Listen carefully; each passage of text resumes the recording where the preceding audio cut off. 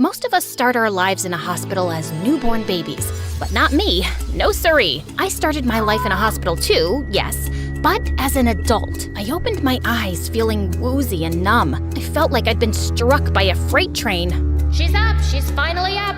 Nurses and doctors surrounded me from all sides, examining me excitedly. What's going on? Can you tell us who you are? I'm me. Who else am I supposed to be?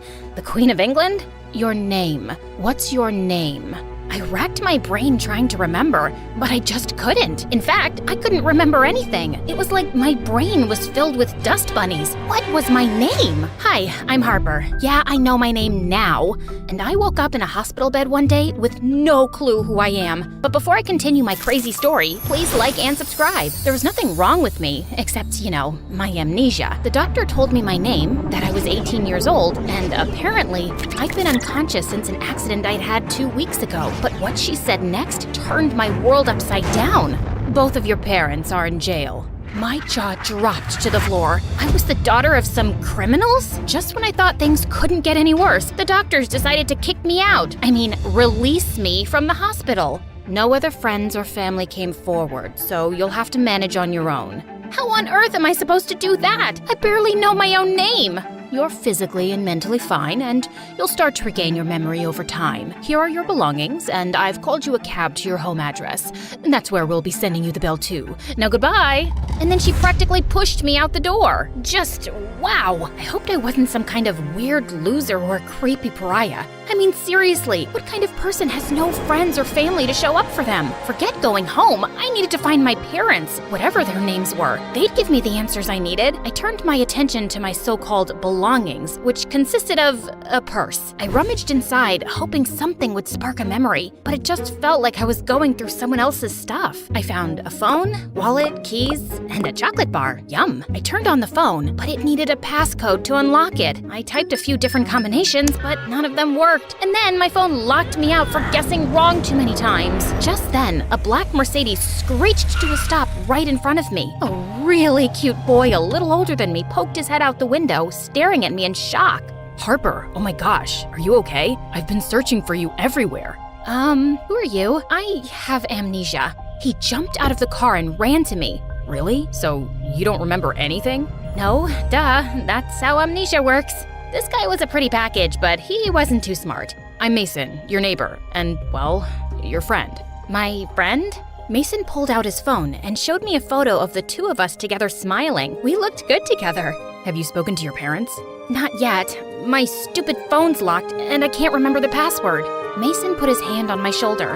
Don't worry about it. I'm here now. Just then, I heard heavenly music play as the skies opened up and a bright light shined down on my head, and then butterflies danced around me. I wasn't a weirdo. I had a friend. Plus, he was a cutie, and he smelled amazing. Mason offered to drive me home. I'd like to see my parents first, but I don't know what jail they're in. Don't worry, I'll find out and arrange a visit. Just then, my stomach let out a loud growl. But first, let's get you some pizza. We can grab a slice down the corner. A slice? I haven't eaten in 2 weeks, man! Mason laughed and bought me an extra-large pizza before taking me home. 20 minutes later, we pulled up to a luxurious apartment building. Wow, is this where I live? Yep, this is where we both live. I live 1 floor below you. Mason was the perfect gentleman. He helped me out of the car, opened every door for me, and generously tipped the doorman. As we rode the elevator to the penthouse floor, Mason's hand brushed against mine, and my heart skipped a beat. Mason said we were just friends, but it felt like we were so much more. I thought to ask him, but I was too shy. What if he didn't like me that way and was just being nice? I didn't want to scare him off, so I stayed quiet. My apartment was huge and so fancy inside, with expensive furniture, exquisite paintings, and crystal chandeliers. A family portrait hung on a wall with a gold-plated frame, and I paused in front of it. My parents looked like really nice people. Mason, what are my parents' names, and why are they in jail? Suddenly, he looked really uncomfortable. Mr. and Mrs. Harrison did some illegal stuff, but I don't know the details. I'm sorry. Then Mason told me he had to go, and I was all alone in my so-called home. I roamed around, touching and smelling things, trying to get my memory back, but nothing worked. I tried to open my phone again, but I still couldn't unlock it. I started to get tired, so I tossed it on my dresser and went to bed. The next day, Mason showed up at my doorstep looking all swoon-worthy, with his dark eyes and his movie star hair.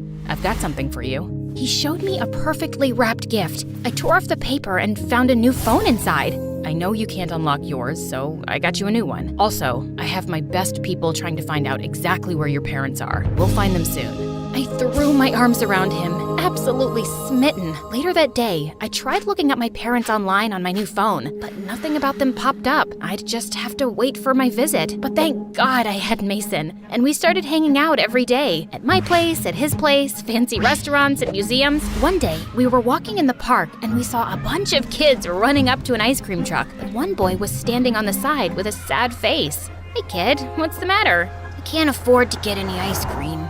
"Well, how about I buy you a banana split? Or maybe 2 scoops of cookies and cream?" A couple of kids appeared out of nowhere. They didn't have any money for ice cream either. I gave each of them a $100 bill, and they all ran cheering and screaming to the ice cream truck. I turned around to see Mason looking at me with a huge smile. "What? Did a bird poop in my hair? I hate when that happens." "No, I just think you're wonderful." Then he pulled me into his arms, and my face was inches away from his. "Mason, were you and I ever more than friends?" "No, but I wanted us to be. We can be now." And then he gave me the most amazing kiss, and I practically melted in his arms. A couple days later, Mason took me to the aquarium, but as I saw all these kids with their parents, I felt kinda sad. "Hey, are you still thinking about your parents?" "Yeah. I still don't remember them, not exactly, but I want to see them and talk to them. Maybe if I do, my memories will come back."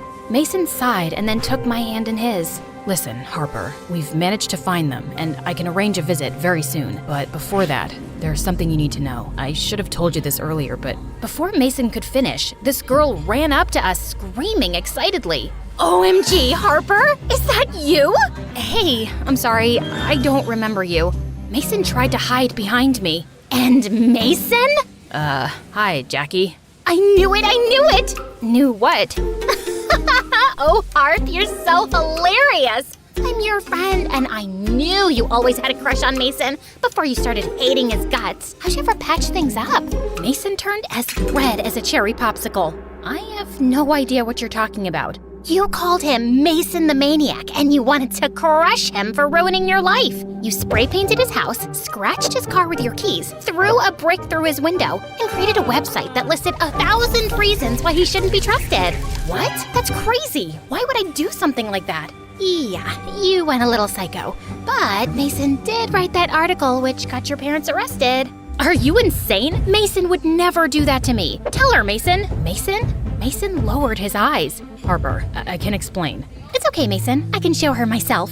Jackie pulled out her phone and showed me a news article with a headline that read, "Whiz Kid journalist puts criminal couple behind bars." The whiz kid was Mason, and the couple were my parents, and their names were Mr. and Mrs. Smith. Right beneath my parents' photo, there was a link to a video. With trembling hands, I clicked the link. It showed the police hauling my parents out of our apartment building, while a dozen reporters were taking pictures and firing questions. And Mason was right there in the front, with a smirk on his face. "We're innocent.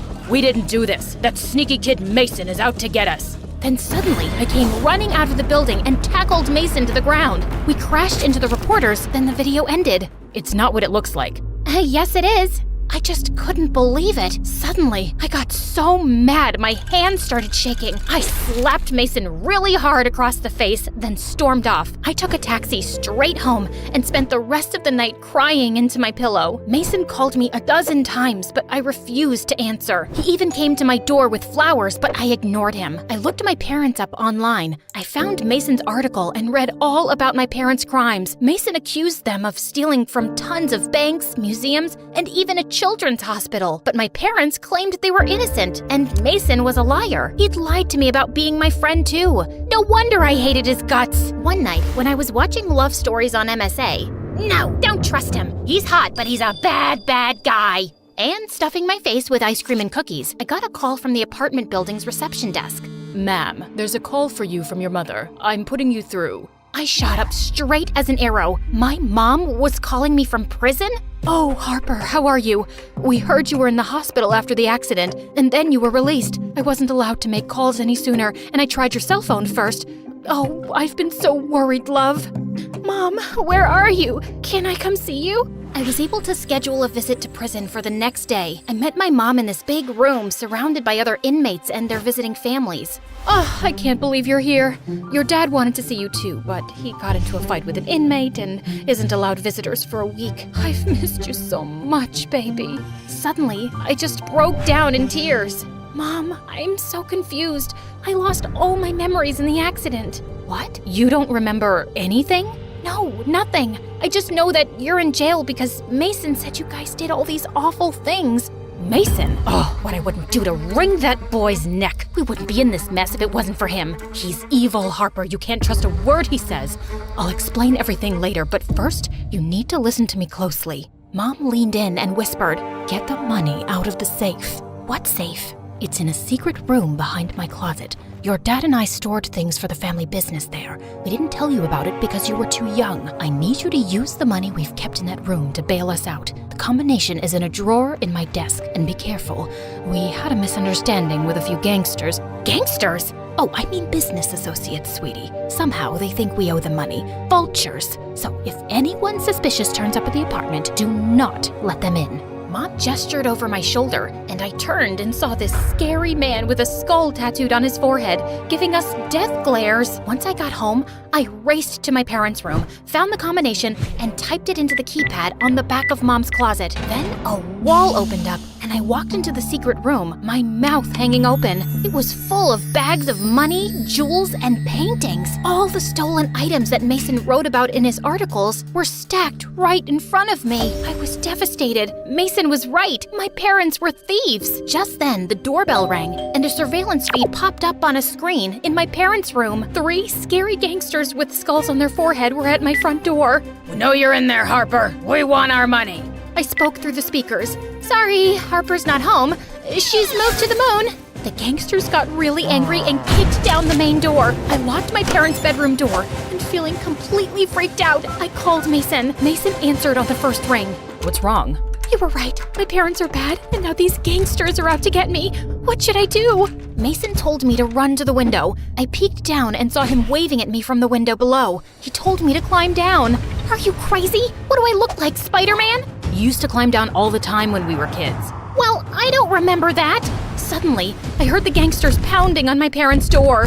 Okay, maybe some memories are coming back. Come on, you can do it. I've got you. Somehow, Mason's words gave me confidence, so I took a deep breath, then started climbing down. Suddenly, I lost my grip and screamed as I fell, but Mason caught me just in time. He pulled me inside through his window and hugged me.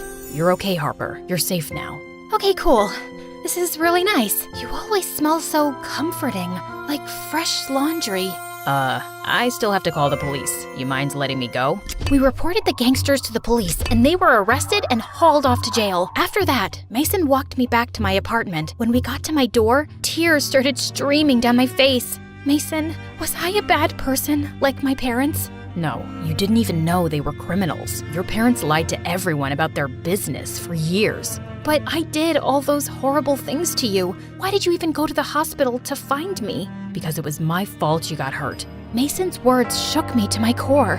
The day you had the accident, I tried to talk to you about your parents and make you see the truth, but you got so mad you got into your car and drove off. The next day, the police found your abandoned car stuck in a ditch and they said you were missing. Mason showed me a picture of my car in the ditch. Then a memory popped into my head. I think I remember now. It was raining. I was driving really fast and I lost control. I remember crawling out of the car to find help, but after that, everything is a blur. Harper, not knowing what happened to you or where you'd gone was breaking my heart. Then I found you at the hospital and you were different. You didn't remember anything. And most importantly, you didn't hate me. I should have told you the truth sooner, but it was getting harder the more I was falling in love with you. You're in love with me?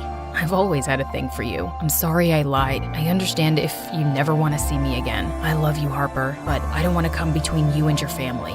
He started walking away, and suddenly my phone rang. It was the number from prison. It must be my mom calling. As I watched him leave, my heart ached. I had to choose. I could bail out my family, help them clear their names, and go back to their criminal activities. Or I could take a chance on a different life. I shoved my cell phone into my pocket, ran to Mason, and grabbed his hand. Let's go and tell the police about the proof I found in the secret room. I choose to be a good person. I choose to be happy. I choose you.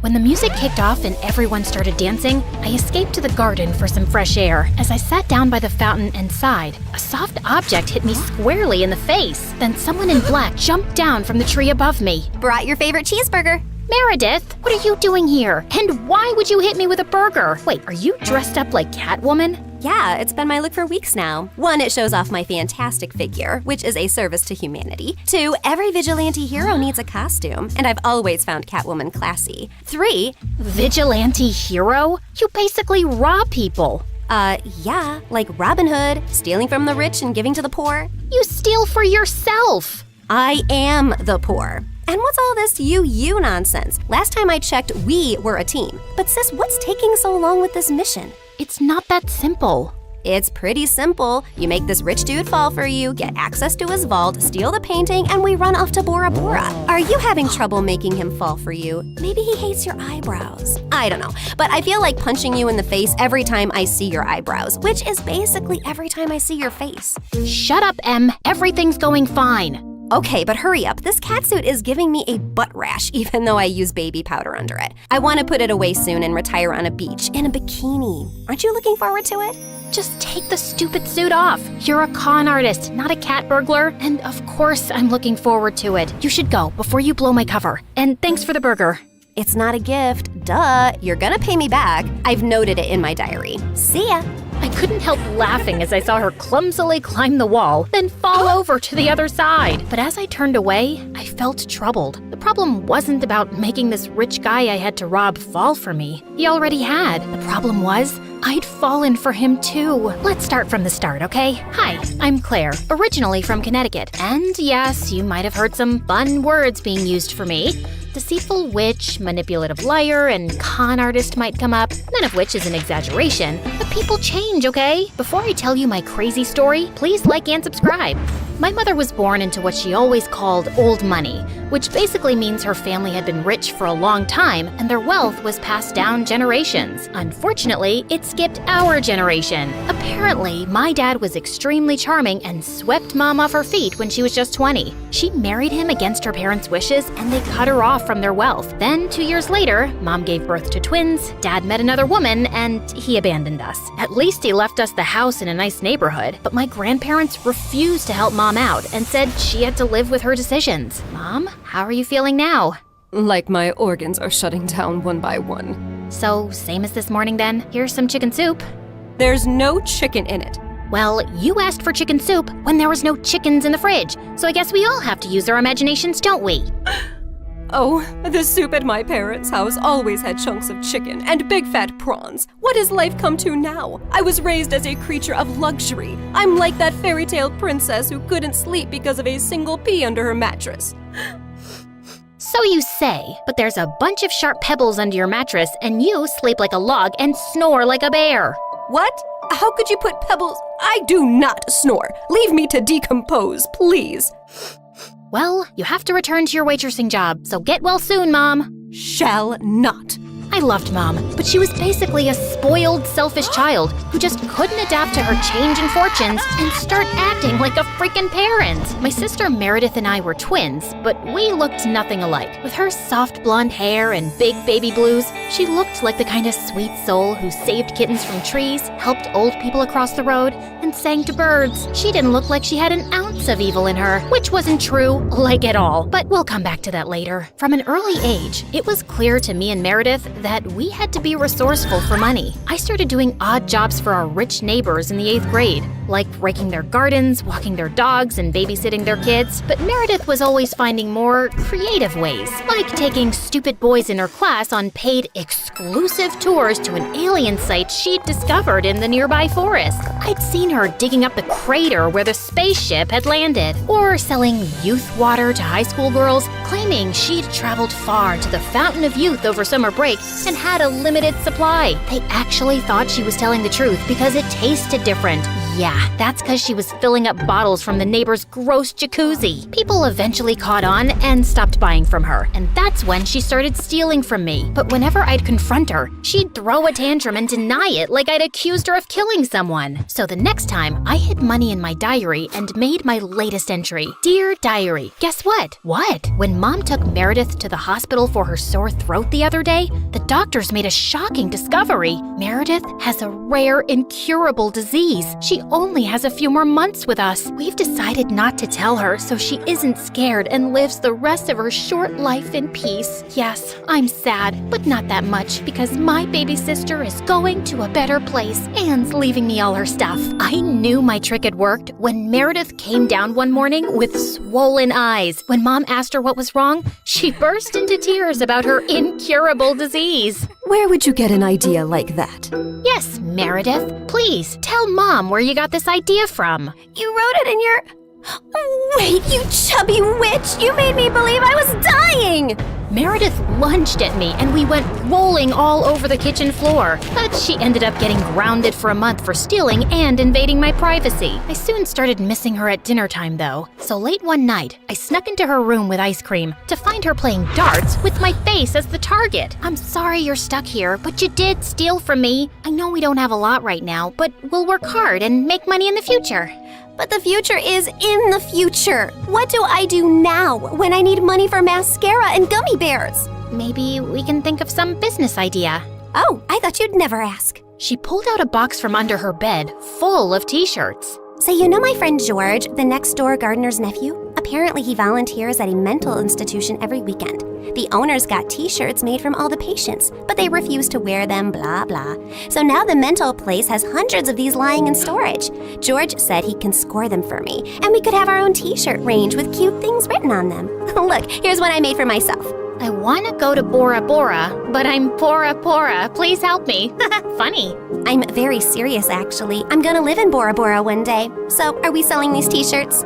I'm in. I also made one for you. That'll be $10, thanks. Money can't buy happiness, but poverty can't buy anything. Please help me. You should pay me for wearing this. Meredith didn't have the best reputation in our neighborhood or school to sell things, so we decided to hit the other end of town and set up a t-shirt stall outside a private school. With my salesmanship and Meredith's flirting, we managed to sell quite a few on the first day. We started setting up shop at different locations, and one day as we were heading home, Meredith suddenly said she had to pee really badly. So we walked up to the closest house to ask if they'd let us use the bathroom. We rang the bell, but no one seemed to be home. I was peeking in through the window when suddenly I turned around to see Meredith already crawling halfway through one. Are you crazy? That's breaking and entering! I'll kick in your face so hard that you'll need plastic surgery, which we don't have money for. If you don't want to be ugly for the rest of your life, let me pee.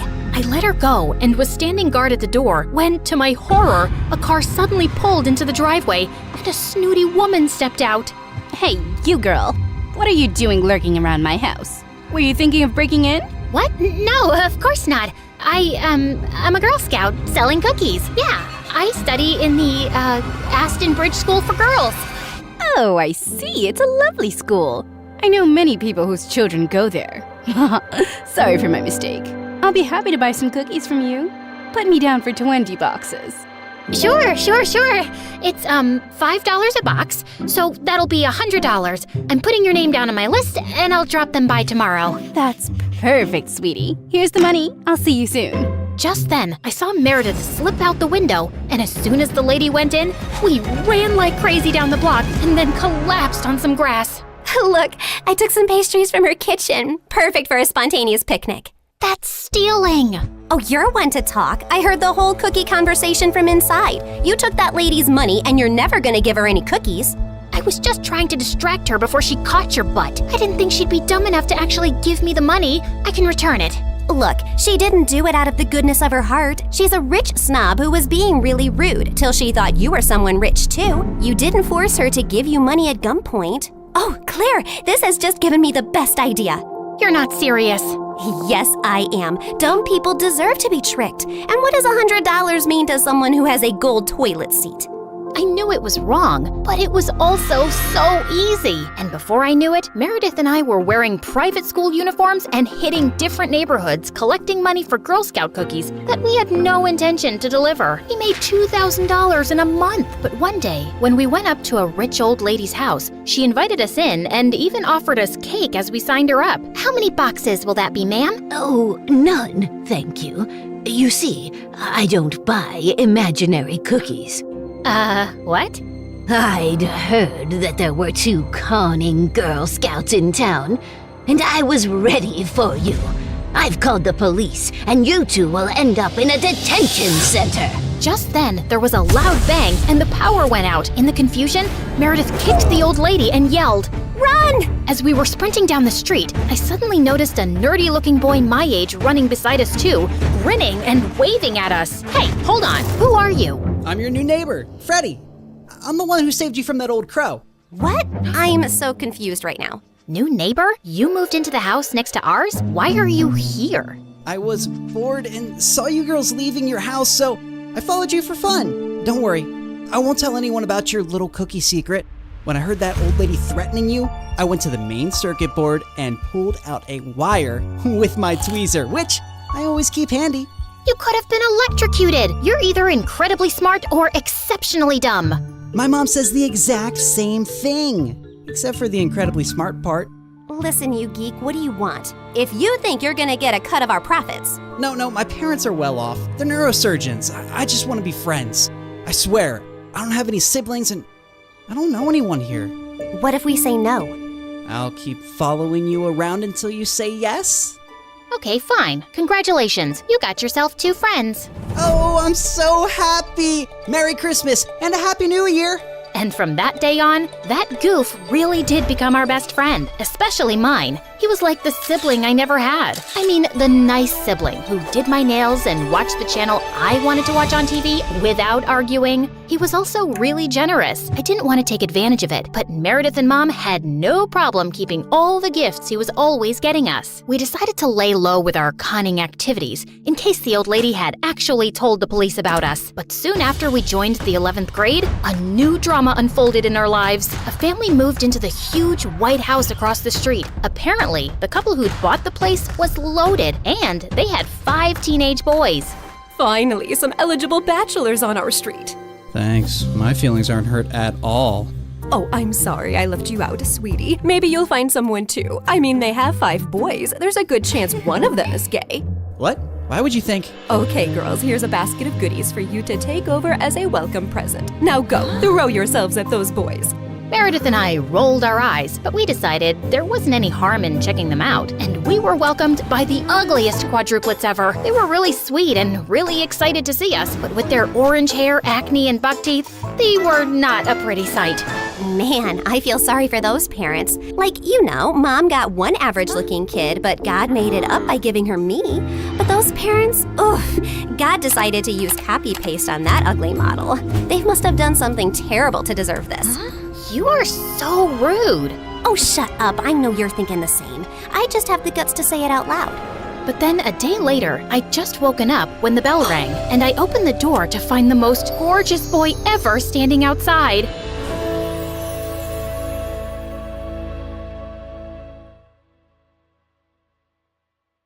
I was screaming when the enormous black dog started running after me. I should keep on running. I have to think about my mother. I opened my eyes and tried to speak, but instead of words, a bark came out of my mouth, and that's how I became the dog woman. Hi there. Sorry, I got caught up in the moment while reading this weird story from the internet. I'm Erica, a certified bookworm. I have a huge collection of books in my room, from textbooks, encyclopedias, to all kinds of fiction. There's just something addicting about learning new stuff and stories. But one day, my world crashed when my mom lost her job and she could no longer afford to buy me books. and online books hurt my eyes. I couldn't stop whining about it. My mom should find another job as soon as possible, or else I might go crazy. I have been rereading my favorite novels for the past 2 days, but I can't be satisfied. I badly need new books to read. One night, my heart broke when I saw my mom crying inside her room. The first and last time when I saw her crying was when Anna, her partner and my other mom, died 10 years ago when I was just 8. And now she's crying again. So it means that she's miserable. Mom, I called her. She turned away to wipe her tears as I entered her room. Are you crying? No, I'm not, silly girl. She chuckled a little. I just chopped some onions. In your bedroom? I sarcastically replied as I lovingly hugged her. Go get back to sleep, she said. I promise I'll find another job as soon as possible so I can buy you a new book already. I should be looking forward to what she said, but I felt terrible instead. I realized that I had been insensitive about the situation. I kept asking for the books when her savings were just enough for our food and bills. She didn't even get her last paycheck. I just realized how stressful it was on her part. I'm worried about our unpaid loans and bills. I've applied for 10 jobs and was unsuccessful, and I'm just really tired, Erica. Tired of what, Mom? I felt some warmth building up in my chest when I looked at her face. The lines and wrinkles have become more prominent, making her look older than she really is. I'm tired of being alone in this. I just wanted you to always be happy. She sighed and blinked the tears away again. Forget about the books, Mom. I can go to the library and read for free. How can I help you? I offered.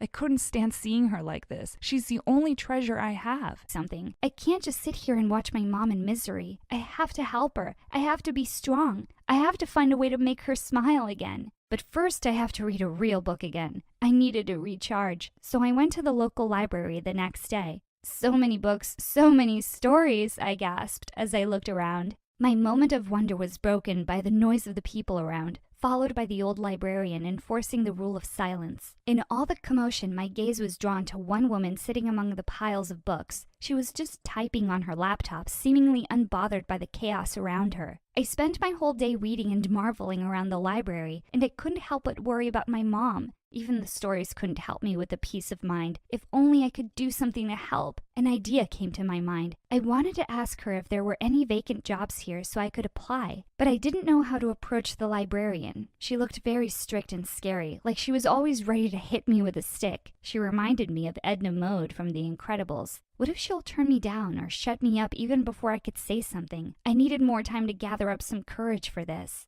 I came back to the library for the next 3 days and experienced the same scenario, but with a different set of people, except for that beautiful lady who was nonstop typing on her laptop. Every time I looked at her, she was always typing with her eyes seemingly glued on her laptop screen. I was reading my 5th book of the day, which was written by Rainbow Girl, my favorite author of teen fiction. Reading 5 novels in 1 day is quite impressive. It was Mrs. Anderson, the librarian. I didn't notice her presence approaching me. How did you get such passion? I rarely meet people like you nowadays. Most people now are all over the internet and prefer ebooks. There was a smile on her face as she spoke, so I felt at ease. It was my first time seeing her smile. I immediately stood up to answer her questions. It was my chance to inquire about the job. My other mom used to collect books, and I kept on reading them. It has become an addiction ever since. A bookworm, I see. She eyed me closely. I didn't know what to say next, so I awkwardly struck her up with some random trivia about books. Did you know that the longest title of a book has 3,777 words? She dropped her jaw in astonishment. You must be joking, my dear. No, I'm not. Then what is it? I bet you can memorize it. Yes, I do, but do you really want me to recite it here? It would take us years before I finish it. I could have read about 1,000 books by that time. You can check it in the Guinness World Records by yourself. To my surprise, she started chuckling. I think I like you. Why don't you help me manage this library as a part-time job? I suddenly saw some imaginary fireworks blasting right before my eyes. I couldn't be more relieved and thankful at her offer. They say don't judge the book by its cover. And I say, yes, indeed, Mrs. Anderson is one perfect example of it. She may be strict at times, but if you think about it, she was just doing her job. She actually seems nice. I think you're my fairy godmother. I was about to ask you if there was any vacancy here. My mom's lost her job and I really wanted to help her. Well, you can help her now and actually do what you like at the same time. Just help me around here. I think that's the best offer that I have ever heard in my life. I wanted to surprise my mom with my first salary at the end of the month, so I decided to keep this as a secret first. It was like heaven for me. This is actually what I wanted. to become a librarian or a book editor. Mrs. Anderson just made my dream come true. I have another dream that I wish to happen, and that is for my mom to be genuinely happy again. She hasn't been in the dating game for a long while now. The world is not all about money anyway. It's about following your passion and finding your happiness. Mrs. Anderson then started orienting me about my job responsibilities as her assistant. All I have to do is help her with some paperwork, assist the readers here, and make sure that they are following the rules of the library. On my first day of work, a guy came in with a blender and started doing his banana smoothie.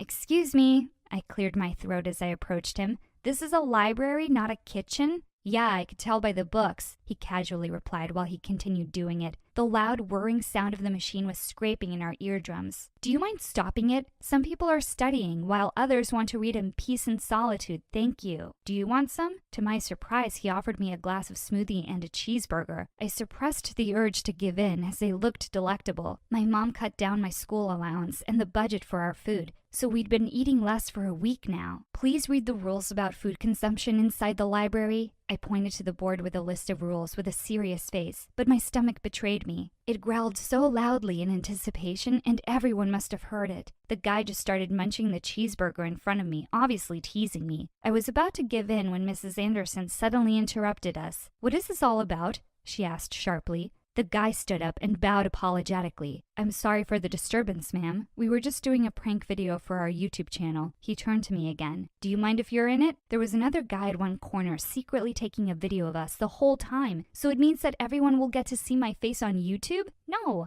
I don't want anyone to see me online, especially my mom. My job here will remain a secret until my first salary. I politely declined the vlogger's offer. As soon as they left, Mrs. Anderson then pulled me to her office and gave me her breakfast. I'll handle the library for the next hour. Just have a rest and eat. You need it. Thank you, Mrs. Anderson. You're the best. I couldn't resist her offer now after what had happened a while ago. She just smiled at me before closing the door. While I was eating, I thought about how wonderful it would be to have her as my grandmother. Both of mine were dead already. Days rolled so fast, and it was Friday already. It was the day before the weekend, so I expected to see less people in the library today. Mrs. Anderson didn't come, so she left all the responsibility to me. The library was totally empty when I arrived, except for the laptop of that beautiful woman on the table, where she always sits. Did she forget this here? I walked up to the table and started cleaning it. A part of me wanted to open her laptop and check what was making her busy all the time, but it's not good to touch other people's things without their permission and spying on them. While I was wiping the table, my elbow accidentally touched her mouse, and her screen suddenly lit up. It was just in sleeping mode earlier. Out of curiosity, I leaned down to see what was on the screen. It was like a manuscript. So she was a writer after all? I have been dying to meet one. I read a few paragraphs and just then found myself digging into the story.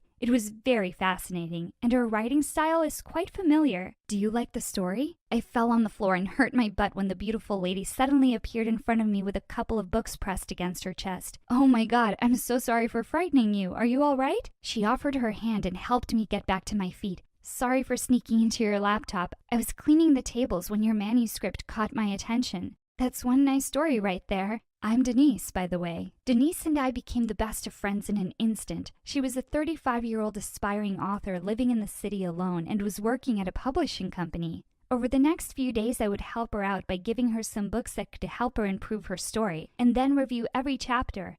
I was enjoying this at the same time. Oh, and your mom died? I thought she just lost her job, she asked when I told her about my mom, Anna. Oh, I mean my other mom, I clarified. So you have two moms? She seemed confused by the setup. Yes, they were partners. I cleared it out for her. Oh. She looked down and I noticed the blush that crept across her face. Her reaction made me wonder for a moment, but I just brushed it off.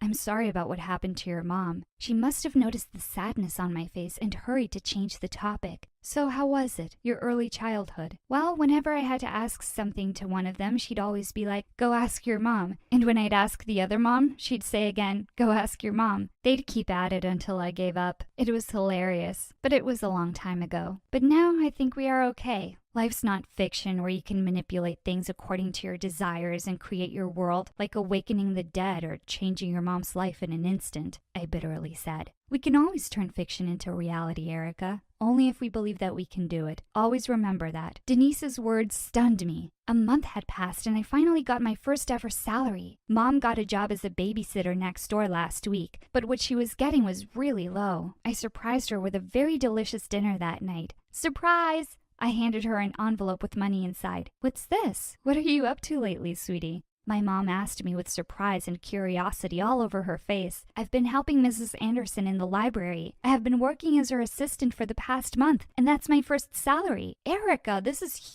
huge! Her eyes widened when she finally opened the envelope. It's just enough for our bills and food. I'll look for more jobs. I'm also helping out my new best friend, Denise, an aspiring author who I met at the library. Why don't you invite them here for dinner so I can thank them? That's a great idea! The thought of Mom meeting those equally wonderful women made me excited. It's time for her to meet new friends and have a social life again. The next day at the library, Denise finally submitted her first manuscript to her editor, and it got approved right away. But what caught my attention was her pen name written in her final manuscript. Rainbow Girl? Your pen name is Rainbow Girl? That famous teen fiction author? I couldn't believe what I was seeing. Was it just a coincidence? Since you're so special to me now, I wanted you to know it. But just keep it a secret, okay? She winked at me, and I almost fainted at the revelation. She really wanted to keep her identity anonymous so people could judge her stories without any bias. Oh my God, I can't believe it. You're actually her. I can't thank you enough for this, Erica. My work on this novel got easier because of you.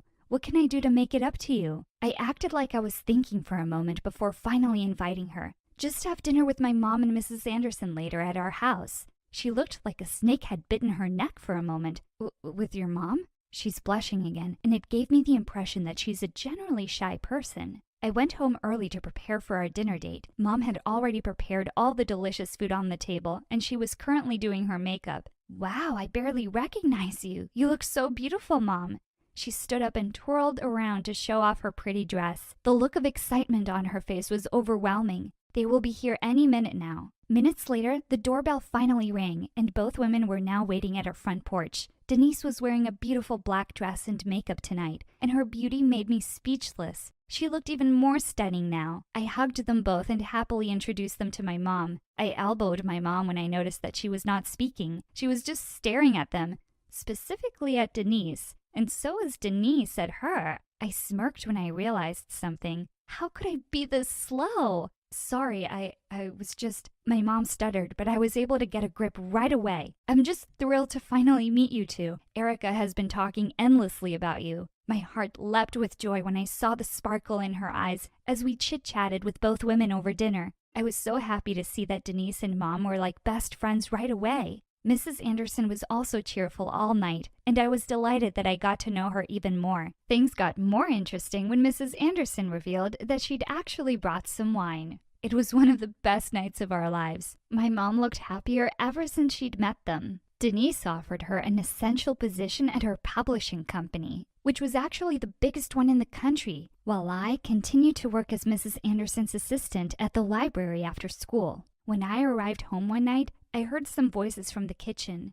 I discreetly headed there to check who was Mom's visitor. It was Denise. Why was I not surprised? My mom was cooking food for dinner while Denise kept on tickling her. As revenge, my mom smeared mayonnaise on her nose, and they ended up in fits and giggles. It eventually faded when they stared at each other with some sort of tension. They took about 10 steps apart, as if they were allergic to each other upon seeing me. "Sweetie, what are you doing here?" I laughed upon seeing how my mom's face became red as the ripest tomato in town. Denise just turned to her laptop on the table and pretended to be busy typing. "Don't mind me. Pretend that I'm invisible," I said with a wide grin before leaving them. The smile never left my face until I reached my room.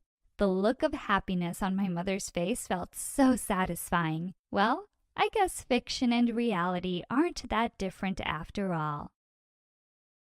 Hi, my name is Ariel, and I'm from the Philippines. Please like and subscribe. Ever since I can remember, I lived with my mom in a small town in the country. Mom worked as a cook in small households and made sure I had everything growing up. But I always missed some company while she'd be away working. Mommy, I want to go with you. I get so bored here all by myself. I don't even have a sibling to play with.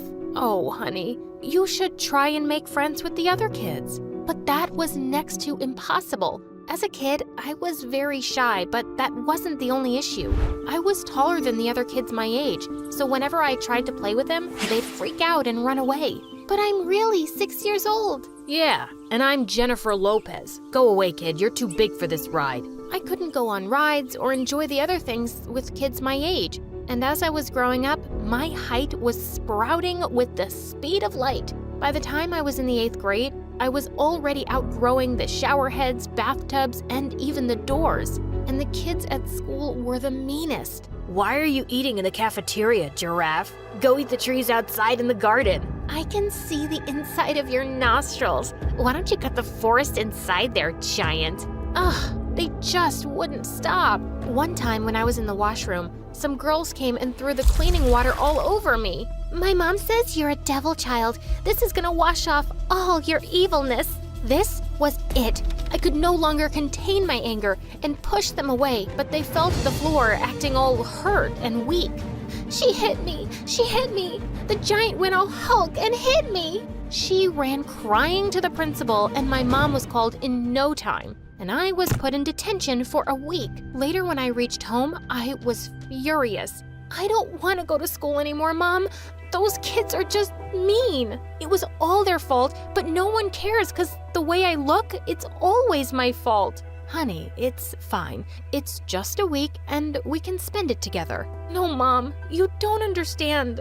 I feel so lonely sometimes. If only I had a sibling, it would have been so much better, and no one would dare to touch me. Suddenly, Mom's expression changed and she burst out crying. You do have a sibling.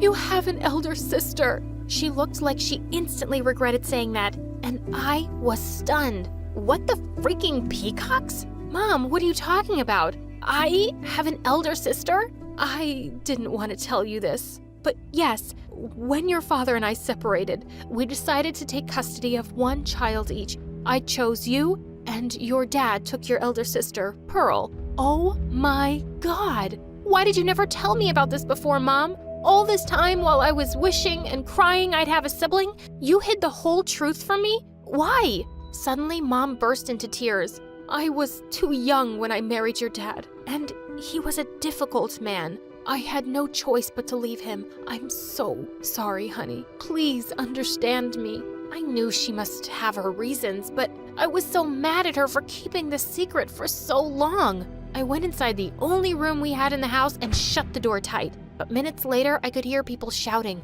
What was going on? I ran downstairs and Mom was freaking out too. Ariel, honey, we have to get out of here. There's a flood coming. We need to leave this place right now. A flood? Were we gonna die? We didn't have enough time to vacate the place, so Mom grabbed the important stuff and money, and we left our home before the flood reached us. After hours of traveling and rescue team operations, we were finally provided with a shelter. But when I saw Mom all sad and tired, I couldn't help but hug her. I'm so sorry I was mad at you, Mom. But now, please tell me everything about my dad and my sister. Maybe we can go find them. But Mom looked at me with confused looks. Oh, honey, I don't know where he is. All the papers and documents and his address, everything was in the house, and now it's probably floating around somewhere in the floods. What? This was insane. Now my only hope of finding my sister was gone. But things took a more drastic turn when we had to leave the country and go to Europe. And surprisingly, this place was super awesome. Almost everyone was as tall as me, and I decided I wasn't going to be a crybaby anymore. I'd become strong and independent to help Mom. Soon after, I started browsing for jobs all through the newspapers and found a perfect one for Mom and me. She got appointed as the head chef in an Asian restaurant, and I took the job there as a waitress. A few days later, when I was serving the customers, a lady held my hand and screamed her lungs out, "Oh God, Jesus, you're perfect!" The lady told me her name was Sheila and she was a huge fashion person. She wanted a new face for her upcoming fashion magazine, and according to her, I was just perfect as a model. I couldn't believe my ears. This was really happening. I ran to Mom, all excited to tell her the good news, and she had the best reaction. Oh, honey, I'm so proud of you. This is like a miracle. But I had to shift to the trainee headquarters in another city and live there with the other trainees. I moved out of Mom's place and Sheila took me to a place where everyone looked like Barbies and Kens. And Veronica was the prettiest of them all. She was literally a queen. Get the heck out of my face. What are you staring at? And a witch, too. Just then, another girl came to me. Ignore her. She's just too proud of her looks and her father's money. By the way, I'm Amy. Amy was my roommate, and she was the sweetest girl I knew. We got along just like sisters. Then the day before our first big shoot, when everyone was prepping, Veronica came and handed me a box. Sheila asked me to give this to you. It's the latest cosmetics. You can put them on for your show tomorrow. For some reason, she seemed unreasonably sweet, and I could tell something was off. So I put the box aside, but later when I went out of the room, I saw Amy screaming. My face, it's burning. What was in that cream? Oh God, Veronica, she gave the cream to me. I went to her room and kicked the door open. I wasn't just tall, I was frickin' strong too. Are you crazy? Why would you do that? Because I've been here for months and I deserve to be the face of the cover magazine. I won't let you take my place. So you'd try to ruin my face? Oh, not just ruin it, but burn it to ashes. This was it. She was done for. I ran to her and pulled her by her hair, but instead of fighting back, she just went and smashed herself into the side drawer and started screaming, "Help! Help! She's gonna kill me! Someone help me!" Suddenly, Sheila came in and she saw what looked like me strangling Veronica, and she looked at me, raging mad. What in the name of Gucci? No, Sheila, it's not what it looks like. I swear, I can explain. I tried to explain the whole situation, but now she wouldn't listen to me, and she cut both of us out of the main magazine cover. And after that, Veronica made it her life's goal to destroy me. A week later, we had a ramp show, and since it was my first, I invited Mom to see it as well. On the day of the show, while I was getting ready for the event, I saw Veronica tampering with the straps of my dress, and I just wanted to kick her butt when Amy held me back. No, stop, what are you doing? I'm gonna teach that witch a lesson. No, wait, I have a better idea. She tried to ruin your face and humiliate you on stage in front of everyone. Kicking her butt won't be enough. Amy came up with a plan, and we sneaked into Veronica's room and sprinkled allergy powder all over her dress. Minutes later, when Veronica put on the dress and walked onto the ramp, I noticed something really weird. She had this birthmark on her back that looked like a heart, just like Mom told me my missing sister had. Did this mean Veronica was my sister? What in the fish freaking world? But before I could react, it was too late. She was already on the stage and scratching herself like crazy, bad enough to rip her dress off, but I couldn't take it anymore. If there was the slightest chance that she was my sister, I couldn't see her like that. I looked around and saw a janitor's trolley kept at a distance. I picked up the water bucket and went onto the stage and dumped all the water over Veronica's head. You witch! I'm gonna kill you! Veronica, listen to me. You splashed dirty cleaning water over me? What were you thinking? You're gonna pay for this now! She jumped onto me and we broke into a fight in the middle of the ramp, and the cameras clipped everything. Sheila looked at us raging mad, like a bull. I quickly ran inside, but Amy too went bonkers on me. Why? Why would you do that? You should have just let her embarrass herself. Have you gone nuts? No, Amy, it's not like that. I just think she's my sister. Your what? Is this some kind of joke? No matter what you say anymore, I'm just gonna kill you now. She leapt onto me, but just then someone caught her. He was a tall man, and he had eyes just like mine. Veronica, control yourself. Is this how I taught you to behave in public? But Dad, she did this to me. Can't you see what it— Enough. That's enough. No, Dad, you have to listen to me. Veronica. He raised his hand up in the air to hit, and I couldn't take it. Stop it! What are you, an animal? Can't you see she's already in pain and shivering? What kind of dad are you? You don't have to stand up for me, jerk. I can fight for myself. I don't need your pity. Saying that, she pushed me and I was about to fall to the ground, but Mom caught me. I guess I wasn't wrong about leaving you. You're still a jerk. And look, you have turned my daughter into a bad person, just like you. I should have never let you take her. Oh my God. So I was right. That man was my dad and Veronica was my sister. What? What is she saying, Dad, and who is she? Mom explained everything to her, and Veronica went all bonkers. Why? Why did you never tell me I had a sister? And Mom, you said my mom died in a car crash. Who cares? She's dead to me anyway. She caught me cheating on her once, and she divorced me. Filthy witch. Gosh, she's not filthy. You are. You're such a jerk, Dad. I hate you. Veronica ran out of the venue, and I followed her. Veronica, listen to me, please. I know you're hurt, and I know how difficult it must have been for you to live with that man all this time. But now you have a family. You have Mom and me. I'm your sister, Veronica. Please, look at me once. She turned around, and I could see the tears running down her eyes. I'm so sorry, Ariel. Dad always treated me like I was never good enough, so I just wanted to prove him wrong by being the best model. But I didn't realize I was becoming a bad person, and I ended up hurting you, my own sister. Please, forgive me. Oh, Veronica, it's okay. Come here, sis. Hi guys, I'm Lucy. Like and subscribe to hear my crazy story. Growing up, I had a happy life, and I basically had it all. Only one thing was missing: siblings. And since my parents were always busy, I felt lonely. So I came up with new ideas every time. Once when I was 4, I asked my driver to push my life-sized doll in a stroller to my dad's office. Oh no, she pooped. Dad, can you please change my baby sister's diaper? Oh, honey, I can't do. Remember when you cleaned my bum in the middle of the forest with a leaf? My dad looked horrified. You've got this. You can imagine my dad's embarrassment in the middle of the meeting. When I turned 8, I'd grab the neighbor's kids and beg my parents to bring them home, but they weren't convinced. So I did everything to let them stay with me as long as I could. Until, stop trying to kidnap my kid. Put down that Prada bag filled with jelly beans and get your butt home now. As they left, I started bawling, and my parents had enough embarrassment. So the next month, they adopted 6-year-old Harrison from foster care. I was ecstatic.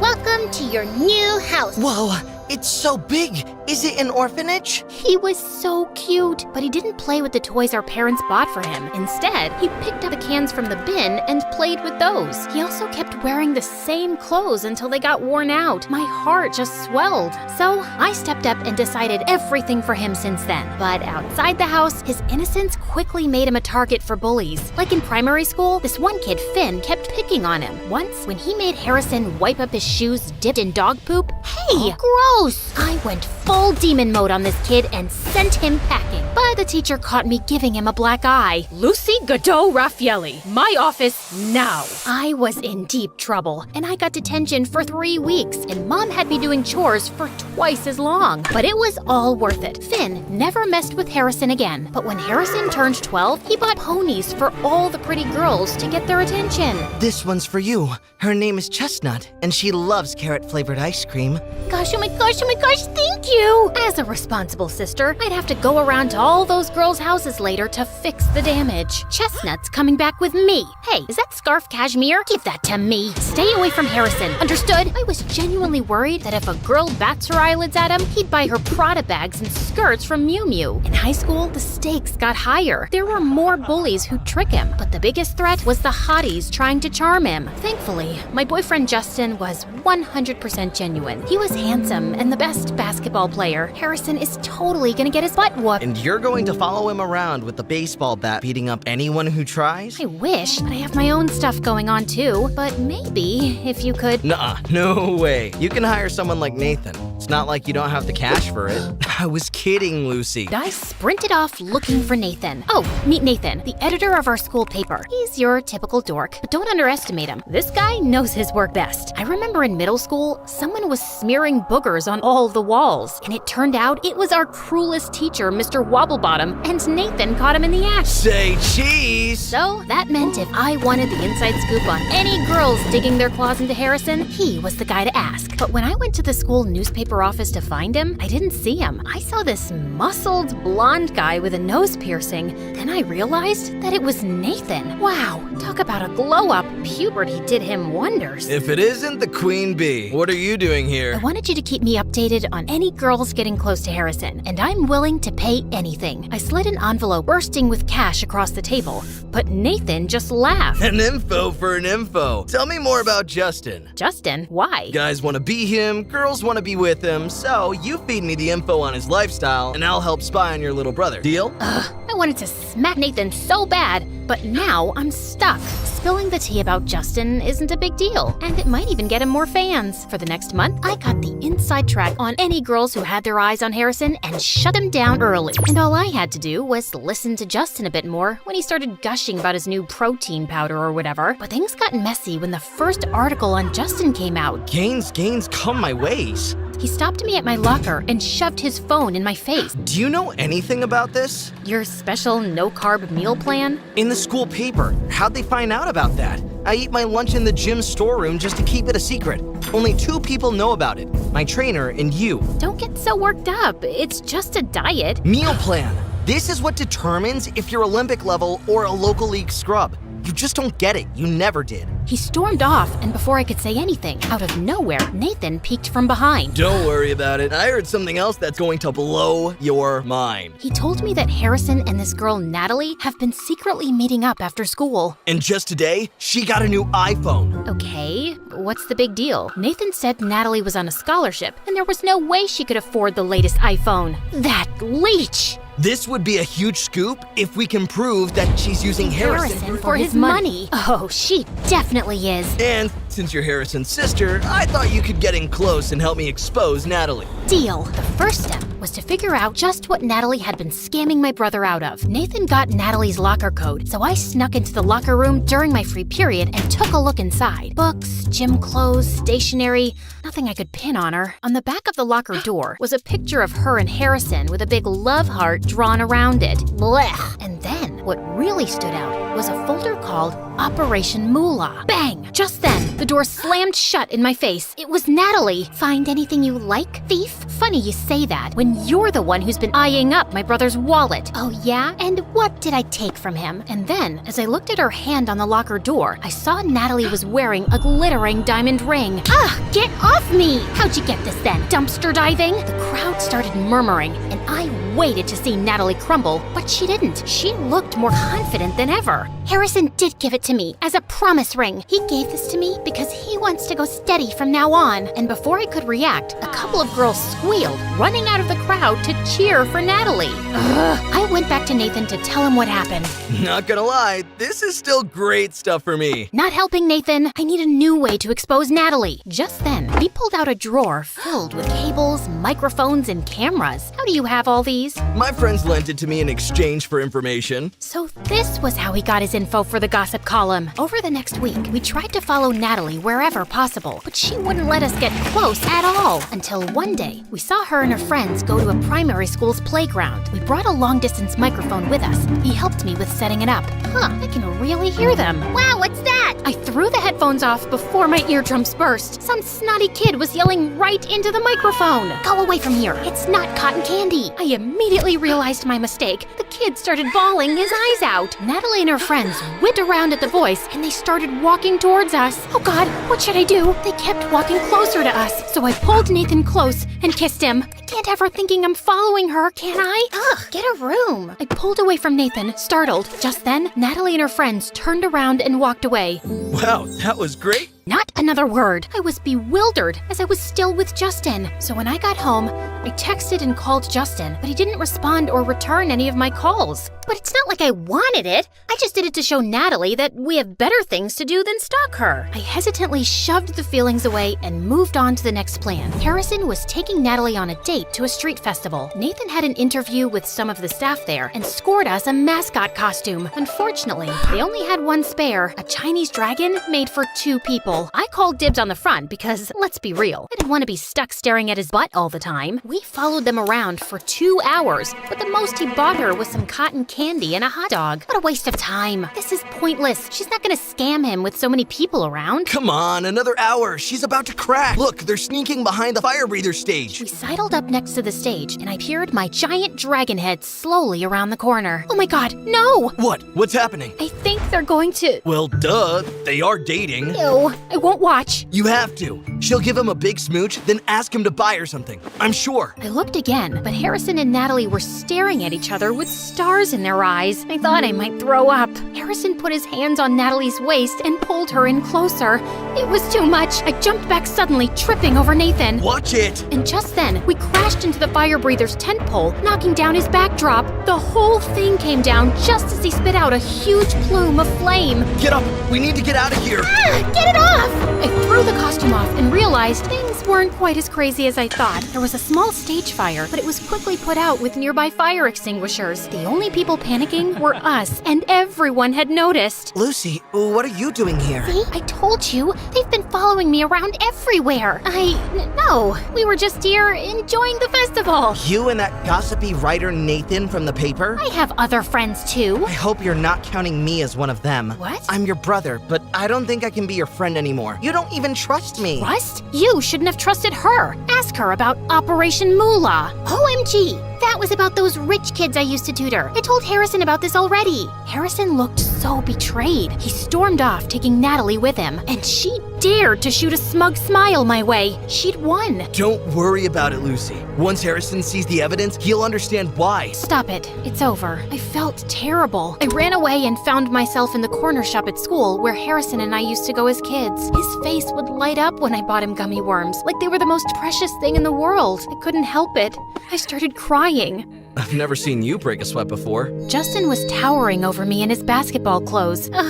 Just when I thought this day couldn't get any worse. What's going on? Harrison hates me. He thinks I'm overprotective. I mean, you are though? Now see, I'm upset. I meant it in a nice way. You'd do anything for your brother. Even sell out my secret meal plan.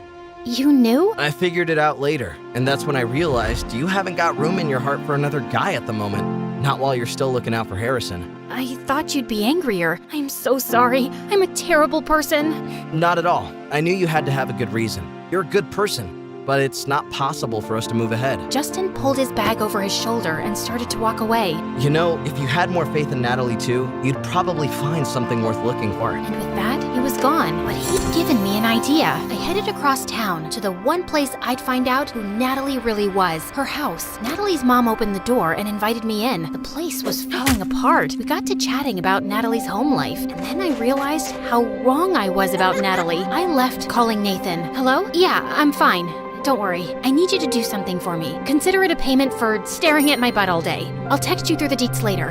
Gotta go. I rushed home and started planning the event. It took a couple of weeks to get everything together, and Harrison was giving me the cold shoulder and was dead silent at family dinners during that time. It'll all be worth it. I gathered everyone in the front yard of Natalie's house, including Natalie's mom and Nathan. And when I saw Natalie and Harrison coming around, hit the cannons! Confetti drifted through the air as hundreds of people started cheering and waving. What's all this? When I visited the other week, your mom told me everything about your dirtbag dad walking out on you and taking everything you had and then leaving you in this place. No offense, but it's held together with crazy glue. So I wanted to do something for you, and I put together a fundraiser, with your mom's permission, of course. I don't understand. They're buying us a new house. Natalie was speechless. The first time I had ever seen her without the smug, all-knowing smile on her face. Who are all these people? I put the word out on my network about Natalie's situation. Everyone was more than happy to pitch in. I didn't even have to blackmail anyone this time. I elbowed Nathan in the gut. Not the time. So, Natalie, I want to apologize. Natalie's eyes started to well up, and she ran around the back of the house. Harrison followed right after her, and I couldn't help but see if everything was okay. I found them sitting on the rusty swing set, Harrison comforting Natalie. Hey, I'm sorry if I stuck my nose where it wasn't wanted. No, not at all.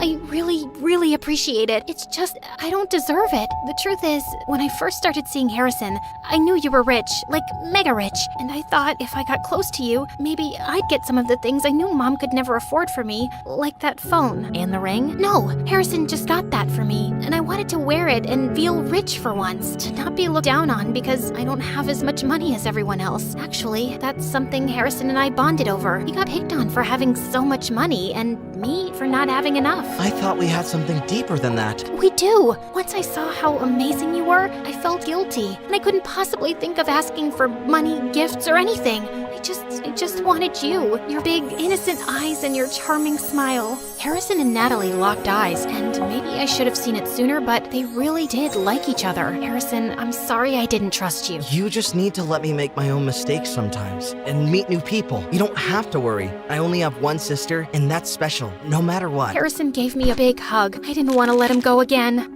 Not so tight from now on, okay? I'll try. I let go. Room for one more? Not now, Nathan. Aw, come on. I got all these people here. Oh gosh, I need to go thank everyone. Natalie and Harrison ran off, leaving Nathan and I on the swing set together.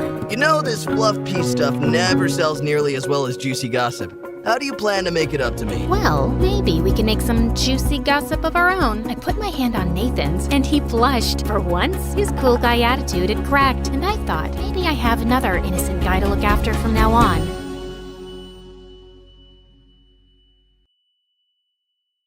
Hey beautiful people, I'm Taylor from Beverly Hills. Please like and subscribe. In a world obsessed with looks, I've always reveled in the glamorous world of beauty pageants. Mom got me started the moment I could walk, and with beauty, grace, and a bit of humor, I won every time. Even as a toddler, Mom gave me facials and painted my nails. She'd even squeeze my nose to keep its cute button shape. Ow, Mom! You're leaning too far forward, honey. Shoulders back and head held high. See these perfect dimples? Honey, suck in your cheeks like a vacuum cleaner, so you'll have perfect dimples. She'd do anything to ensure I kept my sweet features that won all the pageants. It was all about being perfect. Walk perfect, smile perfect, sleep perfect, perfect, perfect, perfect. And those fancy gowns I'd don on stage, 2 sizes too small. I'd have to wear shapewear to keep a perfect waist when I was only a teenager. Even in school, everyone looked up to me thinking I was perfect. I took pride in making people feel seen and appreciated. And I also tried to be a good friend and mentor. Once, I even fished a phone out of the school toilet for my best friend, Renee. Did you just? Let's not mention this to anyone, okay? I don't want people to know I stick my hands in public toilets. You're so perfect, Taylor. I wish I could be like you. Yeah, but she didn't know that along with perfection comes stress. I couldn't chew gum, gossip, laugh like a hyena, or dress funky. And I felt the stress growing every day. When I turned 17, I had had enough. So I finally told my mom how unhappy I was with beauty pageants. You don't want to do this anymore? I need a break, Mom. And let's be honest, the pageant world needs a break from me after my last epic faceplant on stage. I never thought I'd see the day. Well, we can always find a new outlet for you. How about synchronized swimming with inflatable flamingos? Or maybe ballroom dancing? Singing? All this hardly leaves me time for normal teenage things. I want to live a happy life. She didn't understand, and for the next few days, she hardly talked to me. But I still tried. Mom, what do you think of this Eras Tour outfit? You think it's Tay-Swift approved? Huh? Whatever you like. We'd always been close, but I think I broke her dreams with my pageant withdrawal. School wasn't any better. Whispers about my huge loss at the pageant ran through the halls. I had to pick my head up and put on my it girl facade. As if that wasn't enough, a few days later, rumors echoed through the hall that Liam Bennett returned. They expelled Liam from school when we were kids for being a bully. And guess who he liked to pick on the most? Me. He was relentless, making me the butt of his jokes and playing horrible pranks on me until I'd cry. And now he was here, older and hotter, staring at me from across the hall. Ew, did I just say hotter? Anyway, I did what I could to avoid him until 5th period, when he sat next to me in class with a stupid smirk on his face. Oh great, it's the prodigal bully, Liam Bennett. What'd you do? Pay the school to bring you back? Aw, come on, Taylor. You've got to admit, my pranks were legendary, but I'm a changed man now. No more pranks. I'll believe it when I see it. Whatever, beauty queen. Don't be surprised, but I just want to see a smile on that pretty face of yours. Did he just call me pretty? Ew. Really, the day you make me smile, I'll personally crown you king of comedy. I just wanted him to buzz off and stay out of my life, and with all the hostility built up from his endless pranks as a kid, there was no way the guy was gonna get me to crack. With pageant life behind me, I had time for dating. One weekend, I checked my online dating profile. Hey, don't judge. None of the guys in school fit the bill for Prince Charming. As I was browsing, I saw a message pop up. Hey, beautiful. I came across your dating profile and thought we'd make a good match. My heart swelled when I clicked on his profile, and he looked like a real-life Harry Styles, only more obtainable. I messaged him back, and we spent nights texting one another. My heart was full of hope that I'd finally found a guy who met all my requirements. You know, perfectly imperfect. He was the kind of guy who loved tacos, but didn't worry if his jeans didn't fit. Who was brave, but never afraid to admit that lizards made him quiver. Who loved sports, but never had the knack to catch the ball. And the more I got to know him, the more I fell for him. He knew how it felt to feel pressure from a parent and want to be your own person. It felt great to be understood. And a few weeks later, when I woke up, I finally got the message I was waiting for. Hey, beautiful. I think we'd be a match made in heaven. How about I take you out for a day you'll never forget?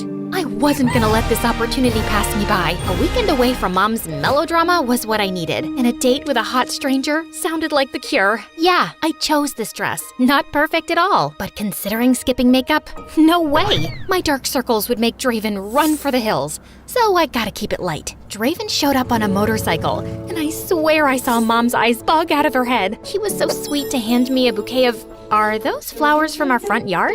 Yeah, sorry. I had a nicer bouquet, but it got ruined on the back of my bike. It's a few neighborhoods back now. He was even cuter in real life, and he smelled amazing. You ready to be swept off your feet, beautiful? I hopped onto his vintage ride, which was so old, I had my doubts about it even working. But the way he grabbed my arm and pulled me to him sent waves of warmth through my body. Oh no. Hold on tight, Taylor. Draven parked at the local fairgrounds and held my hand as he guided me through the crowds. He was so gentle. We ate all the greasy junk food and even played carnival games. Just as Draven turned to face me, the clouds rolled in with a huge storm. Everyone went running for cover, but he kept me there in the rain. Without warning, I kicked up a puddle, splashing him. What was that for? Are you afraid of a little rain? Care for a little dance party, Draven? I don't know what came over me, but I started dancing. You've got some skills, Taylor. Where'd you learn to dance like that? I've got years of dance skills under my belt, thanks to pageants. I felt so free, and Draven even joined in. He couldn't dance to save his soul, but he tried, and I had a blast showing him all the moves. I don't think I've ever laughed so much. After the rain cleared, he took me to a gazebo adorned with twinkling lights. There was a basket of fries waiting for us at the table. It was honestly adorable, and I was starving. He really opened up, talking about all the pressure he felt from his dad, and I related to everything he said, and he sounded sincere. But that wasn't all. He was hilarious. You've got a little something on your face. Oh my god, where? Nope, still there. And maybe a little worse, but have no fear. As my cheeks turned redder than the ketchup smeared all over my face, Draven took a glob from his plate and spread it under his nose like a ketchup mustache. We'll really turn heads now. I let out a belly laugh as we both helped each other clean the mess off our faces. After dinner, Draven was about to take me somewhere, and I was looking forward to it, but my mom called. Taylor, I'm so sick. Can you come home and make me some soup, honey? My mom. I didn't listen to her, so now she comes up with this. As far as I understand, she's worked hard doing 2 jobs and still took the time to make sure you looked your best for pageants. That's because she loved you a lot and wanted to give you the best future. I think you have to understand her too. Draven was right, and he was so sweet about the whole thing and took me right home. When he dropped me off, he seemed hesitant to leave. So, I guess this is the end of our date. Thank you for a fun day, Draven. I hate to say goodnight, but it's getting late. How about we end the night with a movie-worthy Just then, Mom came to the door in her robe and a box of tissues. What took you so long? I swear I'm dying, Taylor. Mom, seriously? With the theatrics? I'll be right in. With Mom back inside, I grabbed Draven by his jacket. He leaned closer to me, but as I gazed into his deep eyes, I felt my breath catching my throat. Is that Taylor? Gotta go. He sprinted off, and I stood there, confused at all the emotions rolling through me. Liam Bennett, you little jerk!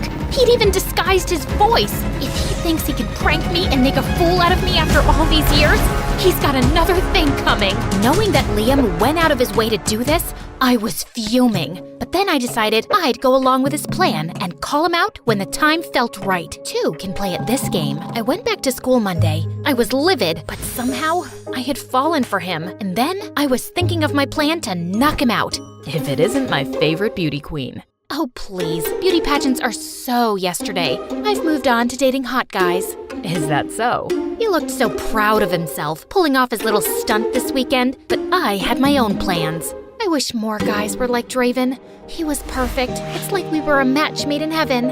Oh, is that so? Yeah, honestly, I've fallen in love with him. He's all I thought about all weekend.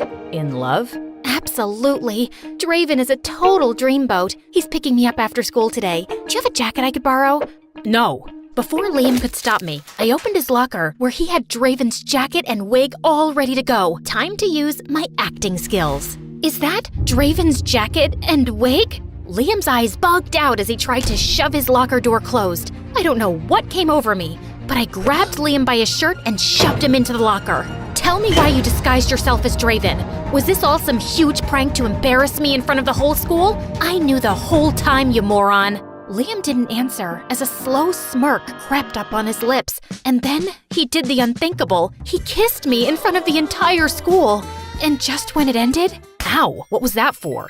As if that wasn't enough, school security came over and started pulling me away, threatening to expel me for abusing a classmate. Let me go! You've got the wrong troublemaker! I was angry and deceived and headed for the principal's office. I could picture Mom pulling me out of school and making me endure countless hours of beauty treatments as if I were preparing for a never-ending beauty pageant. My whole life would be one big show. Hey, hold on a second. Let her go. This is all a big misunderstanding. Well, kind of. Liam, what's going on here? I need you both to resolve whatever issue this is, or you'll both get detention. I can explain everything. Leave me alone long enough with this creep, and I'll have his face rearranged. Miss Anderson, you are way out of line. It's okay. I deserve that. Come on, Taylor. Liam took me by the arm, leading me out of the office and into an empty classroom to talk. I know you're upset. Please, let me explain without rearranging my face or any other parts. Oh, I'm sure this'll be good. After they kicked me out of school a few years ago, my parents got me a mentor to help me turn my life around, and I really changed. The school gave me another chance on the condition that I don't pull any more pranks. Oh, really? Because it looks like you're still making my life miserable. It's not a prank, I swear. Then explain, Draven. I wanted to apologize to you, but you've been so hostile toward me, which you have every right to be. So when I found out how sad you were feeling those days, and then I saw your dating profile online, I made up Draven. You're sick, Liam, and you're not very good at disguising yourself. I knew the moment I looked deep into your eyes. Really? You're such a... I can't even say the words out loud. I deserve that, but I wanted to make up for all the times I made you cry. I wanted to help you see the beautiful person you are on the inside, and I wanted to see you laugh, and Draven made you crack. I'm sorry for deceiving you. I wanted to be honest with you from the beginning, but the way you brushed me off made it impossible to get through to you. But Draven got through. He is me. We're one and the same. I felt confused, upset, and heartbroken that I fell for my enemy, and it took me a whole month to cool down and let Liam's explanation absorb me. But maybe Liam isn't my enemy. When he came up with ridiculous ideas to try and win back my forgiveness, I just had to roll my eyes. One day, when I entered the classroom, he came in with a guitar and started singing like a dying cat. And then the strings were snapping one by one. It was all I could do not to burst out laughing. And gosh darn it, those sweet eyes were doing me in. But that doesn't excuse the fact that you lied to me. You're right, I messed up. Seeing you sad broke my heart, and that's too much for me. Please. I could kick myself for caving, but all I could think about was how happy and carefree he made me feel. I liked being myself and not living up to anyone's expectations. We'd have a long way to go, but I guess I could forgive him. Do you think I could steal another kiss? You have a lot of making up to do first. What was that? A lot of making out? A lot of making up!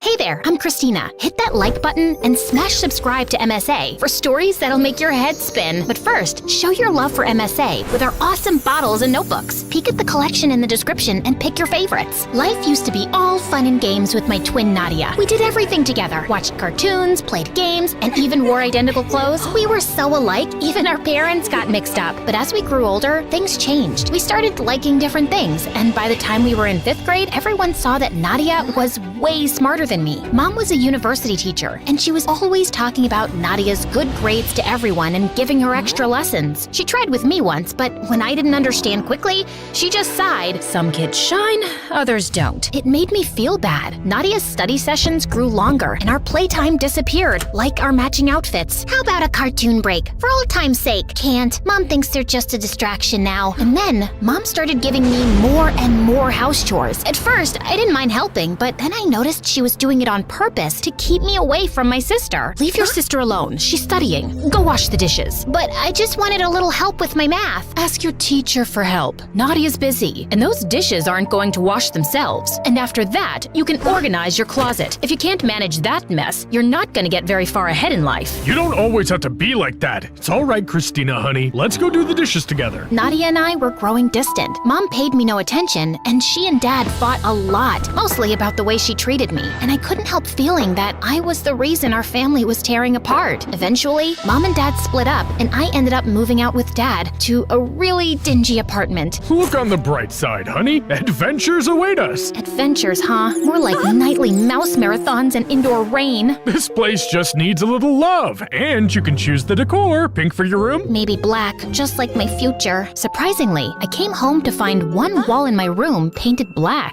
Dark moments show us how the little things can shine. He put bright flowers against the black wall. Notice how the colors stand out now? It's pretty, I guess. You'll understand someday. Always look for the bright spots. Positive thinking was tough, especially with school growing weirder by the day. Everyone at school thought of me as the other dumb sister. Even my teachers seemed to feel sorry for me. Christina, maybe put in some extra effort? You might surprise yourself. Sure, I'll ask Mom for help. Oh wait, she's too busy with her star student. I left the classroom upset when I heard Nadia's voice behind me in the hallway. What's wrong now? Just another day of me growing tired of being compared to you. It's not my fault. I just keep to myself. It must be nice not worrying about anyone else. I was walking off, but Nadia grabbed my arm. Hey, listen, I know you're upset, but there's something I can't tell you right now. It's why I am the way I am now. Please trust me. Or maybe you're just self-absorbed, and that's some stupid, mysterious lie you made up to make yourself sound more interesting. Well, it's not working, 'cause not interested. Later, Nadia went to a fancy school for smart kids, and things got quiet. I missed her a lot, because even though we drifted apart, she was still my twin after all. And after that, I hardly saw her anymore. Even when I visited Mom's place, Mom was always too wrapped up in her own world, and I couldn't help but notice that among the family photos on the walls, there wasn't a single one of just me. On my 15th birthday, Dad had a big grin and said he had a surprise for me. Guess what? I've got a girlfriend. She's Italian and she owns a pet shop. Let's go see it. Vanessa's super cool. You'll see. We walked into the pet shop, and it was like a jungle. Instead of puppies and kittens, there were snakes and big bugs. Holy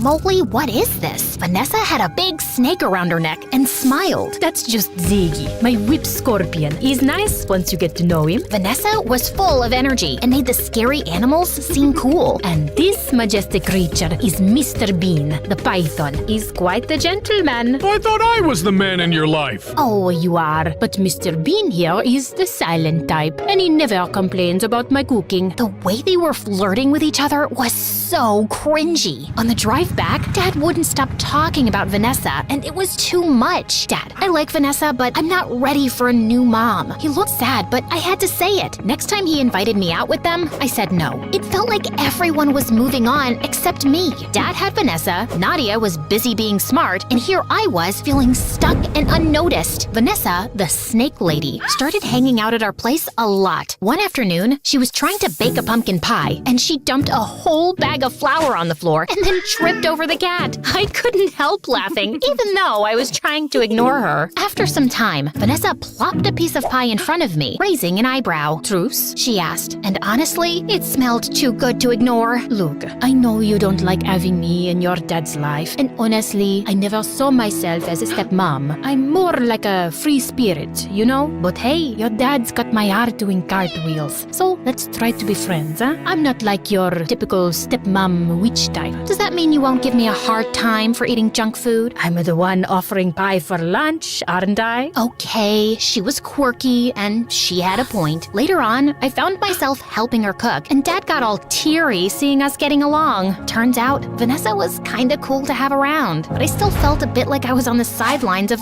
everyone else's game. One day in my room, I noticed the flowers next to the black wall looking sad, their petals falling. Time for new flowers. Fresh flowers had become my thing. They cheered up the room. At the flower shop, I met Mrs. Garcia for the first time. She was super cool, zipping around in her wheelchair, arranging bouquets with the biggest smile. Pick whatever makes you smile, Christina, she said, handing me the brightest bunch. I walked out of the flower shop, super happy with my new flowers. I wasn't looking where I was going and didn't see a bike coming. It knocked me over and I blacked out. I woke up in a hospital bed and Nadia was there looking super worried. She ran off to find Dad as soon as I opened my eyes. The doctor said I'd hit my head pretty badly and was out for 3 whole days, but they checked me over and said I could go home. Back in my room, something about my flowers caught my eye. They seemed cooler somehow. I grabbed a pen and paper and started drawing, really getting into all the shapes and patterns I could see. What's up with you? Did you know flowers are kind of like math? They've got these patterns that are all just cool. Nadia looked at my drawings and turned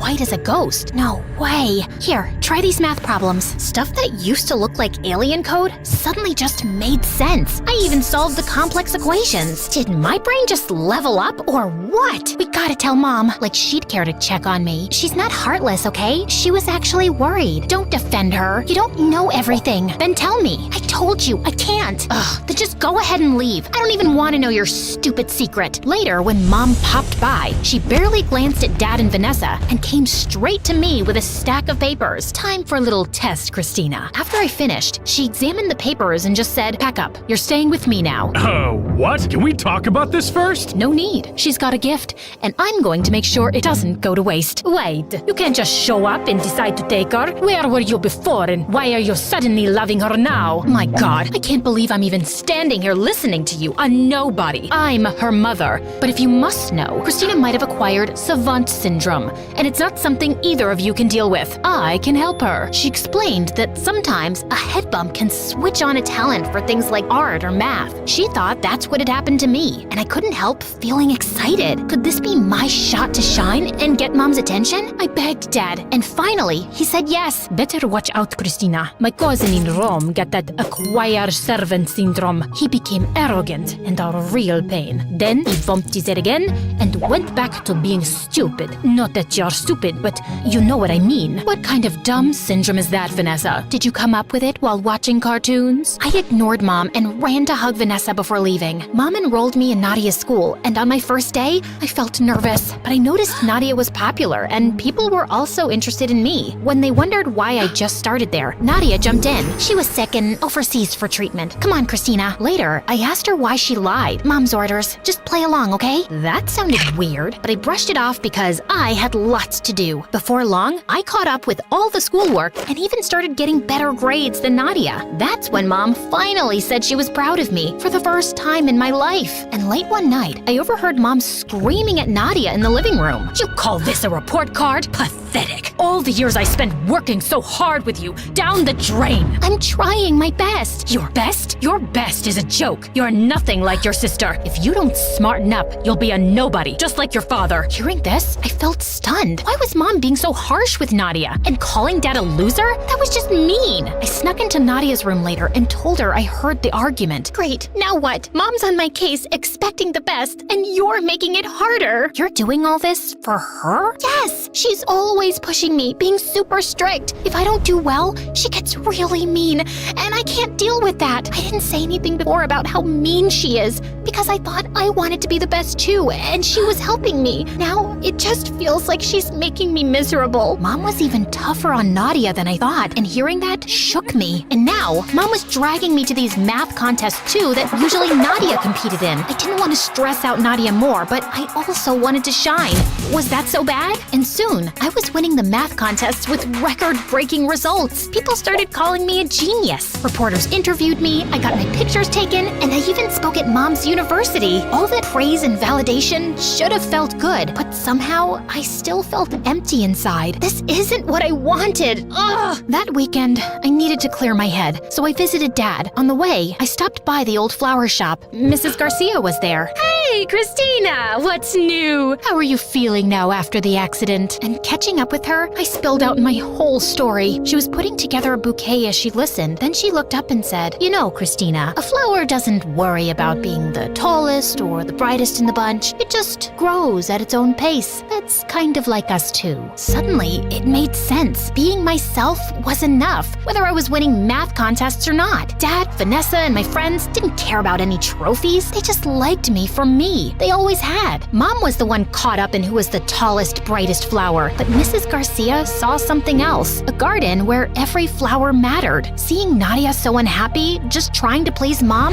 made me sad. I used to be jealous, but not anymore. And I decided that something had to change. I got Dad and Vanessa on board and we cooked up a plan. We just needed the perfect time to kick it off. That chance came during a live TV interview with me and Mom. The host asked me what it was like growing up with a ton of books. She loved it. Actually, that was Nadia. She always had her head in a book and never got to have any fun. The crowd was shocked and Mom got stiff. I wasn't the bookworm. My smarts came after a head bump. You mean the illness you had? That's just Mom's story. She didn't want to acknowledge she had a dumb kid, I guess. Be quiet. I won't. And I don't care about winning math contests. Nadia doesn't either. We're done trying to please you. With that, I walked off and went backstage to find Nadia. Why'd you do that? Mom didn't bat an eye when she separated us, ruined her marriage, and used you to become popular. She ignored me all my life, and now she's using me. Nadia, we deserve better. Aren't you tired of being Mom's puppet? Come with me. We bolted before Mom could stop us. Dad was outside, ready to whisk us away. You can't take my kids. They're old enough to choose. Or do you want to take this up in court? Mom looked furious, but she stayed quiet, and we went home. Vanessa had a lovely dinner waiting, and it felt like a fresh start. And Nadia started helping Vanessa with the snakes, and it seemed to be her calling, working with those slimy creatures. As for me, I'm still figuring things out, but for now, I'm just happy with the good stuff around me.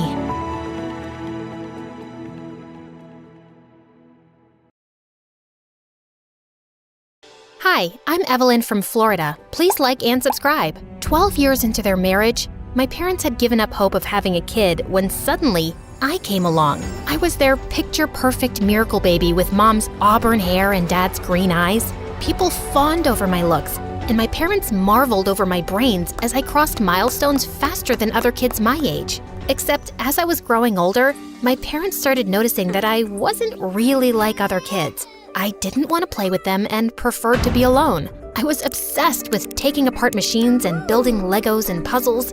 I couldn't move until I was done with something I'd started. Well, you could try to move me, and then live to regret it. Once when I was 5, my parents and I flew over to Paris for a holiday. On our first night, as Mom unpacked my clothes, I noticed something was missing. Where are my purple socks? The ones with the dinosaurs? At home, I guess. But I packed other socks, sweetie. But they're not the purple ones. I want the purple socks with the dinosaurs. I drove my parents bonkers the whole night and the next day. I want my purple socks. I want my purple socks. Why are you looking at this ugly lady? I want my purple socks with the dinosaurs. I threw myself on the floor and screamed as everyone in the museum stared at us, and my parents carried me out. And that evening, we took a flight back to Florida, and I slept like a baby with my purple socks on. My parents thought I'd get better in school, but things just got worse. I didn't like sharing my things or having anyone touch them, and when other kids realized that, they only teased me more. But once in 2nd grade, the teacher announced we were going to the zoo, and I lost it. It's not on the timetable. See? Where does it say trip to the zoo? We're supposed to have a math lesson. I'm not going. Everyone will stay here and we'll study math. I refused to move from my seat as everyone laughed. Why are you such a big baby? Go back to kindergarten. Grow up, weirdo. But my teacher said I didn't have to go to the zoo and called my parents in.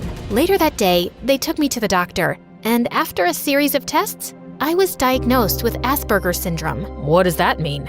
It means that Evelyn processes information differently than other people, and changes are especially hard for her. But I can teach her ways to manage her emotions better. I wasn't entirely sure what the doctor meant, but I knew one thing. I wasn't like everybody else, and I just didn't fit in. Once in 6th grade, I was having lunch at my usual spot outside when I noticed an older boy bugging this new girl in my class, Alyssa. It looked like he was stealing her lunch money, and I couldn't just sit and watch. Hello, can you stop bothering Alyssa, please? Otherwise, I'll have to report you to the principal, and you'll get detention. Oh, I'm scared. I'm shaking in my boots. Oh, I'm sorry. I didn't mean to scare you that much. Wait, is that a mole on your hand? Yeah? What's it to you? I recently read about moles in a medical journal, and you should get that checked out by a doctor. Let me take a closer look. No, back off, loser. Please, I need to look at it. You could be really sick or dying. I'm just trying to help. Let me see it. I'm trying to save your life. Oh my God, you're mental. The boy ran off looking freaked out, and Alyssa was laughing like crazy. That was hilarious. You're funny. What's your name? Evelyn? And I wasn't trying to be funny. Well, I think you're a hoot, Evelyn. And thanks for scaring my idiot brother off. Actually, I stole his lunch money, and he was just trying to get it back. Let's go get some donuts, shall we? And that's how I made my first friend ever. And Alyssa was soon one of the popular kids. She was pretty and outgoing, and for some reason, she'd taken a liking to me. And when she invited me over to her birthday slumber party, I was over the moon. I picked out a model train set for her, and I couldn't wait to assemble it. Sweetie, maybe Alyssa will want to eat cake and play games first, so you'll have to be patient. Take a few deep breaths and count to 10 to calm down. Okay, fine. I'm just really excited. And that's okay, but it's Alyssa's party, so you have to let things go her way. I was able to keep my excitement in check and focus on having fun with Alyssa and the other kids, and it felt nice. Alyssa was my entry into any kind of social circle, and even though I knew other people still found me weird, she always had my back. In 9th grade, I got selected for a spot at a science summer camp for young geniuses. I was away learning all sorts of cool new things and came back home a week after school had started. I'd missed Alyssa, and I was so excited to see her. Except the next day, I couldn't find her anywhere. I stopped a girl from class to ask where she was, when suddenly I heard Alyssa laugh. You dummy, you've walked right past me, twice. I just hadn't recognized her. She'd dyed her hair and was wearing bright red lipstick, and her clothes were weird. What happened to you? You don't look good. You know how we've talked about you being too blunt at times? You still need to work on that. But I have to be honest, you don't look like yourself. I know you don't like change, but it's good sometimes. Come on, I want you to meet some new friends. It turned out that 2 famous boy band singers, Jamie and Lyle, had joined our school, and Alyssa was suddenly BFFs with them. And now I had to hang out with these pop stars, and all the girls were dying to get close to them. Lyle joined the football team and got busy with practice, but Alyssa started inviting Jamie everywhere with us, and I didn't like it. He was always bragging about his tours and his fans and his bestseller albums. It was so annoying. Wow, that's so cool. Don't you think so, Evelyn? Not really. I think their music kind of sucks. Well, I think your mom's cooking kind of sucks. What? You've tasted my mom's cooking? When? It was a joke? Oh, Evelyn doesn't get jokes. I get jokes. That just wasn't a joke. The definition of a joke is a funny statement, like this joke I made up. Why is it bad to trust atoms? Because they make up everything. I giggled so hard I nearly fell off my chair, and Jamie looked amused. Funny girl. Back to me now. No one's ever told me they don't like my music, especially teenage girls. Why don't you like it? You have a good voice, but you don't really talk about real deep stuff. It's all about parties and dancing and silly nonsense. If I had the power to reach as many people as you do, I'd say something more meaningful. Jamie looked a bit taken aback, but then he smiled. Thanks for being honest, Evelyn. It took me some time getting used to Jamie, but weirdly enough, I did. He wasn't as dumb as he sounded in his songs. He was even curious about the project I was working on for the National Science Fair, which Alyssa hadn't asked about once. My dad's a smoker, and I hate it. So I decided to make this machine, which converts the hydrogen cyanide in cigarette smoke to hydrogen sulfide, which stinks like really bad farts. The smell immediately disappears once the cigarette is put out. I'll make smaller versions of the machine, which you can hide in every room, and the smoker can't find them. They'll just have to put out their cigarettes to stop the smell. I never thought I'd find a girl talking about farts so fascinating. That's a clever invention. And you're pretty cool, Evelyn. I couldn't help feeling pleased. No one ever called me cool before. But Lyle was a pain in the butt. Whenever he hung out with us, he made robot impressions while talking to me, which he found hilarious. And he was so bossy with Jamie and dismissed all his ideas about their songs or videos. Once when the four of us were getting smoothies, Jamie gave Lyle a song he wrote that was different from their usual style. Lyle read it, crumpled the paper, and threw it away. Save this lame saving the world poetry for your philosophy class, Jamie. We sell pop music and no one will listen to this trash. I hated seeing Jamie look so hurt. Jamie, I think you should release a solo album. You're a much more talented songwriter than Lyle, and even your voice is 100 times better. He's just holding you back. Excuse me? You have no idea what you're talking about, so butt out.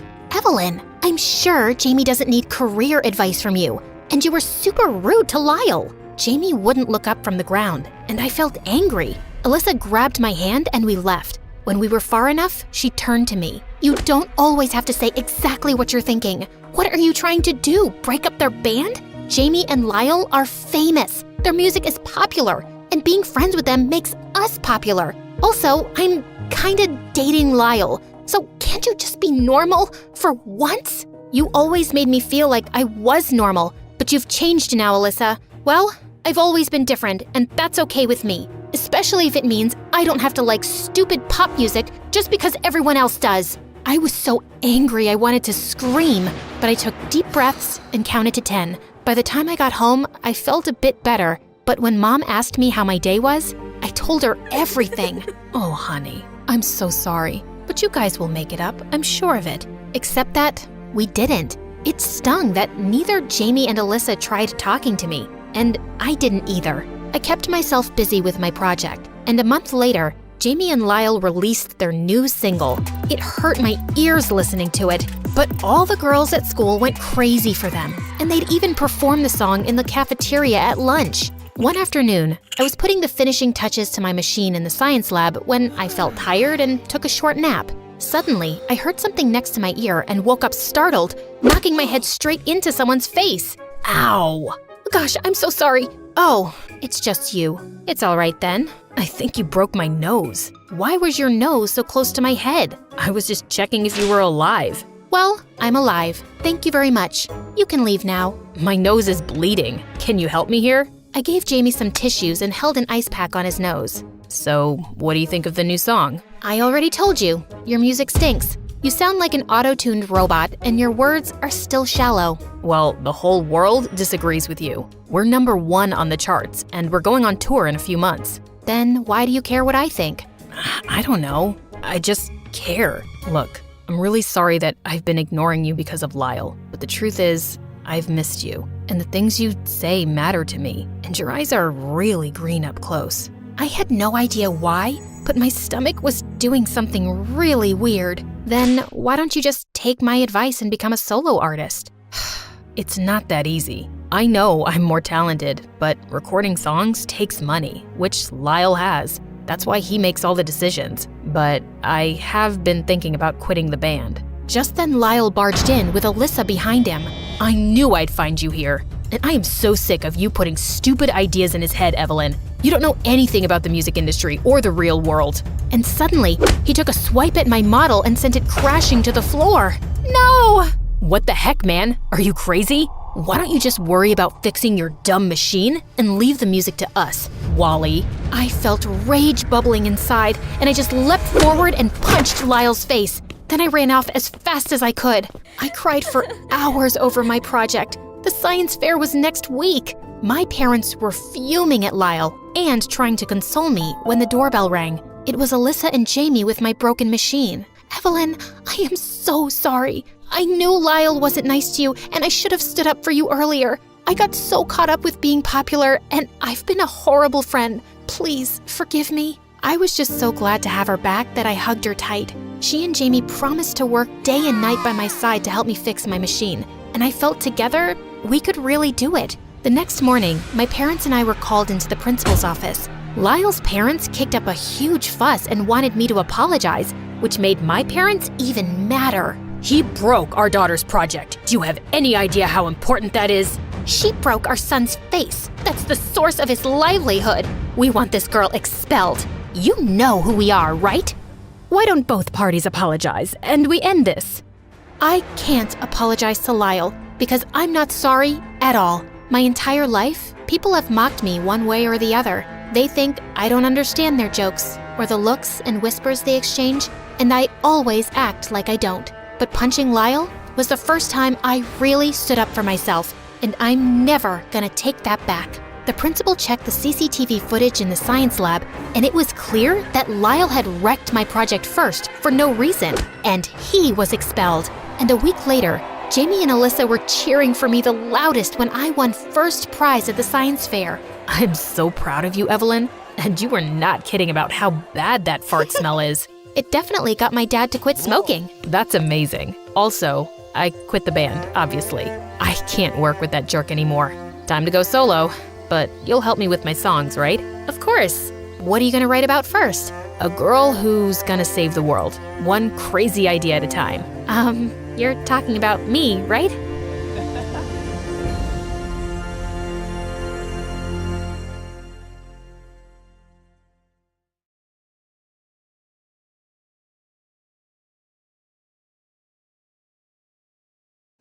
Hi, my name is Laurel, and my dad's a famous Hollywood star and a crazy one. Even though he gave me everything a little girl could dream of, there was something I wanted more than anything else in the world. But be careful what you wish for, because I got what I wanted, and things got really crazy. But before all that, I have good news for you. My Story Animated will give $1,000 to one lucky person who subscribes in the next 7 days. Tell your friends, your sister, brother, and mom to subscribe now. On my 5th birthday, when Dad asked me what I wanted for a present, I said I wanted a mommy. What? Who taught you the M word? Dad, I'm 5, not stupid. Everyone has a mommy. All I have is this stupid necklace. But I'm your mom. I've looked after you ever since you were a baby. Why do you want a mom when I'm your dad? How about I take you to Disneyland instead? I want a mommy! You're being ridiculous. Besides, I don't even know who your mommy is. What do you mean, Daddy? I dated a bunch of women at the same time. I really don't know who the mother is. I just found you at my door one day.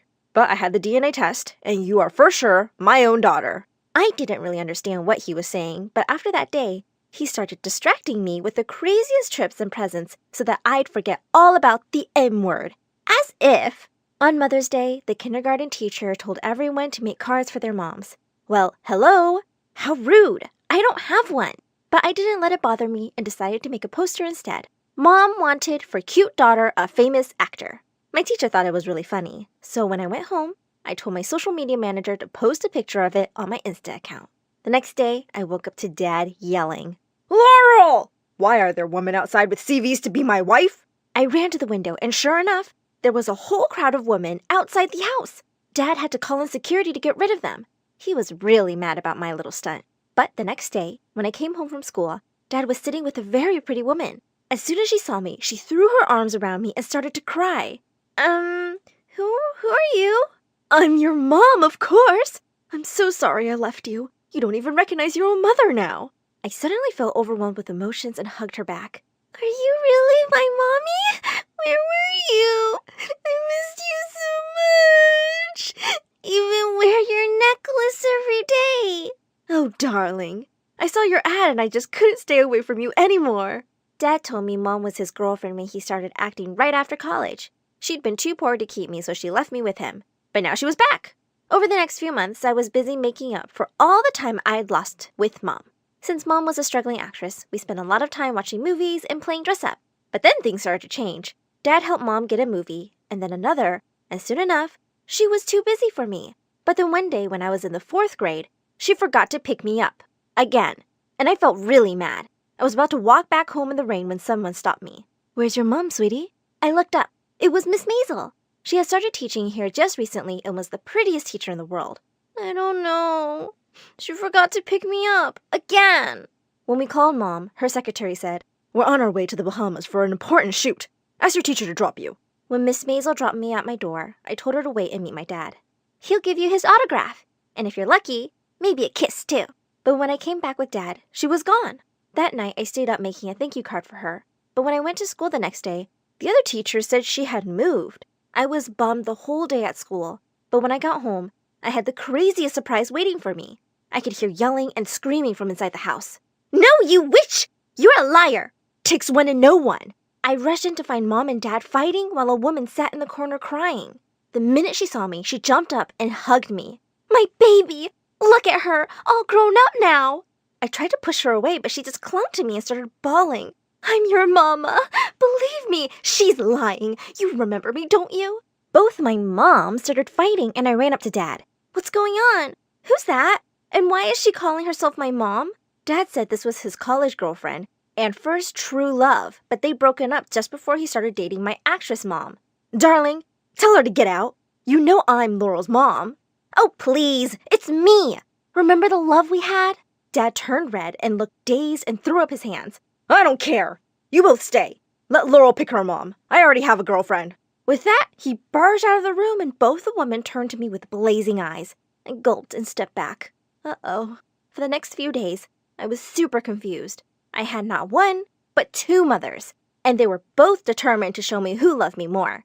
I suggested to take the DNA test, but Dad refused and said, "Well, your mom is the one who loves you more." I started to feel that my dad was crazy and he was enjoying this, and things got really crazier.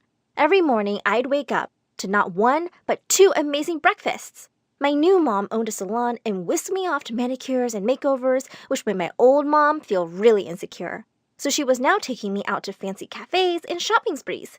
I was loving all this mom-daughter time. One day, when I was in the 7th grade, my old mom came to me and asked if I wanted to play dress-up with her. "Mom, I'm not 4 anymore. I'm 13. "Yeah, you're right. How about we go to one of my parties?" "Are you for real?" "Yes."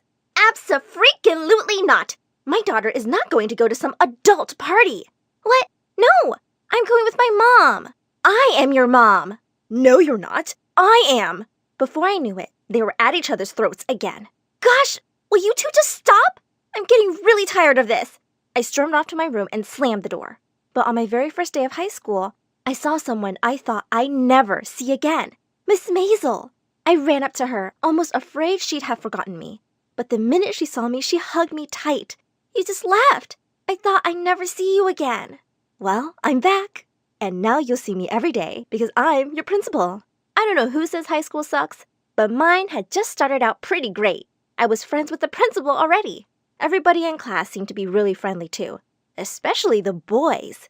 By the end of the day, I'd been asked out by the captain of the swim team, Brad, and I wasn't complaining. I started spending a lot of my free time with Miss Maisel in her office, and she would sometimes help me with schoolwork. She was rather appalled when she saw just how bad my grades were. "Don't your mom and dad say anything?"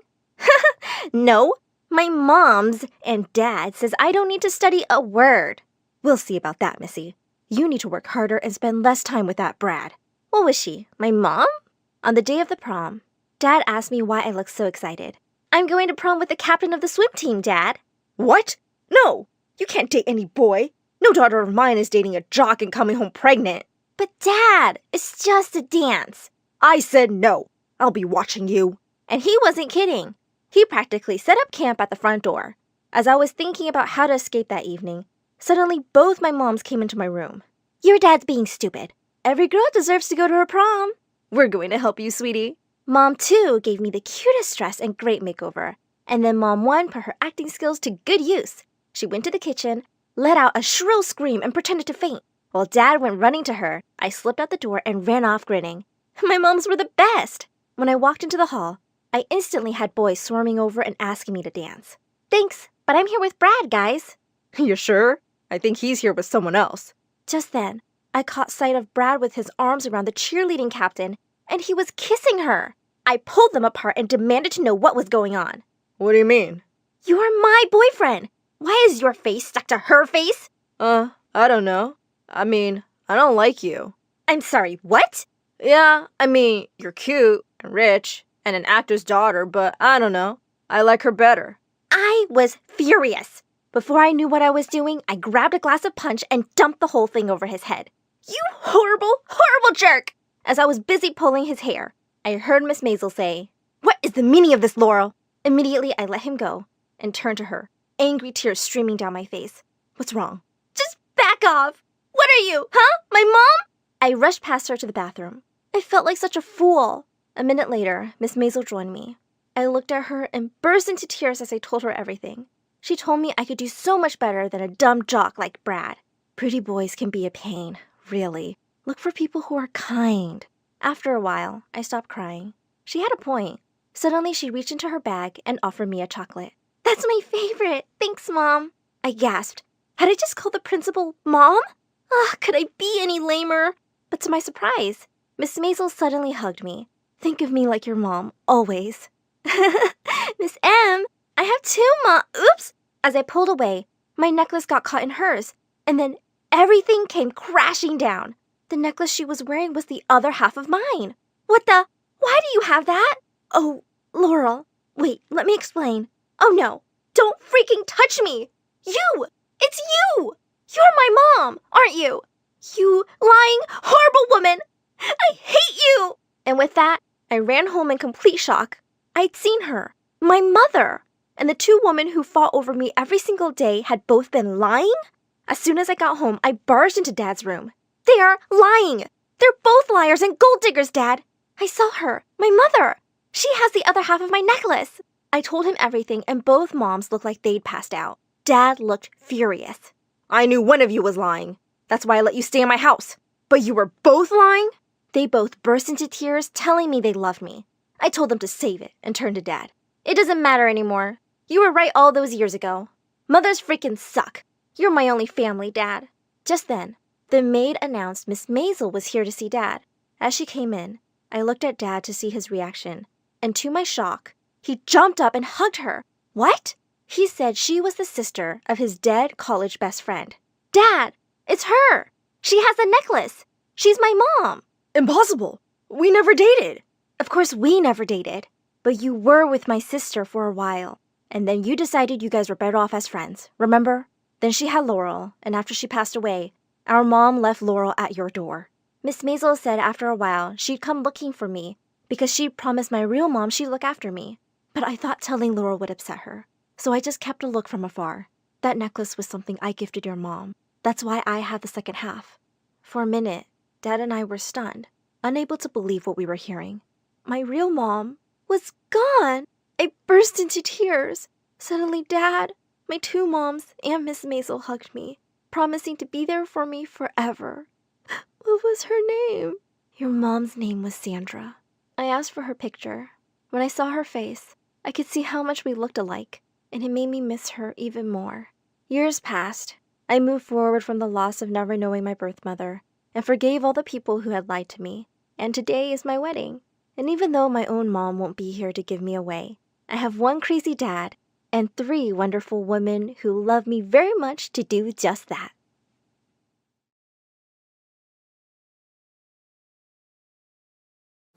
Hi, I'm Kelly. Since Dad left soon after I was born, it's just always been me and my mom. And I realized quite early on that she wasn't quite normal. On my 3rd birthday, Mom suddenly started running around like crazy and pulling the curtains shut. Then she blew out the candles on my cake and pulled me under the table. They're coming, Kelly. Who's coming, Mommy? Aliens, of course. We giggled quietly as we ate cake in our hiding spot. I thought she was pretty cool to make up funny games for me. Once when I was 5, we were at the park when suddenly she pointed excitedly at a man on a bench. Oh my God! See that guy, Kelly? He's your dad! Go hug him! I was so happy that I ran and threw myself at him, but he freaked out when I called him Daddy and quickly left. Just then, Mom came running after me, screaming, How many times have I told you not to talk to strangers? And you're hugging one? Are you stupid? But, Mom, you just told me to. She dragged me home and I was so confused. What kind of a game was this? Well, things just got worse. Mom was getting crazier. When I was 14, I had a high fever once, and she took me to the hospital. The doctor was about to give me an injection when suddenly, Mom went bonkers. Oh my god, are you trying to drug my daughter? I'm calling the cops right now, you kidnapper! And then she attacked him. He had to call for help, and it took 3 people to calm her down. The doctor told me Mom might have a condition called schizophrenia, and I'd have to keep an eye on her as much as possible. I knew I couldn't look after her while I was at school. Since Mom had a teaching degree, I asked her to apply as a teacher at my school, and thankfully she was hired. But to be honest, I didn't want anyone to find out we were related. The next day at school, I was running off for a big baseball match when I bumped into Mom. You're gonna be great, honey. I love you. Thanks, Mom. And I ran off before anyone saw us. But 5 minutes later on the field, I heard someone on the megaphone, and I turned around in horror. I said I love you, and you said thanks? That's all I get? I was in labor for 20 hours with you, you ungrateful jerk! Who's that crazy lady talking to? No idea. Come on, let's start the game. I need to hear those words, Kelly! Everyone stared at me, and I wanted to disappear. Fine! I love you too, Mom! As everyone laughed, I felt really flustered, and I played my worst game ever. Later at home, I was so mad at Mom. How could you embarrass me like that in front of the whole school? And now everyone hates me for losing the game. Kelly, I don't know what you're saying. What did I even do? Are you embarrassed of me? Do you want me to quit? Fine, I'll quit! And she burst into tears. I sighed. No, Mom, I don't want you to quit. I'm sorry, okay? Sometimes I felt like my mom's mom, and it was exhausting. The next day, as I was having lunch alone, the meanest girl in class, Linda, came over. Wow, your mom's quite the freak show. My uncle runs a circus. Want me to ask him if he's got a spot for her? Shut up, Linda. Don't test me. Jeez, can't you take a joke? Looks like crazy runs in the family. I pushed aside my tray and attacked her. But suddenly, someone literally picked me up and took me outside. It was a boy from my class, Jake. You should have let me break her teeth. Kelly, she's the principal's niece. She'd just get you and your mom in trouble. I just need a break from everything. Well, how about we get out of here and do something fun? I looked at his kind eyes and my heart raced a little. How had I not noticed he was so cute before? After that, we were hanging out together all the time, and soon enough, we started dating. One day, Jake and I were making out in the science lab when suddenly, Mom walked in on us. I was so sure she'd kill me, but instead, she smiled broadly. Oh, my baby girl has found such a cutie. I'm so happy for you. But anyone can walk in here, guys. The janitor's closet is a much better place. Wow, your mom's so cool. Let's go to the closet then. We'd only been there 5 minutes when Mom barged in with the principal. See? I told you they were up to something. Didn't your parents teach you any morals? Mom, what are you doing? Thanks to her, Jake and I were scolded by the principal in front of everyone and given a week-long suspension. But Jake had a party planned at his place the next night, and nothing was stopping me from going there. I sneaked out, and my jaw dropped at the size of his mansion. It also looked like he'd invited the whole school. But as I walked through the crowd looking for him, I saw something even more shocking. Jake was dancing with Linda, and they were looking deep into each other's eyes. What's going on here, Jake? He suddenly pushed Linda away. Kelly, you're here, babe. I didn't know if you'd be able to come. So what? You thought you'd just have some fun behind my back? What a jerk move. Keep it down, Kelly. You're embarrassing me. And we were just dancing. Why are you acting crazy like your mom? I can't believe you said that. We're done, Jake. Kelly, I didn't mean... But I didn't let him finish his sentence. As I walked out the gate, suddenly my shoe's heel broke. As I flung it aside angrily, I heard someone behind me. Whoa, are you okay? Can I help you? I turned to see a boy who was my senior at school. I'm Ron, Jake's older brother. I've seen you two around. You're his girlfriend, right? Not anymore! Ron listened quietly as I told him everything, and offered to drop me home. On the way, we stopped for ice cream and sat on the car's bonnet, talking and laughing. He was really easy to be around. When he walked me to my door, he suddenly took my hand. I had a good time, Kelly. And this may seem fast, but I've been really wanting to do this all evening. And he suddenly pulled me close and kissed me. It felt amazing, and I kissed him back. Later that night, I suddenly sat up in bed when I heard someone tap on my window, and I was shocked to see Jake outside. What are you doing here? Go away! I'm not leaving till you listen to me. I was afraid he might wake Mom, so I let him in. Listen, I'm really sorry. You're my girlfriend, and if Linda bothers you, I promise I won't go near her again. And I really shouldn't have said that about your mom. Please, give me another chance. He looked so sincere, and I just couldn't refuse. As we hugged and kissed, all I could think was, oh my God, I just kissed my boyfriend's brother an hour ago. The next day when I went to school, I saw Ron walking towards me, and my heart skipped a beat. Hey, Kelly, I was just thinking about... Just then, Jake turned up and slipped an arm around my waist. Oh, hey, bro. I see you finally met my girlfriend. I can't wait for you two to be buddies. Ron looked taken aback, but he quickly managed to smile and walk away. But one other person looked really unhappy to see me and Jake together. Linda.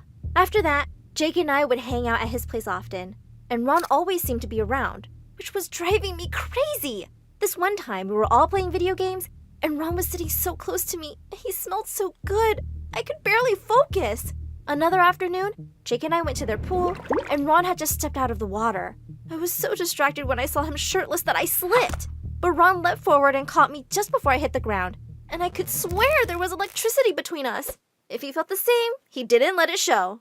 A week later, Jake and I had tickets to watch a big baseball game, but he felt really sick. I said I'd miss it too, but he insisted I go with Ron instead.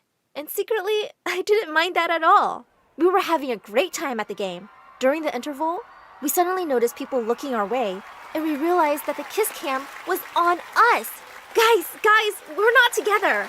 But as the crowd chanted louder for us to kiss, Ron turned to me and smiled. This is for the crowd, right? I don't know about you, but it wouldn't mean anything to me. Yeah, me neither, duh. I'm not into you, like at all. Let's do this. I pulled him towards me and kissed him. The crowd's noise was drowned out for me because I was totally lost in this magical moment. All night, I kept feeling guilty about these feelings for Ron, but it was about to get a lot worse. As I walked to my locker the next day, I saw posters of me and Ron kissing stuck all over the walls with cheater written over my face. I saw Ron across the hall, and just then, Jake walked in. Oh, Jake, I'm so sorry you had to find out this way. It's not like it's even a secret. They were kissing publicly. Seriously, your girlfriend has no shame. Jake turned to Linda. Why would you do this? I know it happened at the game. Ron told me. It's just a baseball game thing. Take down these posters. I thought a major disaster had been avoided. But suddenly, Mom turned up. Well, that's not the only time she's kissed that boy. Mom, you're confused. No, I'm not. This boy dropped you home one night and you two kissed. Wait, I have it in my notebook. Ah, yes. 21st August. The night of my party? You kissed my brother? And then you kissed me? And said we were all good again? Jake, let me explain. But before I knew it, he charged straight at Ron, and the two were wrestling on the floor.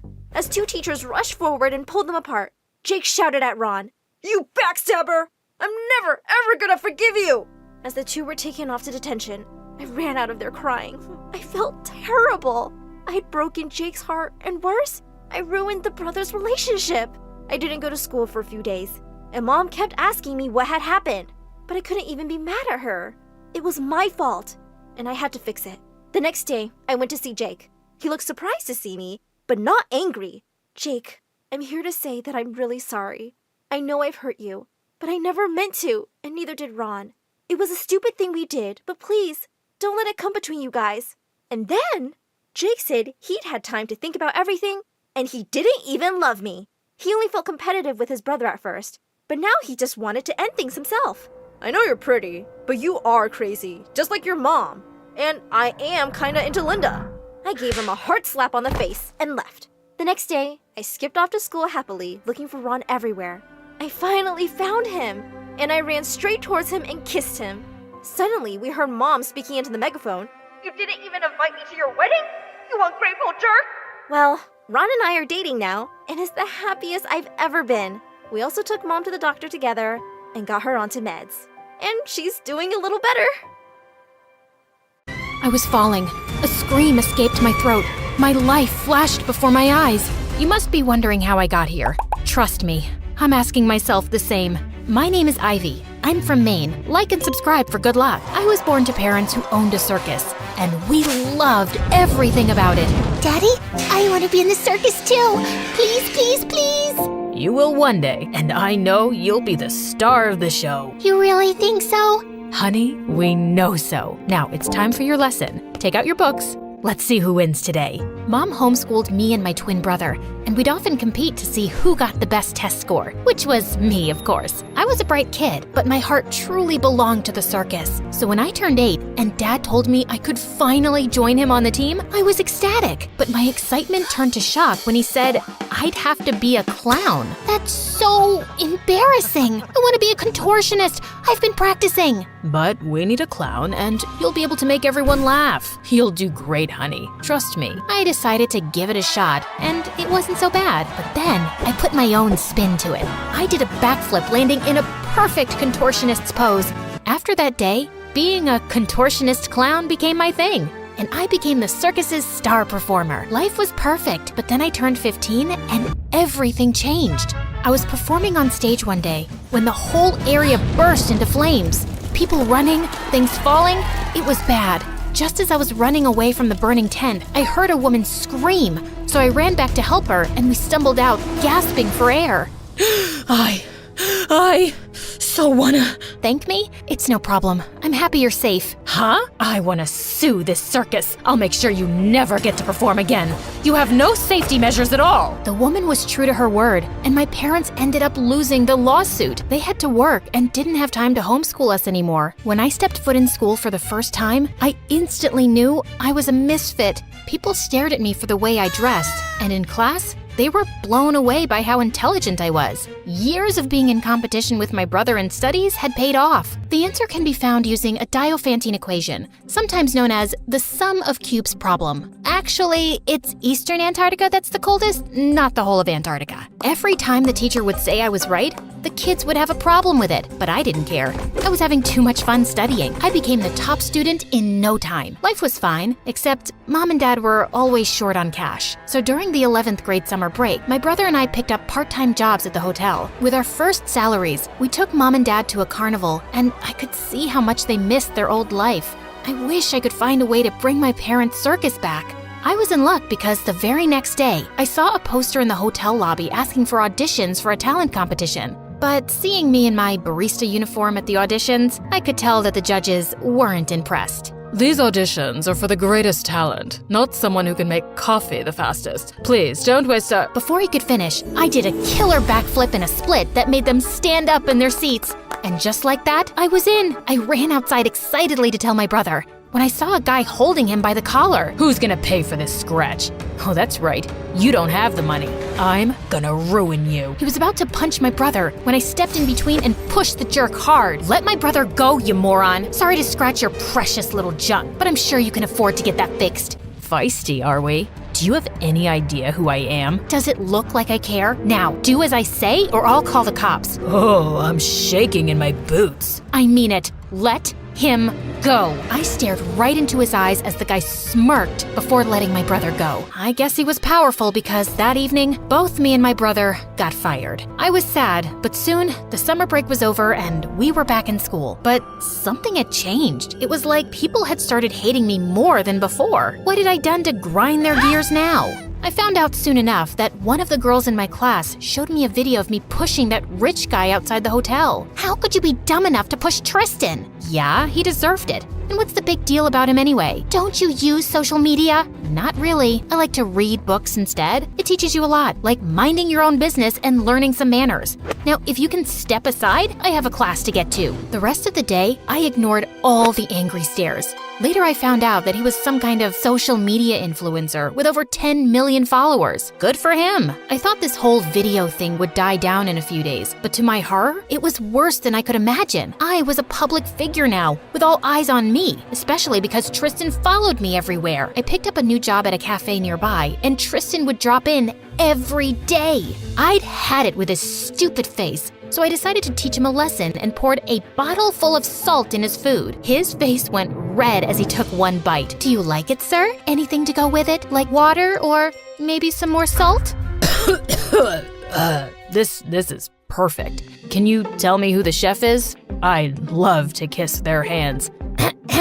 She's busy. Anyway, if you're done for the day, kindly leave. You're catching too much attention and it's a little annoying. I'm guessing you're talking about all those ladies by the window. I can tell them to leave. if you agree to go out on a date with me. Are you bored or simply crazy? What makes you think I'll ever go on a date with a moron like you? Ouch, that hurt. But I deserve it. I was a jerk.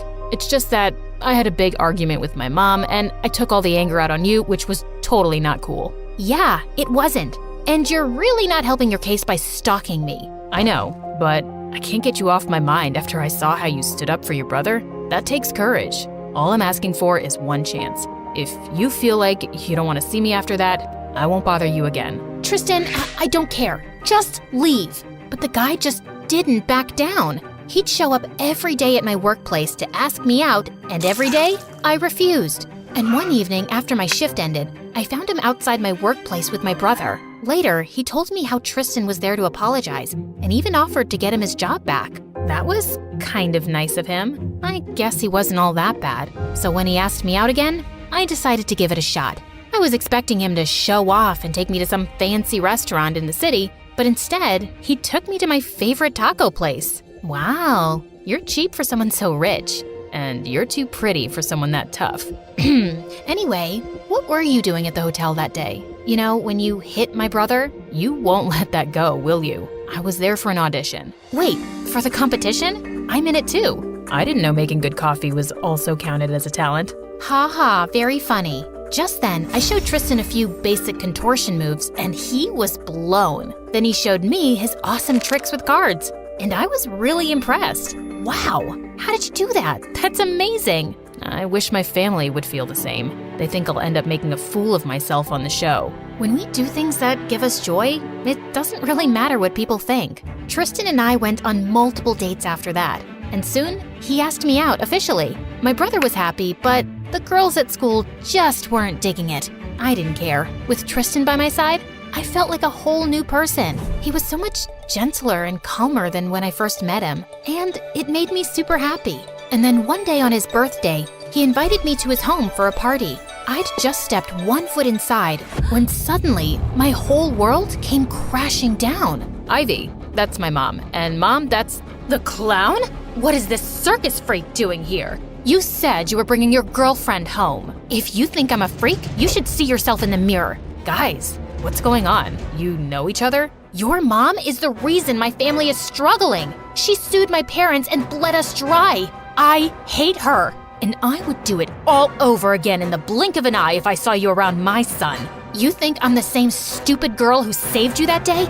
If you come close to my family, I'll be your worst nightmare. I wanted to say more, but I was too shocked and upset, so I just turned around and left. Tristan tried his best to reach out to me, but I just didn't want to talk to him. If he was her son, then there was no chance of us ever being together. Soon, it was time for the competition, so I forgot about my issues and started practicing. The competition lasted for days, and I was able to reach the finals. People rooted for me, and I was confident I'd win it too. But on the last day, I twisted my ankle and lost to a really amazing musician. I was devastated and locked myself up at home. I just didn't have the strength to talk to anyone. Then one day, Mom and Dad sat down next to me. A dumb competition can't dampen your spirits, Ivy. You're too good for that. But I wanted the money. I needed it to get the circus back. I know you guys miss it. I just wanted to make you happy. That's not your job. And we're happy as long as you are. Now come on, we need you to get out of the house. How about some ice cream? Or a trip to the petting zoo? Anything you say. After talking to Mom and Dad, I felt a lot better. But there was something that still troubled me a lot. Tristan and his mom. I had been ignoring them for the past few weeks, but he was back to being his stalker self, and it was super annoying. Then one day at home, I was busy watching an MSA video when my dad told me I had a friend waiting for me downstairs. And of course, it was Tristan. What do you want? I know you don't want to see me, but Ivy, you have to know this. My stepmom... Hold on, stepmom? Yeah. Mom left us when I was a baby, and Dad married her so I would never miss Mom. So did that help? What? No. You're missing the point. After you left, I did a little digging and realized that your parents aren't the only one Mom has wrongfully sued. She does it often to scam people for money. Tristan went on to explain how his stepmom was a lawyer and sued people for damages they couldn't afford. Once you get stuck in the whole thing, she makes sure that she gets the most money out of you by creating fake issues, like the fire at your circus. She started that. how do you know she started a fire? And why are you telling me this? I heard her talking to her assistant yesterday. I guess when she saw you, she felt threatened and started planning another lawsuit so you wouldn't get in her way. I don't know what to say. Even if what you're saying is true, how will anyone believe us without proper evidence? I'm her son, so if I give a statement, maybe the police can start an investigation. It'll be worth a shot. Tristan was right. I had to try something to make his stepmom pay, so I went with him and filed an official complaint. It took some weeks, but finally, the police were able to gather all the evidence against Tristan's stepmom. They froze her account, but before they could arrest her, she simply vanished. My parents won huge compensation from the court and used that to build the circus. I was so happy, and I only had Tristan to thank for everything. I always liked him, but this only made me fall for him more. We were walking over the bridge one day when suddenly Tristan turned to face me. Ivy, I love you. I'm sorry, I tried to let you go, but I can't. I wanted to tell you, but before I could complete my sentence, someone pulled me hard. Tristan's stepmom. You witch! You ruined everything I had built. You'll pay for this. Saying that, the woman pushed me. As I backed up, I tripped and ended up falling. Okay, so here we are, right where we started. I thought I was done for, but Tristan grabbed my arm and pulled me right back up. Are you crazy? She could have gotten hurt. Oh, yeah, whatever. She's fine, right? And that was a mistake. Was it? You know, I can imagine you being a witch to everyone, but this is unacceptable. Leave, or I'll have you arrested. Dad knows what you've been up to. Oh, come on. I'm your mom, Tristan. You can't turn me in. Now be a doll and give me some money. What? You won't get anything from me, okay? You brat. I will. Just stop it, okay? Haven't you done enough? The least you can do is save your face and leave. His mom left and we never saw her again. My parents' circus is now bigger and better than ever. I was supposed to be the star of the show, but a magician with incredible card tricks has stolen the spotlight and my heart. Hi, I'm Bella from Colorado, USA. Please like and subscribe. My mom came from a line of amazing horse riders, and our ranch was filled with trophies collected over generations. It was her dream that my sister Nora and I follow in her footsteps. We both learned to ride horses as soon as we could walk. But Nora was 2 years older and got a head start in life. And well, I could never seem to catch up. She always had straight A's in school. She was naturally athletic. And with her auburn hair and blue eyes, she was beautiful. Even though Mom loved us both, it wasn't hard to guess who her favorite child was. When I was in the 3rd grade, Mom threw a big birthday party for me and invited all our relatives. But everyone's focus the whole time was on freaking Nora. Such a pretty girl. You already look like a celebrity, darling. I'd been so excited about my new dress, but now I was just feeling angrier by the second. It's like I was invisible with Nora in the same room. Suddenly, I let out an ear-splitting scream and fell to the ground. Oh my god, I'm in so much pain. My tummy hurts so bad. Everyone came running to me and Mom rushed me to the hospital. I was happy I'd ruined the party for everyone, and they would have all just left. But hours later, we got back home to find a mess.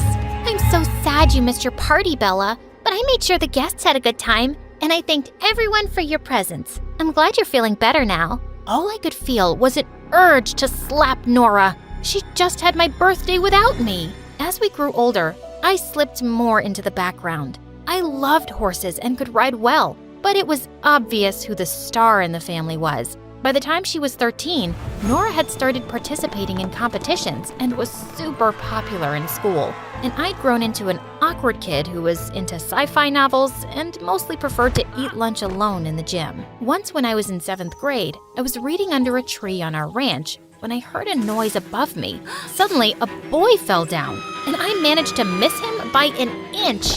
Gosh, you nearly killed me. Who are you and where'd you come from? Fell down straight from heaven. I'm gonna punch you in your face if you don't tell me. Okay. I'm Jeremy and I just moved in next door. I did something to my stepfather and he's really mad, so I'm hiding from him. What did you do? I may have given some important papers to our dog and he may have ripped them up. But trust me, my stepdad deserves it. He's not a nice guy. Come on, I'll show you a better hiding place. You can hide anytime you want. I helped him up to his feet, but he yelled out in pain. It seemed like he twisted his ankle. Just then, Nora came galloping on her horse, and Jeremy looked awestruck. Whoa, who is that goddess? Ow! You trying to break my other ankle too? Oops, sorry. It was an accident. Nora stopped by to ask who he was, and I explained. You obviously can't walk. Hop on, I'll give you a ride. The two of them rode away, and he looked like a princess who had been rescued by a knight. Why did Nora have to be such a freaking hero? And Jeremy and Nora became best friends after that day. He was also in her class at school, and soon the two were inseparable, which meant that he was always at our place. And over time, I couldn't help having a crush on him. He was smart and funny, and we had so much in common. And he loved science fiction too, and we could talk about it for hours, if Nora would let us. One day, Nora showed me an expensive bracelet. Isn't it beautiful? Jeremy gave it to me yesterday. You mean on Valentine's Day? Yeah, but just as a friend, of course. Nora, are you dumb? It's so obvious Jeremy's in love with you. What? No, he's not. You wouldn't know because you don't have any guy friends. Or any friends, actually. And you are so self-absorbed. You're completely blind to everyone's feelings. You're giving him the wrong idea by accepting that present. You don't know what you're talking about, geek, so stay out of it. I knew I was right, but there wasn't much I could do. Soon after in 8th grade, I was so excited when I found out about a huge sci-fi convention happening in town. But as I was telling Jeremy about it, Nora spoke up and said they'd already bought the tickets. Oh, that's amazing. I can't wait. I meant I just got the tickets for me and Jeremy. We're going with our friends. So I can buy my own and come with you guys, right? I can't go alone, it's too far. No, you can't come with us. Why don't you have friends of your own, Bella? Come on, Nora, what's the big deal? I'm not gonna be the only loser with my baby sister tagging along, Jeremy. We're not taking her. You don't even like sci-fi. Why are you being a witch? Jeremy, please take me along? I'm sorry, Bella. Maybe next time? I couldn't believe he was being such a coward, and my heart burned when I saw them leaving for the convention a few days later. I just wanted to hurt Nora, and I had a brilliant idea for something I could do. A week later, I was having breakfast when I heard Nora scream. She came running downstairs and waved a calendar at Mom. How could you mess up my schedule, Mom? I had a match this morning, and I missed it. What are you talking about? I woke up to see 20 missed calls from my coach, and he just told me that the first match of the tournament was today. But you've written it here that it's next week. That's because I got a call from the organizers saying it was postponed. I don't understand. How could this have happened? Bella, did you have something to do with this? I don't know what you're talking about. Why don't I believe you? Oh, wait. Yes, I remember something now. Maybe I did pretend to be one of the organizers and called up Mom to tell her the wrong date. It doesn't feel good to miss out on something important, does it? The two stared at me in shock, and then Nora pounced on me. You horrible brat! How could you do this? You made me miss the convention. Who cares about that stupid thing? I'm disqualified for the whole season now.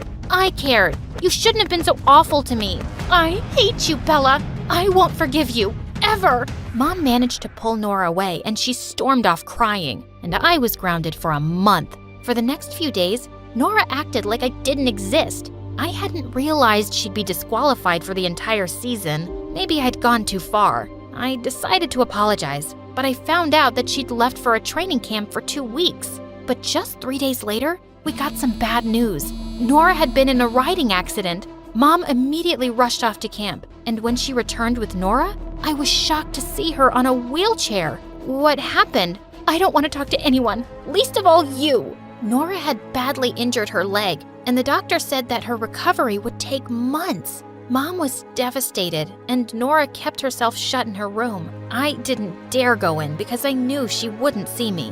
One evening, I just couldn't help crying in my room when suddenly I felt someone's arm around me. Hey, why are you crying? Because Nora hates me and she'll never forgive me. I wanted to hurt her, but I never wished for something bad to happen. Of course you didn't. No one thinks that. Nora's just upset about her injury, and once she's better, she'll be fine with you, I promise. But he was wrong. Just a few days later, Mom called me into Nora's room for a talk. Nora's recovery could take up to a year. We cannot miss all the tournaments during this time. She has some modeling contracts too, and we can't lose this money. Someone from our family has to represent us, and that can only be you, Bella. But Mom, I'm not half as good as Nora. She's right about that. You've been riding a horse since you were a child, Bella. We have 3 months to train before the next match, and I believe you can do it. You have to do it. Before I could protest more, Mom left the room. Good luck trying to be me. It's not as easy as it looks, and you don't have what it takes. Nora wasn't wrong about it being hard. The training was tough, and I had a sore butt for weeks. But 3 months later, when I competed in the tournament, I actually came in third. And suddenly, I was the newcomer everyone was noticing. Sure, people just called me Nora's sister at first, but as I kept doing well in matches, more of them knew my name. But I really wasn't looking forward to Nora's modeling contracts. I was awkward, and I didn't have star quality like Nora. After her styling team worked on me, though, I was stunned at the results. I'd never felt so beautiful, and clearly others thought so too. I was receiving a lot of attention on social media, and at school, I was being treated like a completely different person. This is how people saw Nora, and I had to admit, it felt good. Wow, I'm gonna need an appointment soon to talk to you. Yeah, but I'll always make time for you. What do you think of my new look? There wasn't anything wrong with it before, but you do look lovely. For the first time, I felt like he wasn't seeing me as Nora's little sister, and it sent my heart racing. Bella, I've been meaning to ask you something. Yeah? Do you think it's a good time to tell Nora I'm in love with her? I have been for years, but she's never been clear about her feelings, and I just need to know now. My heart suddenly sank. What was I thinking? Of course, you should tell her how you feel. She'd be a moron for not loving you back. Jeremy grinned and kissed me on the cheek and then walked off happily. A few days later, I came home to see Jeremy rushing out of our house, wiping tears on his sleeve. I was a fool to think Nora ever liked me. She said she's never seen me as more than a friend, and she never will. He stormed off, and I felt so mad at Nora for leading him on all this time. I didn't see her till later at dinner, and it looked like she'd been crying, but Mom looked really excited. Bella, I have such amazing news. You've been selected as one of the best newcomers to participate in the tournament in London. This will open international doors for you, darling. I knew it had always been Nora's dream to compete in Europe. As Mom went on and on, Nora suddenly swiped half the dishes off the table. It should have been me, but you've stolen everything from me. Nora, I only started competing because of you and Mom. Oh, shut up. You've always wanted everything I've had. Congratulations. Now you have it. That's not true. Oh, you wanted Jeremy too? I've seen how you look at him with your puppy eyes. It's embarrassing. Well, it looks like he and I aren't friends anymore, so you're welcome to have him too. That's enough. You know what, Nora? Maybe I did want to know what it felt like to be you, but I've realized that I'm just as talented and beautiful. You're just better at getting whatever you want without caring for anyone's feelings. You've misled Jeremy, and you've always made me feel small. And now I will go to London, and I won't feel bad about it because it has nothing to do with you, only me and my talent. Jeremy didn't turn up to school the next few days, and then I found out that he'd left the city to stay with his real dad. For good. He hadn't even bothered to say goodbye. And a week later, I left for London. I won first prize in the tournament, and it opened so many opportunities for me. Mom decided that I'd finish high school in London while I kept competing for more championships. I heard Nora was back to training, but she and I didn't talk anymore, and I was enjoying my new life away from her. A year later, I was at the subway station when I spotted someone from a distance who looked exactly like Jeremy. I pushed through the crowd and followed him as he climbed onto the train, and I managed to hop on just as the doors closed. He looked shocked to see me, and we both hugged and laughed. It turned out that he'd joined a university in London. I had no idea you were here too. Of course you didn't. You left without a word and never kept in touch. That was wrong, but I just needed to get away. I'm sorry, and I've missed you. Jeremy and I started hanging out really often over the next few months, and I was happy to have him back in my life, but I kept my feelings in check. I didn't want to fall for him again. On New Year's Eve, Jeremy invited me to a party at his friend's place. and we had the most amazing night dancing away. We all counted down to midnight, and he turned to me with a smile. Happy New Year, Bella. And then he kissed me, and the whole world just faded. But then I pulled away suddenly. I started to walk away. Bella, wait. Did I do something wrong? No, nothing. I just have to go. Please, stop. I've been wanting to tell you for a while now. I think I'm in love with you. Nora turned you down, so you thought you'd settle for me now? As a consolation prize? I've always been second best to Nora in everything, but not anymore. I refused to answer Jeremy's calls or texts the next few days, but then one evening, I got the most unexpected call from Nora. She said she was throwing Mom a big party for her birthday that weekend, and she wanted me to attend. Plus, you haven't even seen my new training school yet. What school? I gave up racing, Bella. My leg's not good enough anymore, but I decided I couldn't stay angry forever, and I had to find another dream. I train other riders on our ranch now. Anyway, I hope you come. I felt both sad and happy to hear that, and I decided it was time to go home and see her. 2 days later, as I was leaving with my bags, I bumped into Jeremy right outside my place. Before you say anything, please listen to me. Yes, I loved Nora for years, but being away from her made me realize that we weren't right for each other. We're better off as friends. And you're not second best to anyone, Bella. If you don't love me, I can accept that. But I just had to tell you how I feel. I love you. Jeremy, I love you too, you idiot. As he pulled me close, he suddenly noticed my luggage. Wait, where are you going? To see Nora. I need to fix things with her. I'm coming with you.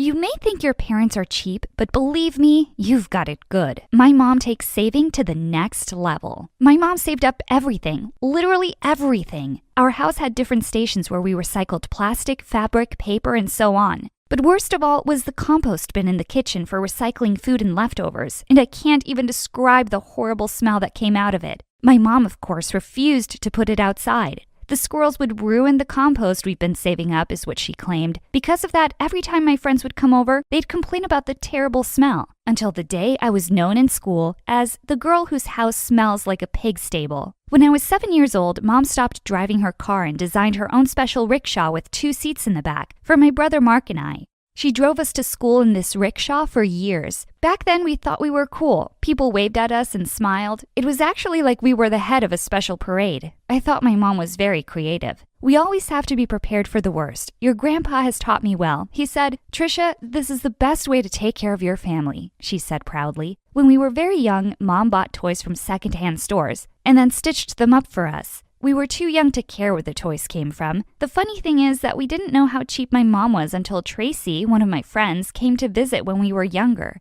She came over to my house for a sleepover when we were 10. "Why does your mom take ketchup, sugar, and serviettes from restaurants?" asked Tracy after we'd eaten. I didn't have an answer. The next day, we went to the movies together. "Why does your mom sneak her own popcorn and drinks into the movies?" Tracy asked me as the movie started. "Your mom is cheap," she said. I was angry with Tracy. I thought she was being mean. I didn't want to believe her, but as I cooled down, what she said opened up my eyes to what was actually happening. From then on, things started to make sense. I realized that people were actually laughing at us in my mom's rickshaw. That was when I told my mom that she didn't need to take us to school anymore. "I'll walk Mark to school, Mom. It's good exercise for us." My mom quickly agreed. "It gives me more time to turn our recycling into usable things in the house. Besides, we're going to save lots of money on gas." I got shivers when she said that. Now I had a very different feeling about Mom's creativity. A week later, Mom took out all the showers. She replaced them with a bucket outside in the garden. "You know how much water we're going to save now?" she said, smiling. Luckily, when my dad saw that the neighbors were spying on him showering, he put an end to this.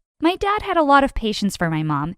He loved her despite her crazy cheapness. My dad had a great job, and we had money to spend, but my mom didn't want to hear any of that. "We have enough money until the government freezes our accounts," said my mom. "That's when you'll thank me for all that I do for you and your brother." The older we got, the less we saw our dad. His business trips went from being a few days long to a few weeks at a time. Soon it was months before we would see him. I should have known that something was up, but I'll admit that I was too wrapped up in my own problems. When I first got my period, I faced a problem I never expected. I knew at the time that I should start using pads and tampons, but instead, I was shocked to see my mom holding a period cup and saying, "Here you go, sweetie. You will be using this every time you get your period from now on." Not only that, but she also gave me a weird piece of fabric and said, "Spoiled teen girls start wearing a bra as they grow up, but a special girl like you will wear this." She handed me the piece of fabric. I didn't understand what it was supposed to be for. You see, you only need to wrap it around your chest, and there you go, a comfy bra for free. I knew at that point that my mom had gone way too far. My brother Mark hated my mom's cheapness even more than I did.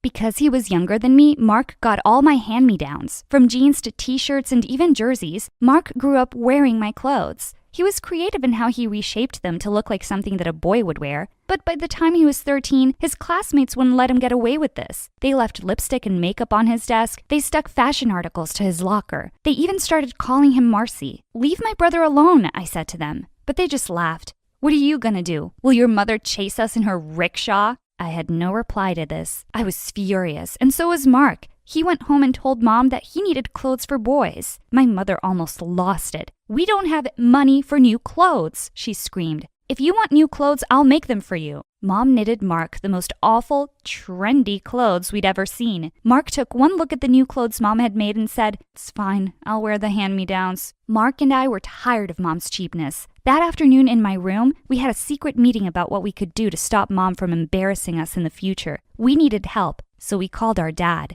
Dad didn't like to fight with Mom. He was a calm man who didn't like complications and fights. So whenever Mom went into one of her raging cheap spins, we made an arrangement with Dad. He sent us the money we needed, and in return, all he wanted us to do was keep these transactions from our mom. We agreed. Now we were able to buy all the clothes and items that we needed. The next part of our plan was pretty simple. My best friend Tracy lived down the road from us. We kept our secret stash of clothes at Tracy's house. Every morning we left home in Mom's clothes. Then we stopped at Tracy's house, changed, and then went to school in our new clothes. We did this for years, and there was peace in the house, but nothing lasts forever, especially when you've got a mom that has a PhD in cheapology. Summer vacation arrived, and I was excited. I'd just started dating a boy that I really liked. His name was Devin. He didn't judge me like the other kids did. I was looking forward to spending time with him and getting away from my bizarre life. That idea didn't last long. A week into the vacation, Mom arrived home with shovels, pickaxes, and other digging equipment.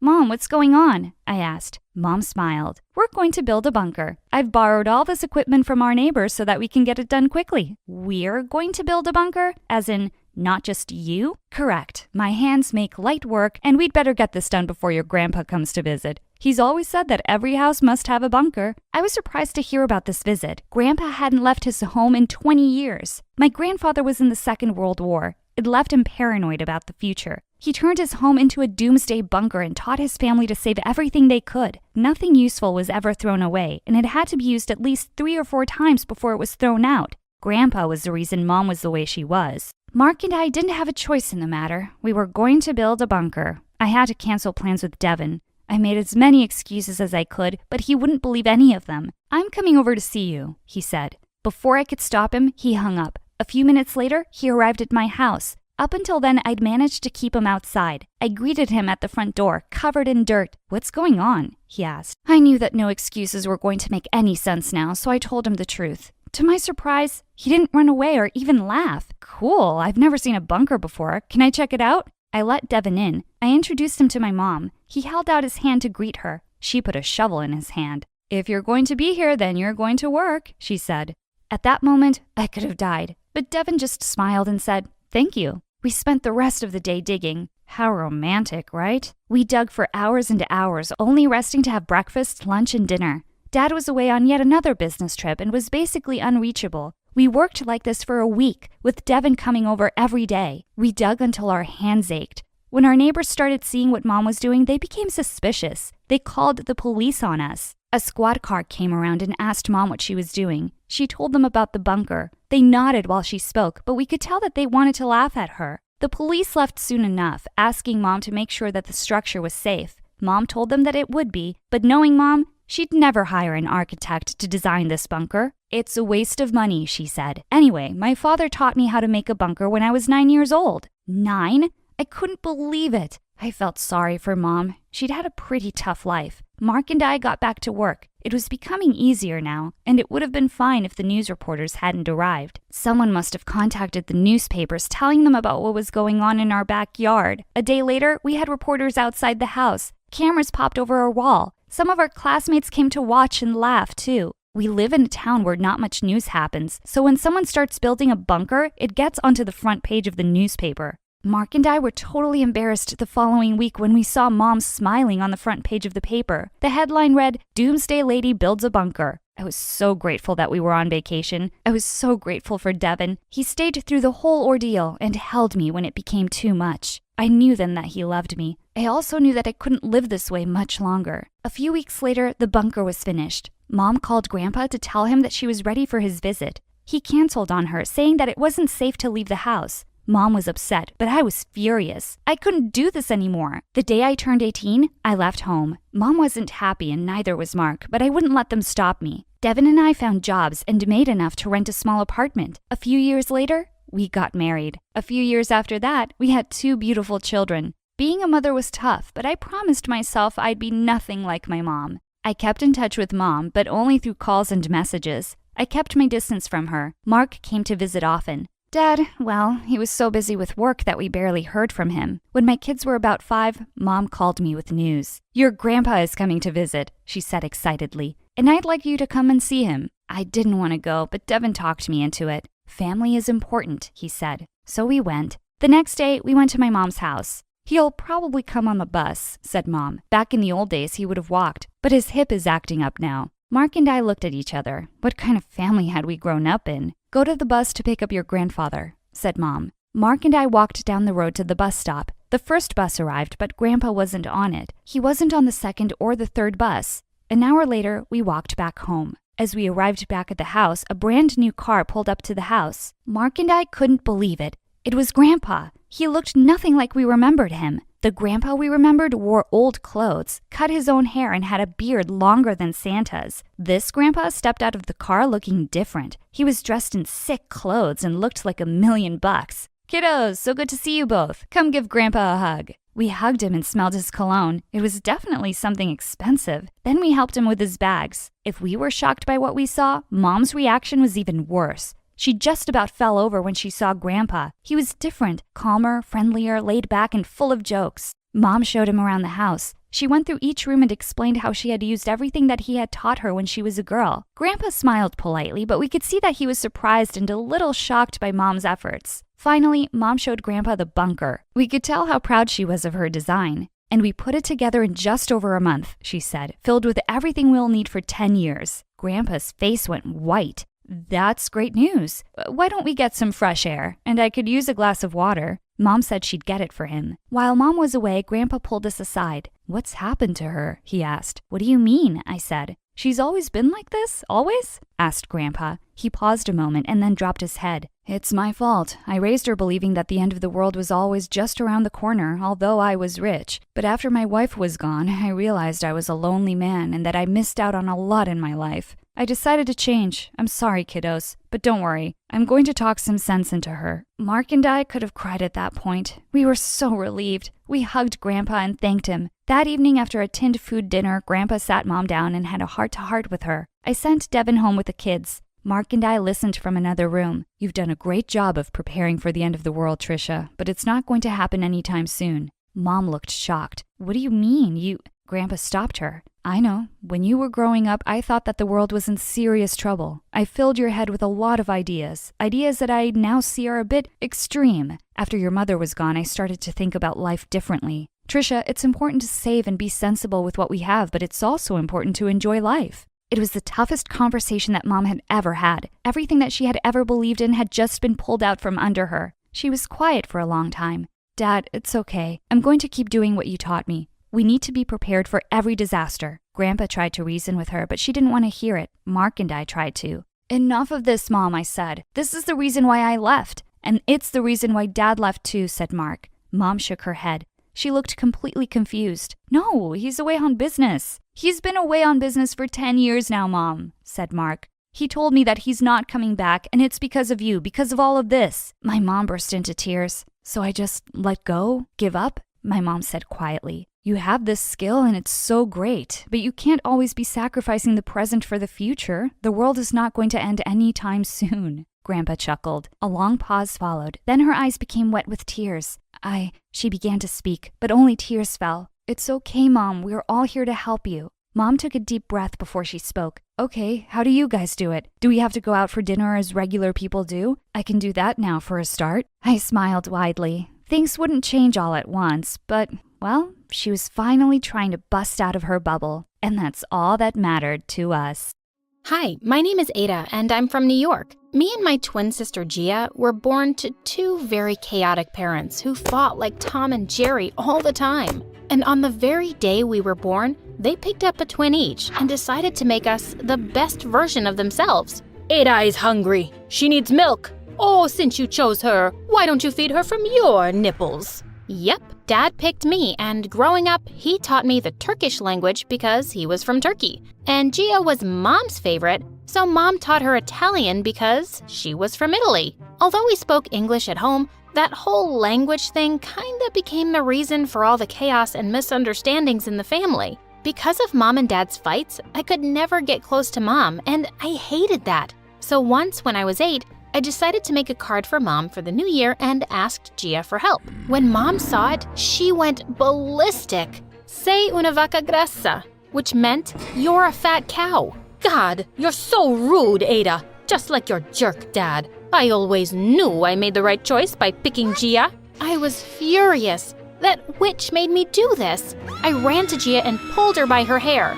Why did you do that to me? 'Cause Dad loves you more than me, and I hate it. So what? Mom loves you more than me. Just then, Mom came and separated us and said something to Gia in Italian. What did you say? Not your freaking business. Go to your daddy and hug him. But Gia glared at me and spit at my face, and another fight broke out.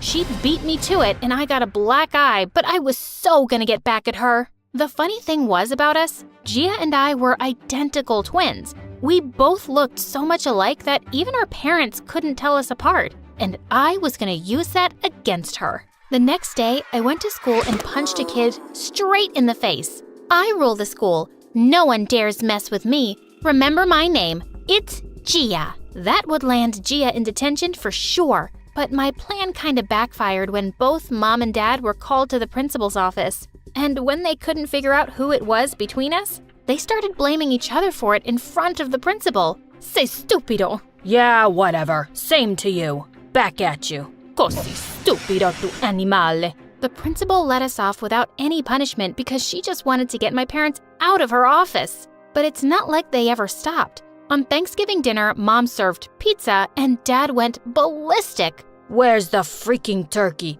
Who even makes pizza on Thanksgiving? You stupid woman. Turkey, turkey. Go ask your mother to make you a turkey. And saying that, Mom threw a plate at Dad, which he avoided, but then Dad grabbed the ketchup bottle and pointed it at Mom. Don't you dare. This is a designer top. Watch me. And he squeezed out all of the ketchup onto Mom's top. Mom shrieked, and soon our dinner table turned into a war zone.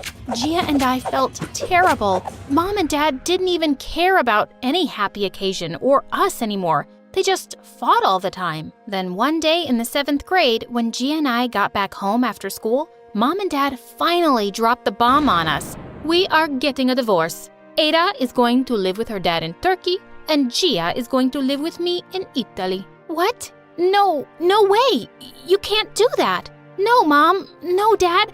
I can't live without you guys. I want all of us together. Please, don't do this. But they didn't listen to us and said it was final. Later that night, I went to talk to Gia in her room.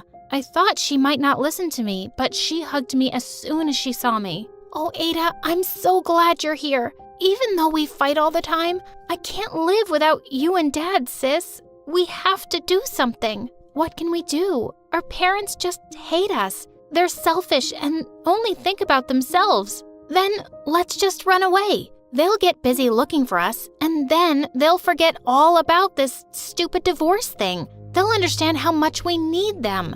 I won't let this happen. I won't let them ruin our lives. We have to stay together no matter what.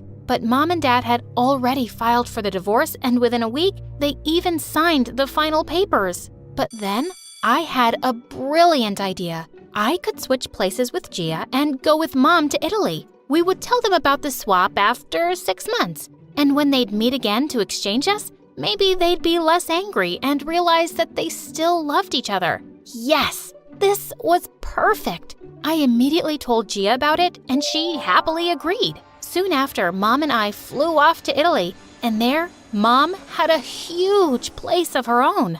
As soon as we got there, a maid came running and grabbed all our luggage. Benvenuta, signorina. And that's when it hit me. I could not understand a word of Italian. And this reminded me of Gia. She was also stuck in Turkey and didn't know a word of Turkish. God knows what kind of trouble she was going through. Mahaba birkaç erkek alabilir miyim?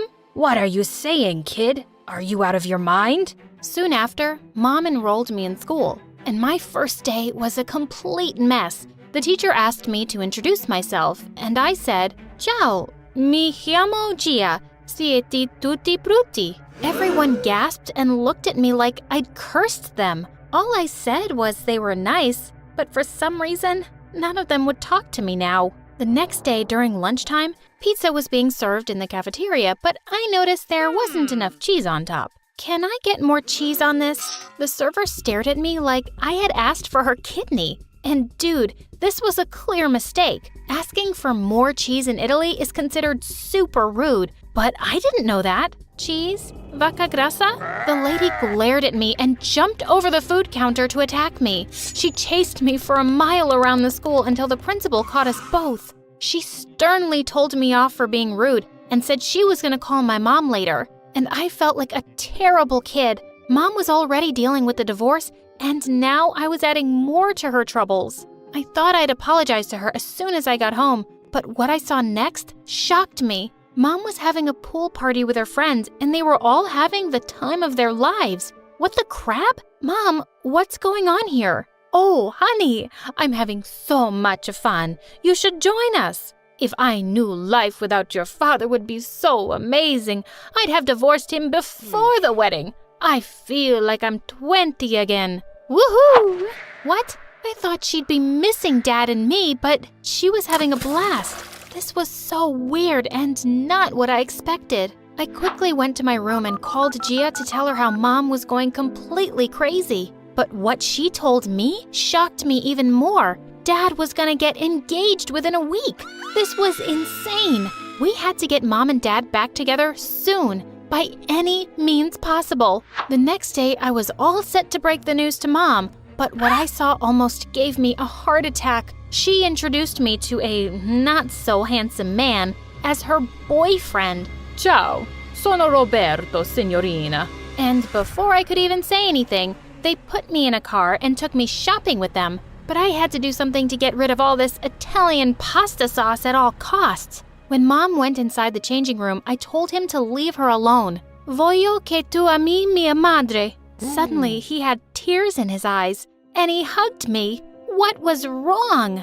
Then he took a rose from his pocket and proposed to my mom in the most romantic way possible. Sarai mia, signorina. Mom looked awestruck, and then she said the words that I dreaded the most. Si, lo farò. OMG, what the heck was happening? Our plan was literally falling apart. The next day, I stormed off to school in anger. But in the school corridor, a guy pulled my hand and started flirting with me. Hi, beautiful. Want to go and get some cheese with me? I'll open factories for you. Ew, he was so gross.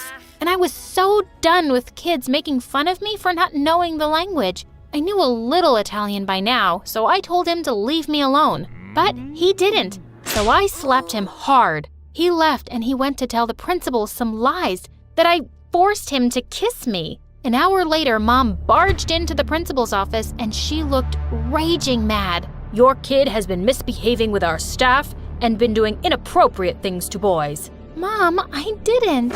Oh, I know my daughter very well. It's the school that's stupid, and I'm putting her into a better one. We are done here. Oh my God, she was so unpredictable. While driving me back home, I thought Mom would scold me, But instead, she said something that completely shocked me. It's okay, honey. If you're ever in a place where you're unhappy, then you can always move away. Just like I did, Ada. What? Did she just call me by my real name?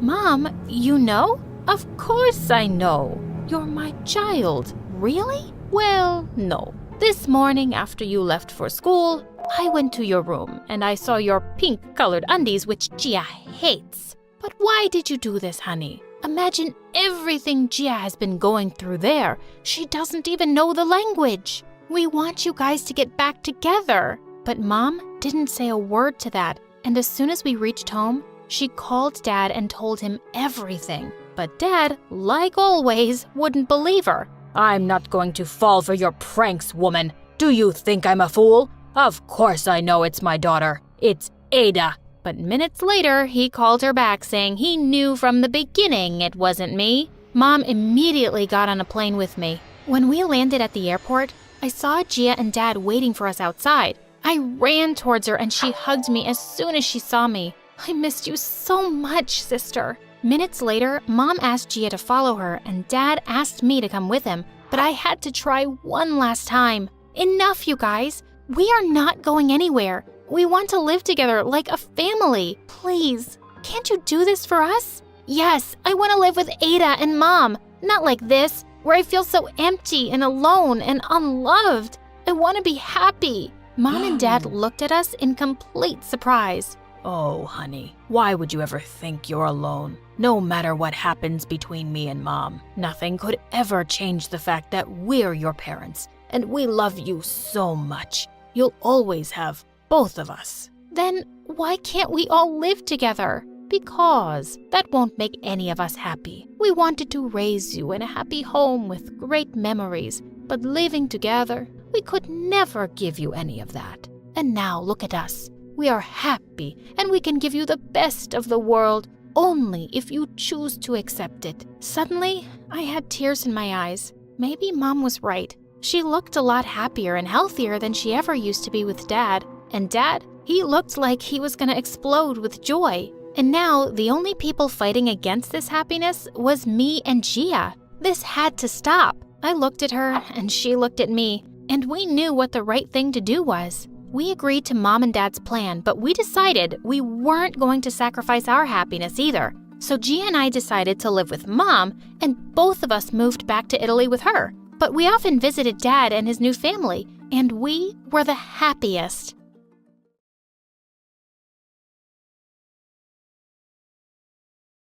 The first sound I ever heard in my life was a beeping so loud I thought my ears were going to explode. For 17 years, I'd lived in a bubble of silence, but my mom worked super hard and finally, she was able to afford hearing implants for me. Honestly though, the beeping wouldn't stop, and I thought if this was what the world of hearing was like, I'm not sure I would ever cope. I looked at my boyfriend and he was making all these weird sounds. My boyfriend is still deaf. He'll be getting the implants soon, so I signed to him to stop crying. And that's when he laughed and signed that it was me who was crying like that. I'd waited for this moment for so long, but little did I know how many crazy things I'd now be able to hear, including some big secrets that would change my life forever. Things were about to get wild. Before I share everything that happened to me, click the like and subscribe button, and who knows, maybe your hearing will become as sharp as mine, and you'll find out some secrets of your own too.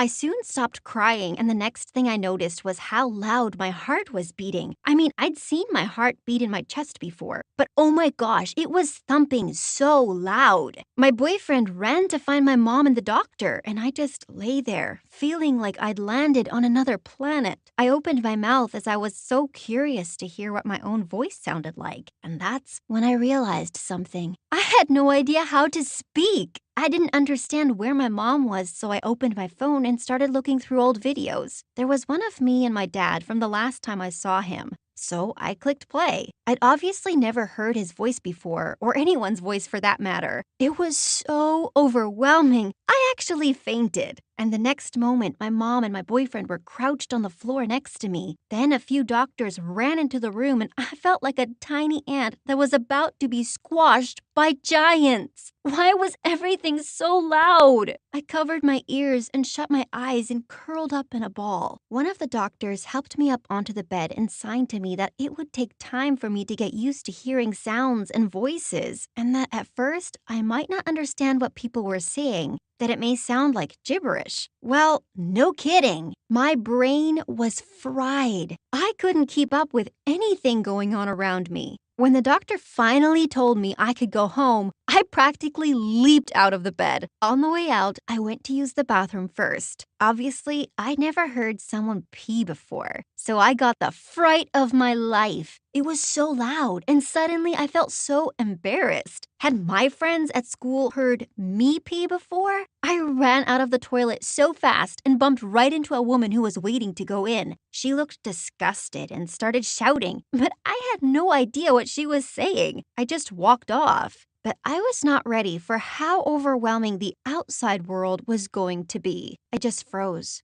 Cars were beeping, sirens were blaring, birds were flying everywhere and were making noises. Every time one flew near me, I ducked. They sounded so angry. I must have looked like an insane person. Then I heard something that sounded like a gunshot, and I just bolted across the road without even looking. I had no idea cars beeped, and I noticed just in time before a car almost crashed into me. The guy driving wound the window down and started shouting at me, and that made me think, was everyone always this angry? I ran straight into the park that I used to come to with my dad, and two of my friends from school were there. I felt so self-conscious about my new implants, and I didn't want them to see me. I hadn't told anyone at school about it, so I quickly ducked behind a tree. From there, I could still read their lips, and I couldn't believe what they were saying. How my boyfriend was only with me because it was easier to be with someone like him. But as soon as he gets his implants, he could get any girl he wanted, and that he was way too good for me. These girls were my so-called friends. How could they talk behind my back like this? A second later, my mom and boyfriend appeared in the park, and my mom looked angry. She was calling my name, and then the most awkward thing ever happened. She spotted my so-called friends and ran over to them asking if they'd seen me. She even told them I just had my implants done. They both went bright red and shook their heads, and suddenly I felt like they didn't deserve to get away with this.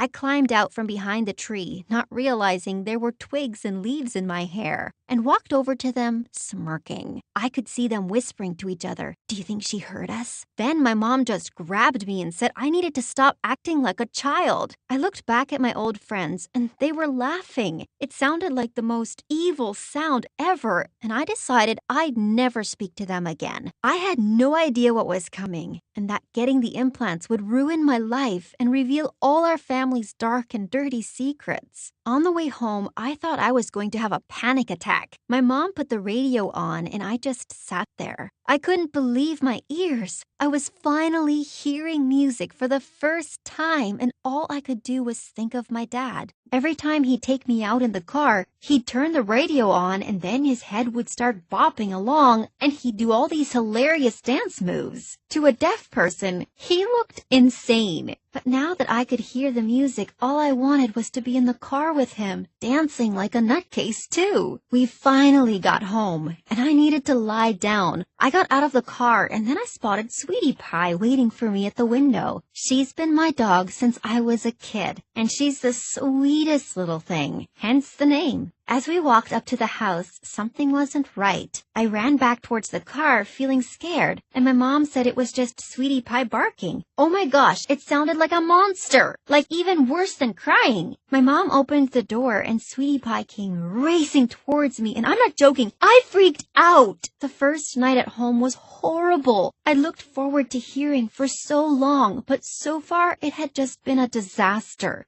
I couldn't sleep because everything was so loud. And then late at night, I heard voices.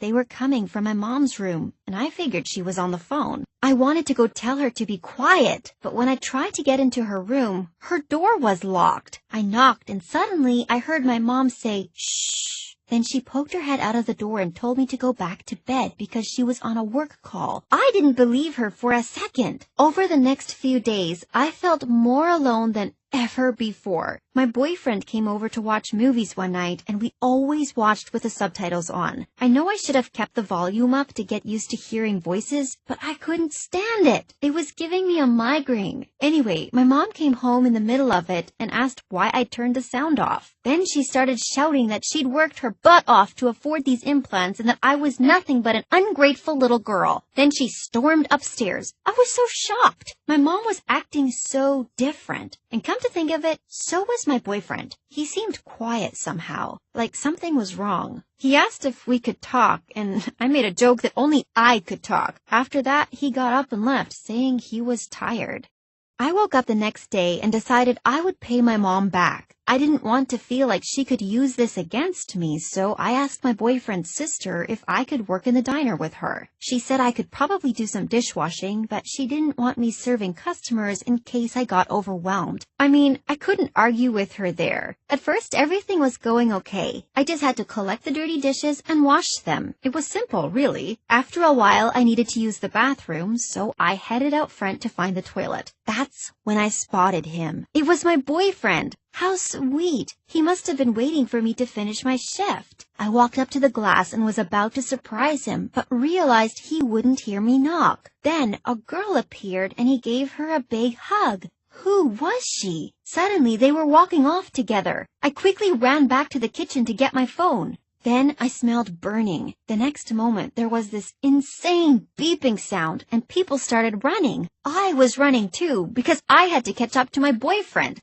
I looked around the kitchen, and it was up in flames, but I didn't care. My heart was up in flames too, and that was more important to me. I could hear my boyfriend's sister screaming my name, but I just kept running. I caught up to my boyfriend, but it was too late. He was kissing this girl. I started screaming. It was the first time I'd heard such a crazy sound coming out of my own mouth. People were looking at me in shock, but the only person I wanted to notice me was completely ignoring me. Of course, he couldn't hear me, but I thought at least the girl would. I noticed a woman running towards me asking if I was okay, but I just screamed at her and she quickly backed off. I was clearly scaring people. I tapped my boyfriend on the shoulder and he looked so shocked to see me. The girl he was with was so pretty, and I could tell she was deaf too. She signed to him asking who this monster was, and I swear I almost lost it. My boyfriend started walking away, and I signed back to her saying the only monster around here was the guy she was kissing, who just so happened to be my boyfriend. She looked really upset, and I thought it served her right. What did she have that I didn't? I chased after my boyfriend, and he just said that I'd changed too much and felt like he couldn't relate to me anymore. He said he'd tried to tell me, but I hadn't given him a chance to explain, and that he'd met that girl online and thought it was better if he dated someone who was also deaf. I couldn't believe it! What had I gained from getting these implants? Nothing, except one disaster after another. The day just went even more downhill after that. I got fired on my first shift, and my boyfriend's sister was so mad at me because it made her look bad. Great, I'd upset everyone. I went home and buried my head under the pillow, trying to block out all the sounds. My life was over. I'd been dumped because I could hear. I mean, how ridiculous is that? I must have fallen asleep because I woke up later that afternoon to a car pulling up outside. I looked out my window and saw it was a man, but I'd never seen him before. He knocked on the door, but I didn't want to answer. I crept downstairs, and then I heard him speaking. He was on the phone, and he was speaking to my mom. I heard him saying he was the house and that he thought it was time he finally met me. What? Who was this man? I thought about opening the door, but by then he'd got back in his car and driven off. Finally, my mom came home and she could tell straight away that I'd seen the man. She told me she could explain and that he was just a friend. Then she said my dad had left so long ago and that surely it was okay for her to date again. Okay, so he wasn't just a friend then. Had they been creeping around behind my back? I felt sick thinking about it. All I wanted was to see my dad. I missed him so much. I didn't want some other guy moving into our house. My mom asked if I could just give him a chance, saying I would really like him. Yeah, right. But what choice did I have? So that night, he came over for dinner. He acted like he knew everything about me. It was so weird. And then, when my mom was getting dessert, he said I was a lucky girl to have gotten these implants. I didn't like this guy one bit. My mom came back in and kept telling me to try practicing my speech, but I refused. At least if I used sign language, her boyfriend wouldn't know what I was saying. I signed to my mom that he was a loser. And then she screamed at me to go to my room. I couldn't wait to get out of there. As soon as I did, her boyfriend asked my mom if they could finally kiss now. And my mom told him to stop because now I could hear them. Ew! I sat on the stairs and wanted to text someone, but I realized I had no one. No one cared about me. I was about to go upstairs when I heard my mom's boyfriend start talking. I could see him through the crack in the door. What he said changed everything. I crept closer to the door so I could see and hear properly. He sounded annoyed and said, "Come on, you have to tell her we've been together for years. You can't hide this from her. And does she seriously believe you paid for her implants? Just tell her it was her dad. Maybe she could even go stay with him for a bit and we could get some alone time." I was stunned. My dad had paid for them, but my dad didn't even speak to me. He left to go live with some woman he'd met, at least that's what my mom had told me. But now I wasn't so sure. I waited for my mom to reply, but she was just quiet. For a second I thought my implants had stopped working, but then I heard a banging on my door. I opened the door and saw her boyfriend standing there, and then he said, "Nova, you have to know the truth. Me and your mom have been together for years. Your dad left when he found out about us, and he's been so desperate to get back into your life that he paid for your implants. There, that's the truth. Now excuse me, I need a smoke. I wanted this man to go away. Who did he think he was? But more than that, what was my mom playing at? She lied to me about everything. Here I was thinking she'd worked so hard to get me implants. But the whole time she'd been out on dates with her boyfriend, and it was my dad who'd been working hard. My mom told her boyfriend to go home, shouting that he'd ruined everything. Then she tried to apologize, but I didn't want to hear it. I didn't want to hear anything. All that had happened to me since getting these implants was that my life had been turned upside down. Sure, I could hear music and the sound of rain and Sweetie Pie's bark, but now I'd heard my friends talking about me behind my back. I'd lost my boyfriend, and now worst of all, my mom was a liar and my dad was actually the good guy. All these years, I'd been made to believe that my dad had run off with another woman when it had actually been my mom. I told my mom to give me my dad's number. All I wanted was to hear his voice. She'd done enough damage so she couldn't fight with me on this. She gave me his number and I called him. I was completely shaking. When he answered, I just started crying. And then he was crying and saying, "Nova, is that you? Oh, Nova, I miss you so much." I tried to speak, but nothing came out. My dad just kept crying, saying, "My baby can hear." It is so good to have my dad back in my life. As for my mom, things are still a bit weird between us, but we'll figure it out. I guess I am glad I finally got to hear, otherwise I might never have found out any of these secrets. But seriously, the world is loud. It's gonna take time to get used to it all, and as for speaking, well, one word at a time for now. Hey, I'm Celine, but my dad calls me Cece. My parents were always super rich. They had it all. Huge mansions, fancy cars, even their own helicopter. Mom really believed in keeping away bad luck, so she did all the crazy, superstitious stuff, like avoiding the number 13 and hating black cats. The day I was born, though, Mom almost dropped me when the nurse handed me to her. What is that? Look at her eyes.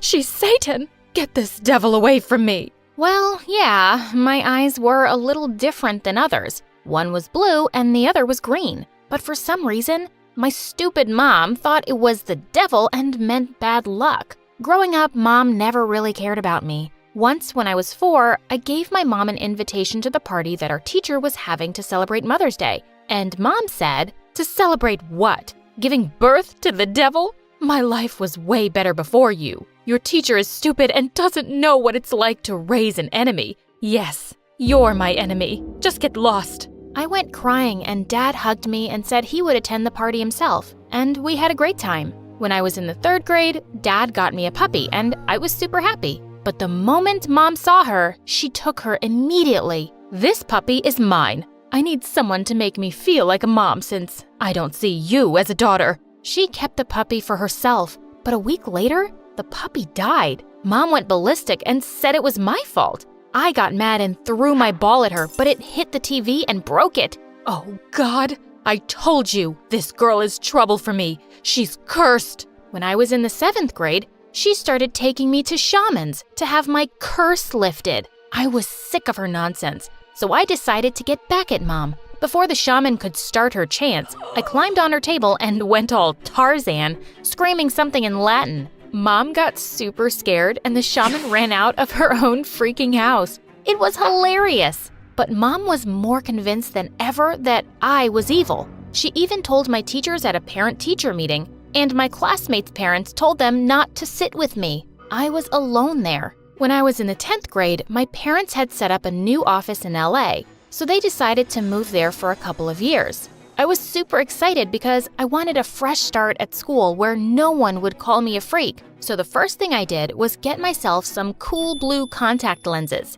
LA was so big and lively. I loved it there. On my first day of school, I received a warm welcome and even compliments on my eyes. A couple of days later, I saw the poster for cheerleading auditions and I decided to try my luck. And to my amazement, I got in. The captain of the cheerleading team, Tiffany, was super friendly to me. "I want you on the squad, girl." And just like that, I joined the group of the most popular girls in the school. I couldn't believe it. My life was getting better and better over the weeks. That is, until Tiffany offered to drive me home one day, and I happily said yes. But when we got home, we saw Mom outside, and she looked scary. She started calling out to me nonstop. I turned to Tiffany.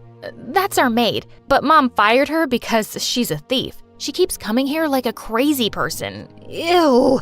"It's okay, Tiffany. You can go now. I'll deal with her. Mwah, mwah." When Tiffany drove off, I walked to Mom. "What now, Mom?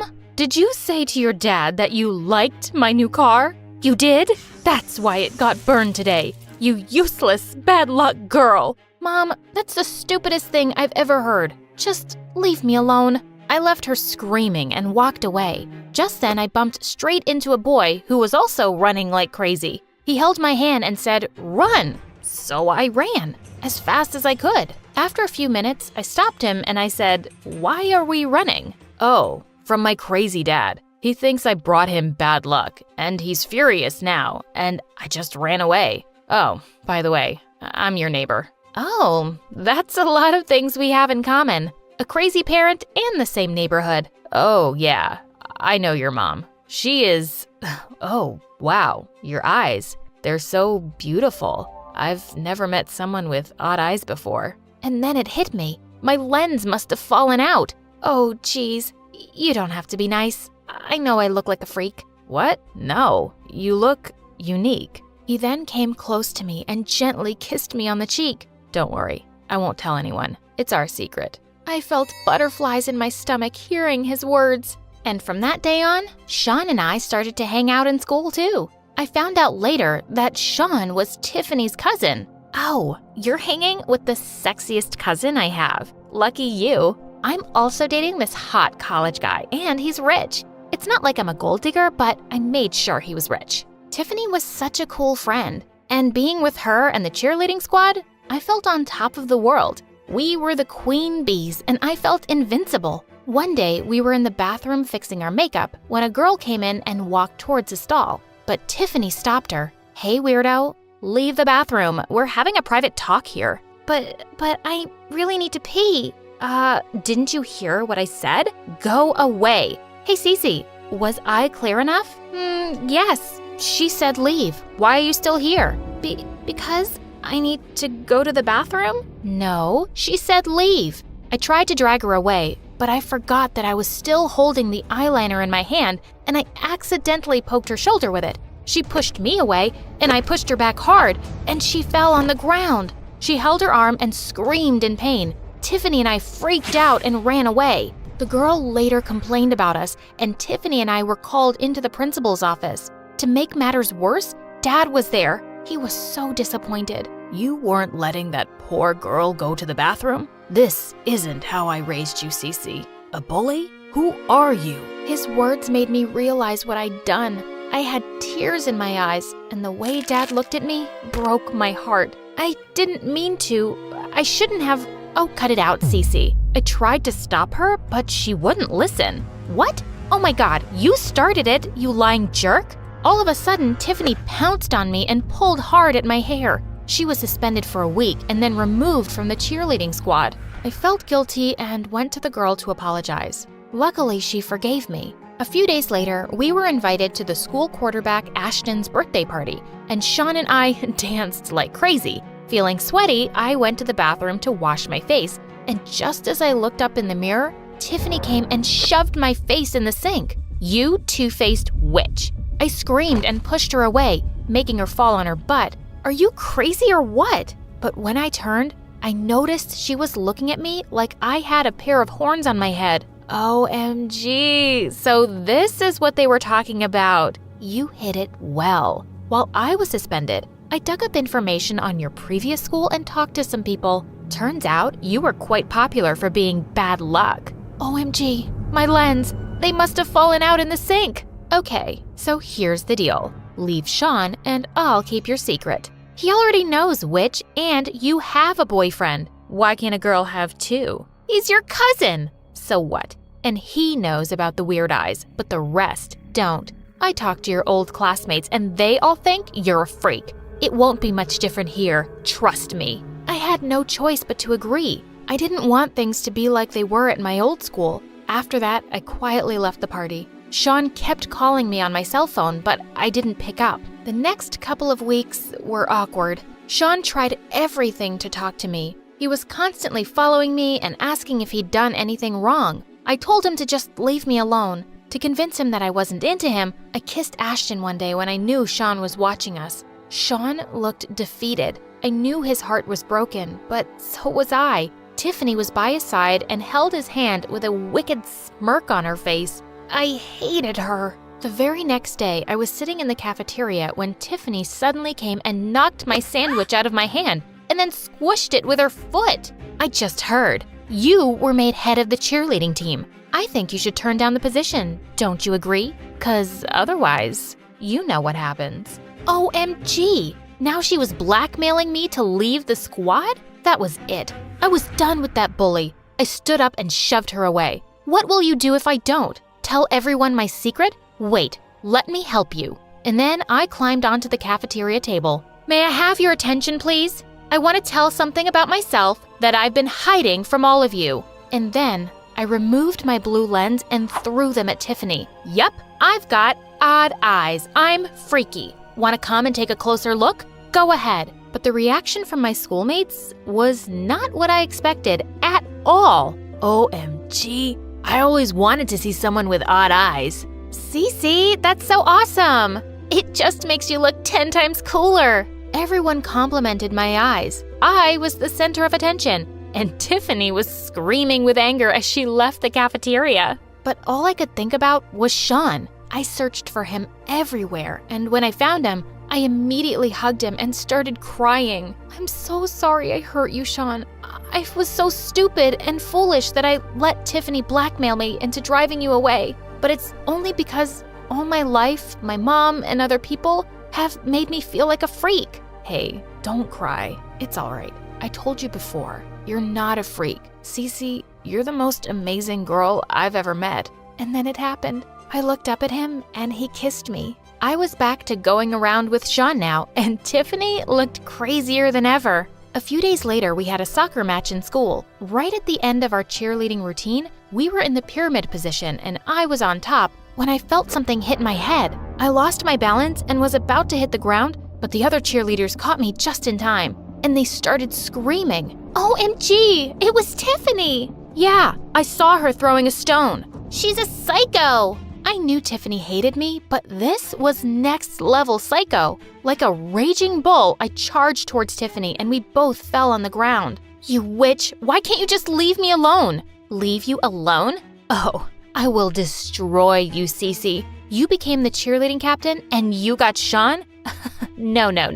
Not on my watch. Sweetie, it's already done. The cheerleading squad had called the principal and Tiffany was expelled. When I got home from the game that day, Mom noticed I wasn't wearing my lens, and she flipped out. "You've been going around like this? God knows what bad luck is going to come my way now. Go wear your lens. It makes me sick looking at you like this." You know what, Mom? Don't look at me. In fact, don't talk to me either. Just pretend I don't even exist. I'm just so sick of your stupid nonsense. All my life, you made me think I'm some kind of freak, but the only abnormal person I know is you. How dare you? Mom lifted her hand to slap me, but before she could, Dad caught her hand and pushed her away. "Pack your bags and get out." "What?" "Get out before I call the cops. You've hurt my daughter long enough. I'm not putting up with you anymore. Goodbye and good luck." Mom kicked and screamed, but Dad just threw her bags out. Then Dad hugged me. "I love you, Cece, and I'm so proud of you." "I love you too, Dad." And since then, our lives have been so much better.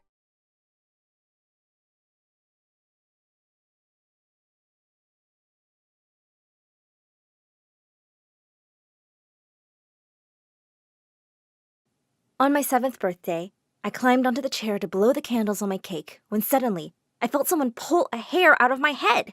Ow! I turned around to see that it was my older sister, and she was staring at the hair in horror. "Oh my God, Mom! Bonnie has inherited the problem from you!" "You shush! Everyone, sing the birthday song now!" "Happy birthday to you." What just happened?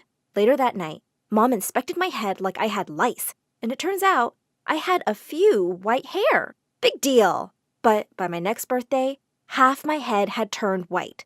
I thought I was transforming into some cool superhero, but Mom totally freaked. She had organic hair dyes imported from Brazil every month to color my hair a lovely deep brown. No one knew anything about my hair until I was 14, when suddenly everything changed. Hi, I'm Bonnie, and I have a condition called achromatrichia, which makes your hair suddenly turn white. Being different makes bullies think you're an easy target, but I showed them that I was not. Before I continue, click like and subscribe. The thing is, my parents used to be super rich, and we'd always live in a huge mansion and attend private schools. My oldest brother was a party animal, and my older sister's life revolved around shopping, salons, and changing boyfriends like clothes.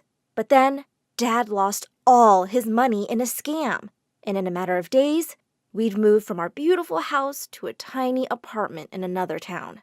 Dad became super depressed and watched TV all day, and Mom was doing her best to support us all. But my siblings could just not stop complaining. I had to share a room with my sister, and she wouldn't even let me sleep on the bed. One night, she was sobbing so loudly about how poor we were, I dragged my mattress into the bathroom and slept there. Peace at last.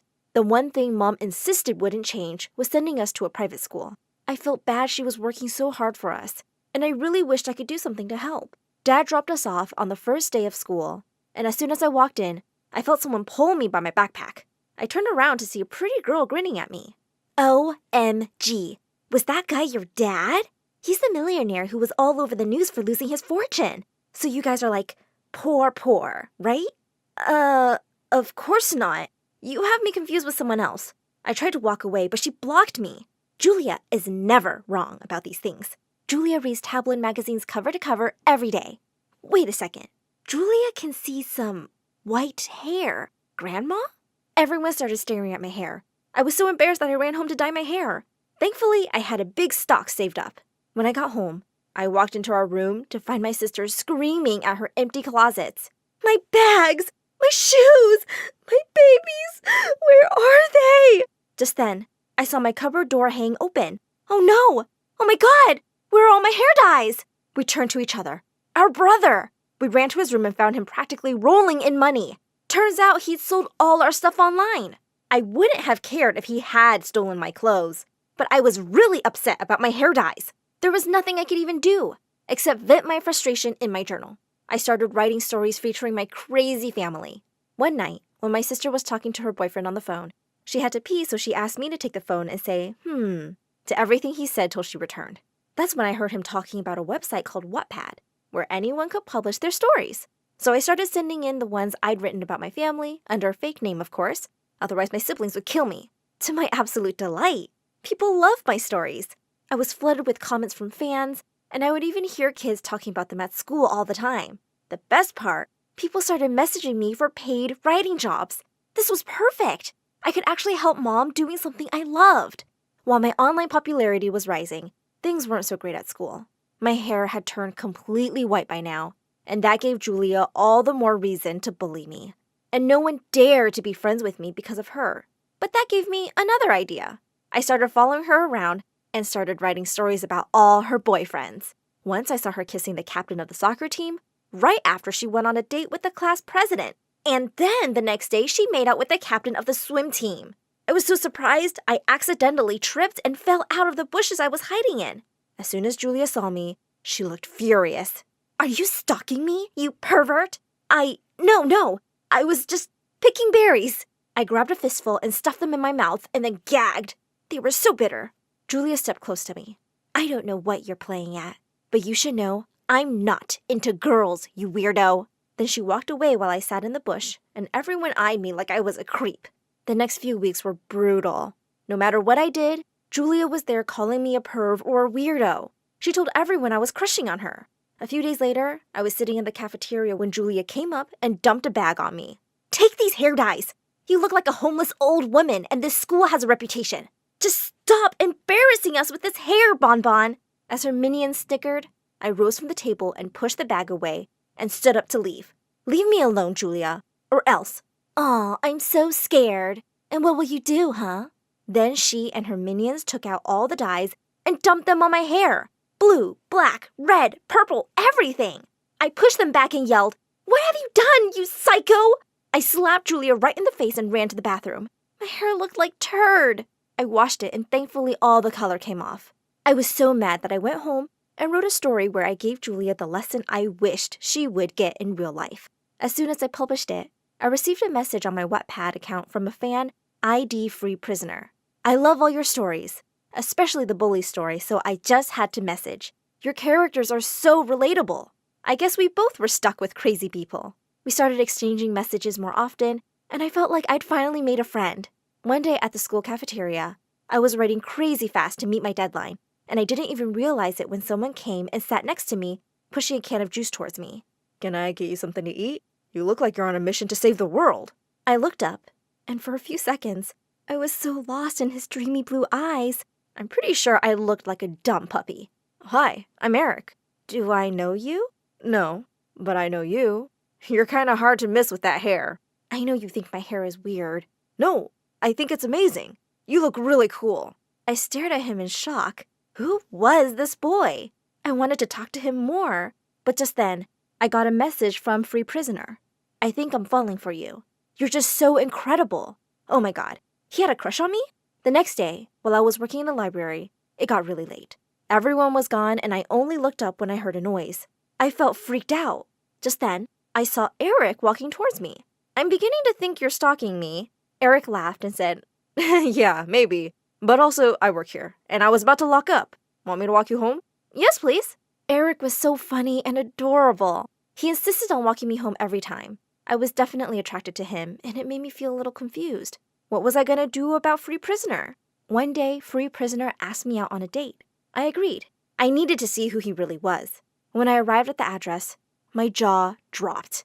It was a mansion bigger than ours used to be. I was greeted at the front door by a butler, who then led me to a large drawing room. And there were lit candles and flowers everywhere. At the far end was a high chair, and when someone suddenly spoke, "I've been dying to meet you."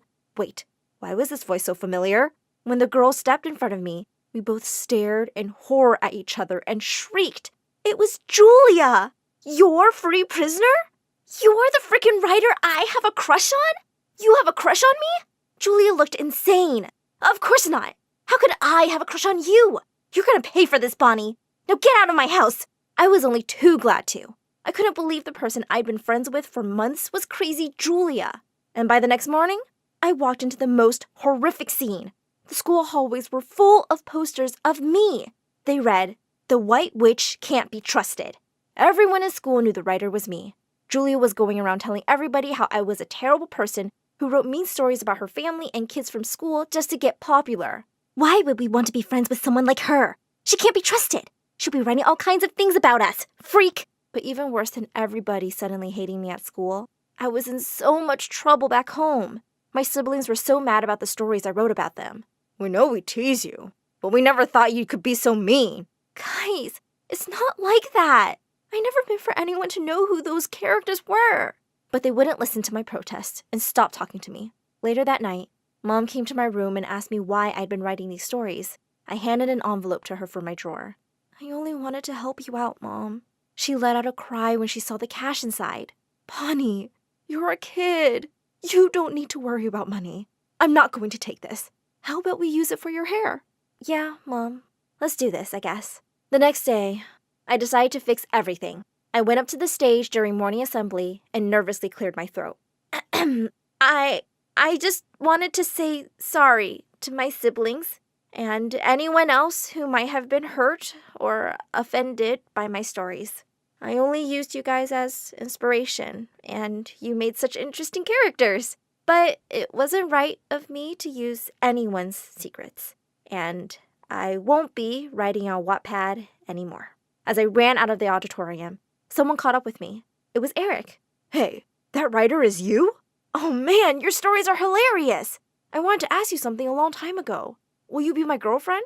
I grinned and pulled him in for a kiss. From the corner of my eye, I saw Julia storming off, and I followed her to the girls' bathroom. What do you want, freak? I just wanted to say, you and I have been friends for months online. We can actually get along. Why can't we be friends for real, Julia? She started to laugh. Friends? Oh, babe, how is that even possible? Look at your face, and your personality, and your ugly hair. I give charity to the poor. I don't befriend them.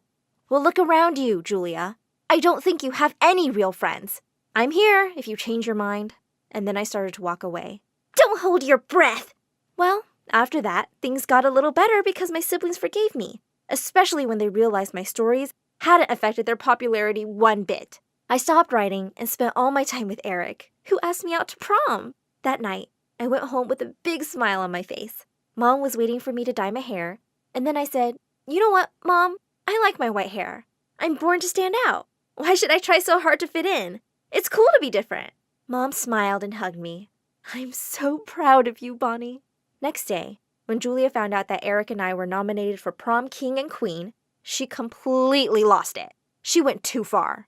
On the night of the prom, she started throwing a huge tantrum and even tried to snatch my crown. That's mine! I'm the only queen this school has. Not this ugly beggar with the ugliest hair I've ever seen. When the principal intervened, Julia called her an old hag and dumped the whole bowl of punch on her. An hour later, she was expelled. Even though so many of the others laughed, I felt sorry for her because I knew there was a nice person inside her. But all her insecurities just made her a big bully. After that, high school was not so crazy. I got a scholarship for a writing program, and 4 years later, I joined a publishing house as a book editor. Fast forward a few years, and I'm married to Eric now, with 2 beautiful kids.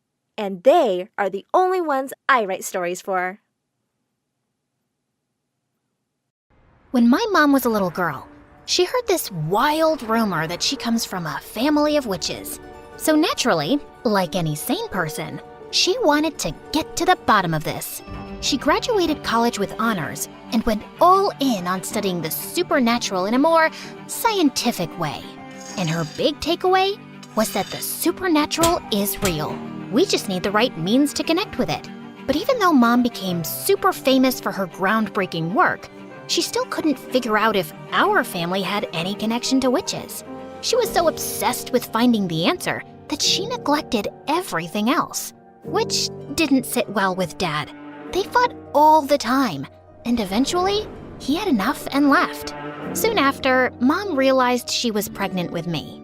So she dropped her research, moved into her childhood home with Aunt Jessie, and became the most devoted mom ever. But the second I started high school, she drove right back into her witch hunt. She even had this creepy little office where she kept all the souvenirs from her years of research. And Aunt Jessie absolutely hated that place. Oh my God, Kara, who gave you that awful haircut? Mom did. What's wrong? Nothing, except you looked like a shaved squirrel. She looks fine, Jessie. And why are you in my office anyway? I thought you hated coming here. I do. It's just that I need some money. I'm traveling to Bora Bora tomorrow with Jack, and I don't want him to see me as some wannabe leeching off his money. Who's Jack? I thought you were dating Mark. Ugh, Mark was such a bore, so I broke up with him. Now I'm dating Jack. You know he's an entrepreneur and he owns a yacht? A yacht! Only 1,000% of the world population own a yacht, and Jack is one of them. Now, if you're done interrogating me, can I have some cash? Aunt Jessie was Mom's twin sister, but unlike Mom, Jessie was a total free spirit. She drifted from place to place, never held down a steady job, and dreamed of marrying rich so she'd never have to work. Mom thought Jessie was a total flake, and for Jessie, Mom was one science experiment away from turning into a mad scientist. So, obviously, they never got along, and life went on. Until one day, everything changed. Yeah, we say that a lot around here. Just like we keep asking you to like and subscribe. So please go ahead and do that. Anyway, Mom was in her creepy office doing her usual research when we heard a loud crash. Jessie and I rushed in to check on her, and there she was, passed out cold on the floor.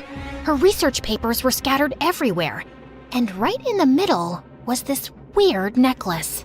I ran to Mom's side while Aunt Jessie called the ambulance, but when the paramedics arrived, they said she was in a coma.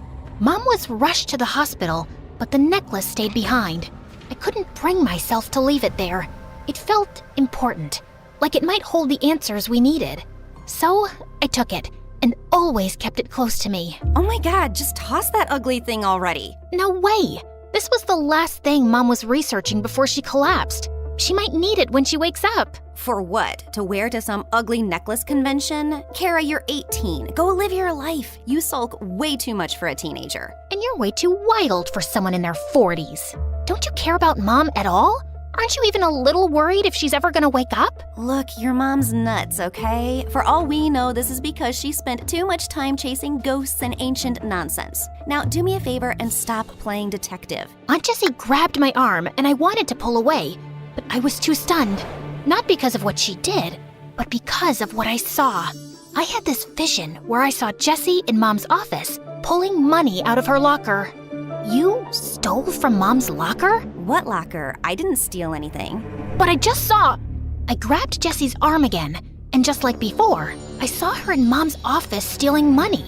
I was trying to make sense of what was happening, when suddenly, my eyes fell on the necklace in my hand. I kept it down and touched Jessie again, and nothing. No visions this time. Could this necklace actually be showing me something? Oh no, you've got that look. The same one your mom got whenever she went on about ghosts or spirits or whatever nonsense she wasted her life chasing. Jessie kept groaning about something, but my brain was stuck on the fact that the necklace actually had powers. Every time I held it, these weird flashes would hit me. I didn't totally get what they were. Maybe they were some blurry sneak peeks into the future. Honestly, with Jessie's track record, seeing her steal from Mom felt pretty believable. But I needed proof that this thing was legit.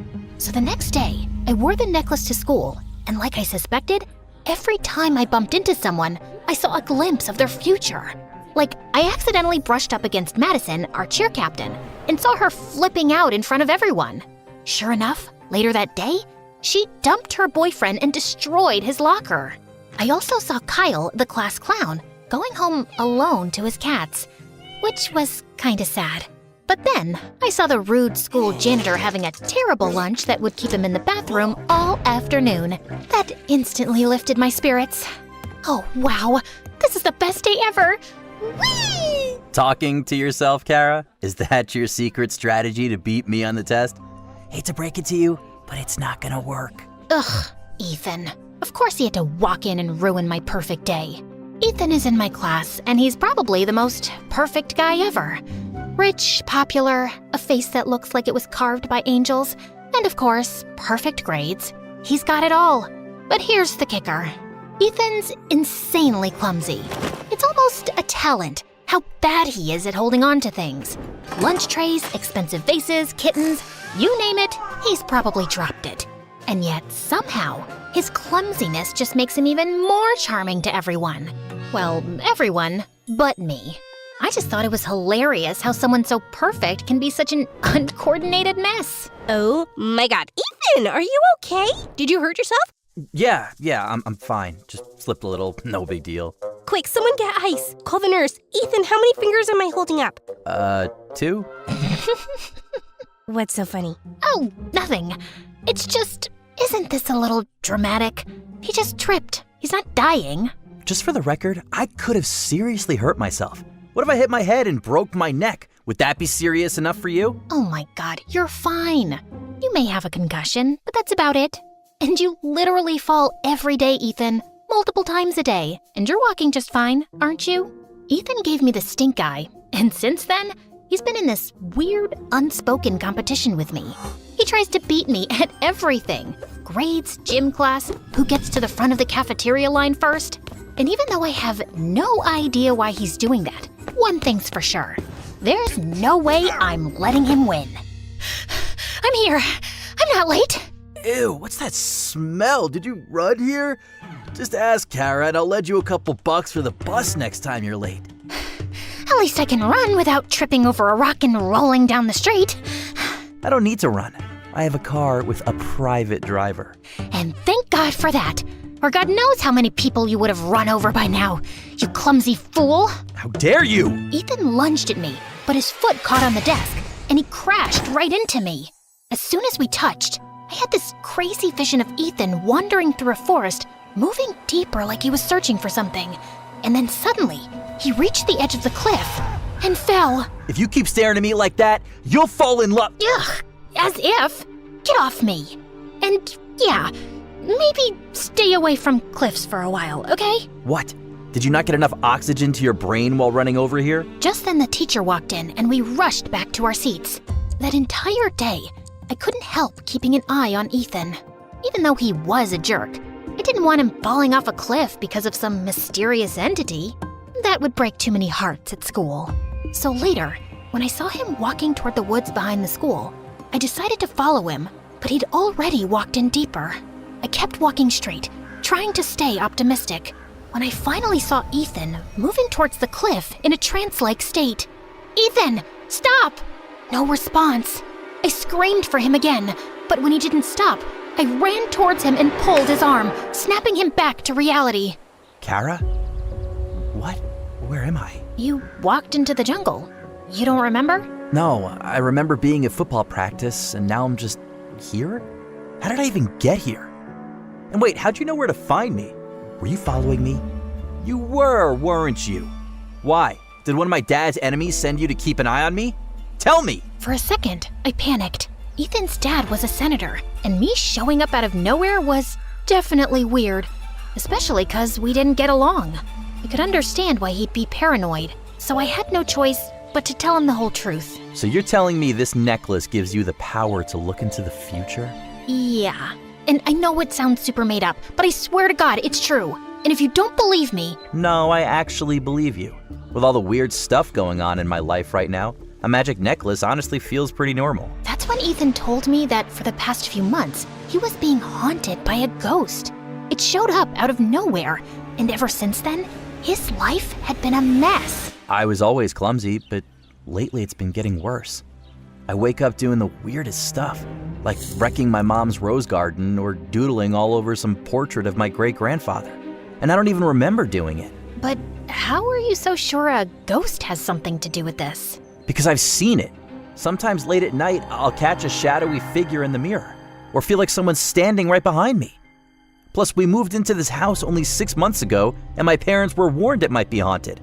But the house belonged to my great-grandfather, and Dad was obsessed with renovating it and moving in as soon as possible. And now I'm haunted by this stupid ghost who probably wants me dead. I stared at him, trying to process what he'd just said. A ghost was making Ethan clumsy and dangerous?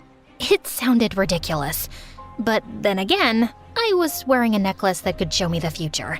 So maybe this wasn't totally ridiculous. You think I'm an idiot? Yes, but that's beside the point. Seems like this ghost has some serious beef with you, and we need to make sure it doesn't totally wreck your life. Follow me. Ethan watched me suspiciously, but followed me anyway, and I took him home. I led him to Mom's office, dug through some of her stuff, and pulled out a protective talisman. This should keep you safe for a while. Although the ghost might still mess with your mind, it won't be able to harm you fatally. Gee, thanks. That's reassuring.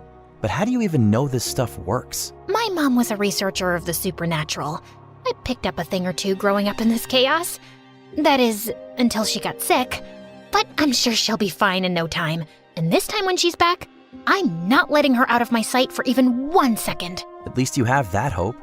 I live in the same house as my parents, and I barely see them. Last month, when I kept waking up in random places around the house, my dad just hired a sleep specialist, then a psychiatrist, then a guard to lock my door at night. Not once did he ask me what was actually wrong. Just threw money at it until it looked fixed and I didn't cause any drama. That sounds rough, but I guess we all have our battles. I guess we do. Since then, Ethan and I were practically inseparable. Honestly, it wasn't by choice. Ethan was convinced he couldn't survive without me. And to be fair, he wasn't entirely wrong. At first, the things I saw ahead of time were small, like stopping him from burning his tongue on hot cocoa or mixing up sugar and salt. But as the week went on, things got way more intense. First, I saved him from falling into the fountain in the school courtyard. Then it was dodging a soccer ball that almost slammed into his face. But things got really serious during science class when he nearly mixed 2 dangerous chemicals together, and I had to jump out of my seat to stop him. It looks like every time I stop you from a disaster, the ghost just gets angrier and pushes you into an even bigger one. We need to stop this. Did you sprinkle salt along the floor right up against the walls of your room like I asked you to? That's the only way to keep the ghost out of your room. Of course I did, but the cleaning staff always sweeps it up and complains to my parents about the mess. They think I've lost my mind. Then ask one of your bodyguards to watch over you at night. You've got plenty of those, don't you? What am I, 5? My parents would think it's weird. You have to come up with a better solution. Like what? I can't watch you 24/7, Ethan. There's got to be another way. I have an idea. Ethan's brilliant idea was to sneak me into his massive walk-in closet overnight without anyone noticing.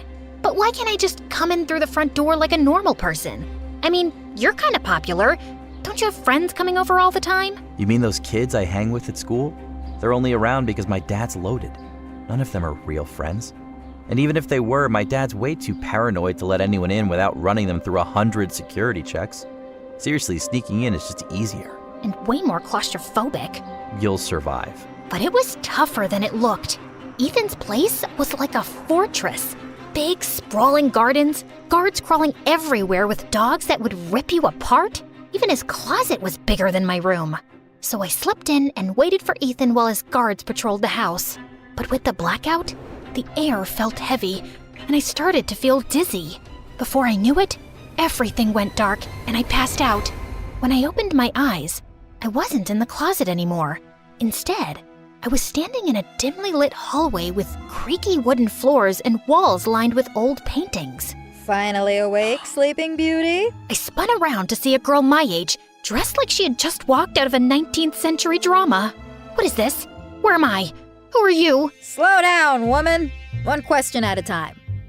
You're having a dream, and I'm the ghost of this gorgeous house. You're the one haunting Ethan? Haunting is such a dramatic word. Let's just say I'm invested in his miserable little life. Why? Because I enjoy tormenting pretty boys. In life, I scarcely had the time for such amusements, but now, as a ghost, I can slip in and out of their lives as I please. It's one of the few pleasures I have left. Now, if you're done pestering me with questions, there's something important I need to show you. She led me down a narrow staircase and finally stopped in a weird cave that looked like it was centuries old. The walls were all stone, and on them were strange looping symbols repeated over and over in neat rows. I was trying to make sense of what they meant when the ghost gestured towards the end of the cave, to a red door. If you want answers, just walk through that door. What's behind it? The truth. You're really enjoying this, aren't you? Oh, immensely. Now do as I say. You don't have much time. I took a deep breath and walked over to the door. But just as I was about to turn the knob, I heard a scream coming from the end of the cave. I got so spooked, I immediately recoiled and fell.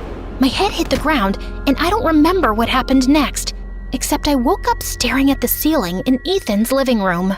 I slowly got up, trying to make sense of what happened, when I saw Ethan holding a lighter, standing inches away from the curtains.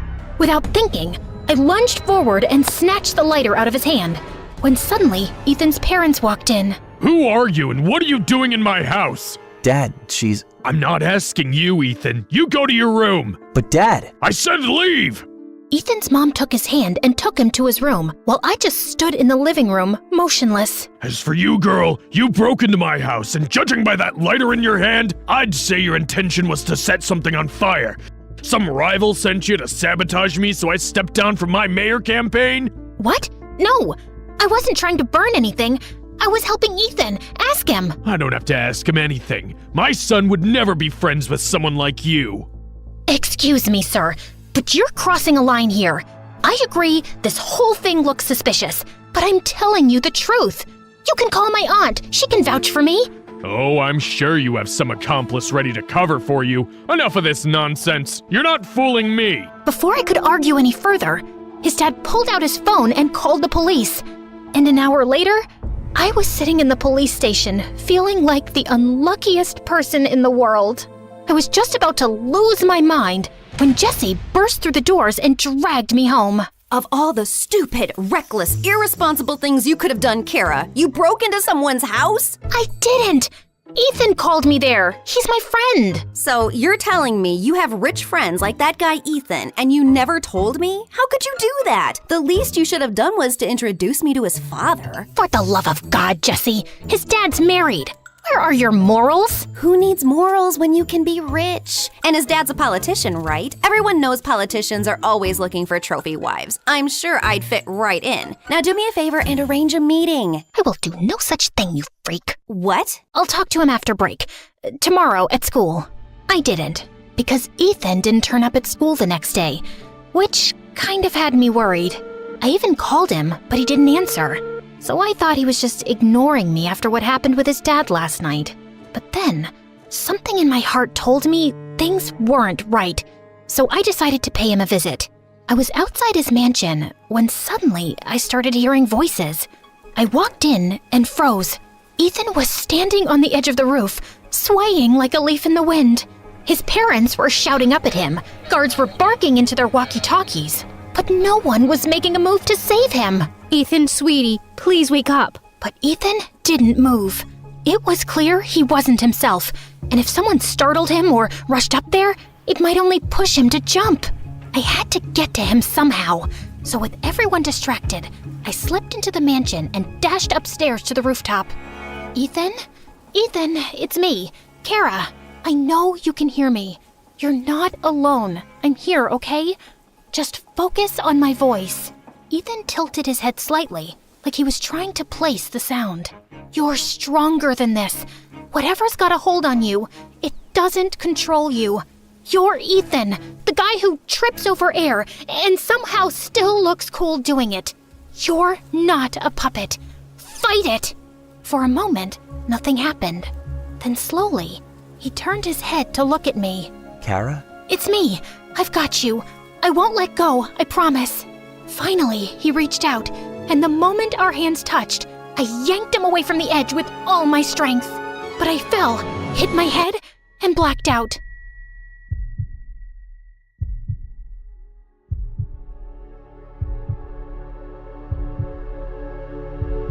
And when I woke up, I was in Ethan's room. What happened? You hit your head. Kara, I don't know how to thank you. If you hadn't come, I don't think I'd still be here. Good thing I showed up then. There's also something else you should know. Ethan reached into his pocket and pulled out my necklace. The chain was snapped, and the strange pendant was cracked right down the middle. I found it next to you after you fell. Oh no! It was the one thing that still connected me to my mom. I'm so sorry, Kara. I'm sorry that I dragged you into this mess. It wasn't your battle to fight. In fact, there's something you should know. And Ethan told me that he wasn't actually possessed, but had a rare psychological disorder that caused blackouts and hallucinations. It started when he was a kid, but it went away. We thought it was fine until these past few months. He started having these episodes. His dad's political campaign, the pressure, moving into this old place with all its creepy stories. It must have triggered it again. And we tried to keep him safe, secured the entire place, but we failed. My parents didn't tell me this because they thought I might freak out and maybe the condition will worsen. But what's worse than jumping off a roof? Sorry, bad time to joke. But the bottom line is that I'm truly sorry for everything I've put you through. And I'd really love it if we could be friends. Ethan was still talking when my phone buzzed. It was Aunt Jessie, and she told me that Mom was finally awake. I told Ethan, and he immediately offered to take me to the hospital. As soon as we reached the hospital, I rushed into Mom's room and held her tight. Oh, thank God. I was so scared I'd never get to see you again. Oh, my sweet girl, I missed you too. And I've got to say this, you've been so brave. But Mom, I messed up. I broke the necklace. Well, you kind of did me a favor there. Mom's eyes drifted to the broken necklace, and she told me that it wasn't just some souvenir, but an ancient relic designed to imprison souls. I studied it thinking it would confirm our family's history with witchcraft. I thought if I could connect my spirit to it, I'd gain the wisdom I'd been seeking. Instead, the necklace trapped me. My body stayed here in a coma, but my spirit was locked inside. But when it broke, it lost its hold. My soul was released and returned to my body. So, you were in this necklace all this time? In a way, yes. I've been watching you, and you've been so brave, Kara. Although I got a bit freaked out when I saw you walking towards that red door. Wait, you know about the red door? How? I never told anyone about that vision. I know because I was there. That scream you heard was mine. And it wasn't a vision, Kara. The necklace was messing with your head. It feeds off your fears and uncertainties. And when it sensed your confusion about Ethan's haunting, it created the image of a ghost to prey on your emotions. It was all a trick to get you to walk through that red door willingly. And if you had, you'd be trapped just like I was. So, you mean everything I saw in my visions was my imagination? But what about the stuff that came true? The necklace has this strange power of showing you bits and pieces of the future, but never the full picture. It keeps you curious, making you rely on it to guide you. That's how it earns your trust and manipulates you. I think I'm gonna lose my mind. No, you won't, because I will never let this happen again. I'm done with these studies, Kara. I lost sight of what matters and nearly lost everything. I think I want to focus on my family again. I'd love that too, Mom. Great! Now that you're both reunited, maybe we can talk about my Bora Bora trip? No? Fine, I'll just sit here quietly. We all laughed, and it felt like a new chapter had begun. The necklace was gone, Mom was awake and back with me. And as for Ethan, well, he's still clumsy as ever. But at least he's taking therapy, so he won't roll off another building and blame it on a ghost.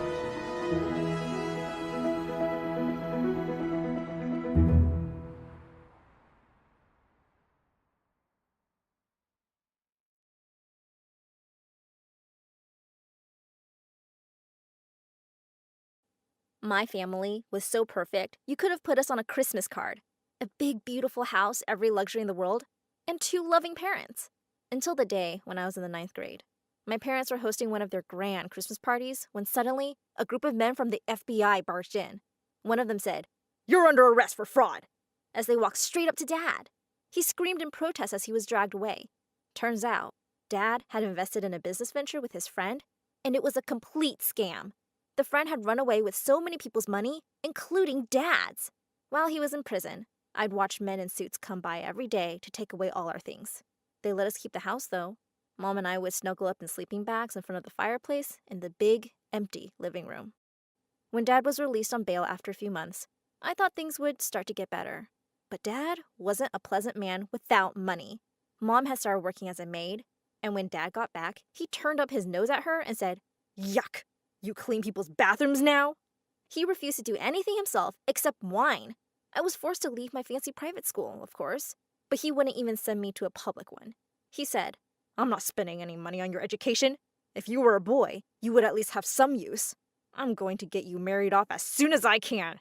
One evening, Dad walked in looking happier than he had in ages, and he was carrying takeaway food bags from our favorite sushi place. Mom glared at him and said, "What's that?" "The money I gave you was for a month's worth of groceries." Dad snapped at her. "Be quiet, woman. We have guests coming over in an hour. Can you try to look less like a miserable beggar, please?" Dave and Jenna, who were friends of my dad, came in with their son Jason, and they looked at us with pity as they sat down. Most of Dad's friends had disappeared as fast as his money had, but I'd always liked these two. Just as they were leaving, Dave turned to Dad and handed him some money. He said, "You shouldn't have to spend so much on dinner. Let us make it up to you." Dad looked furious. He shouted, "How dare you insult me like this? Get out of my house!" Mom started to say, "We could do with the money." But Dad carried on screaming at our guests to leave, and they hurried away. He turned to me and said, "I can't believe I wanted you to marry that jerk's son." Mom said, annoyed, "She's too young to be thinking about marriage." Dad said it was never too early to be thinking about it, and that my only chance of doing well in the world was to marry someone rich. Suddenly, Mom rose from the table and said nastily, "Well, I married a rich man, and look where I am now." She flung the table aside and walked out of the room. A few days later, we heard loud bang on our door. When Dad opened it, some men walked in and flashed a piece of paper in his face, saying the house had been seized and we would have to leave immediately. I couldn't believe it. We were homeless. We packed our few belongings and went to the nearest homeless shelter. Dad looked in disgust at the watery soup served for dinner. He wouldn't lie down on the beds either because he was sure they were full of bedbugs. In the morning, as Mom was heading out for work, a woman drove up to the entrance of the shelter in her flashy red convertible and honked loudly. Dad came running out and, to our shock, jumped into the car and said, "Hey babe, I missed you." I realized that it was his former secretary. He looked back at us and said, "This place is just too filthy for me. I'll be staying with Amanda from now on." And they drove off while Mom screamed at him and called him all sorts of names. Mom turned to me and said, "I knew he was cheating on me. Now that Mr. Good-for-Nothing is gone, I have to tell you something."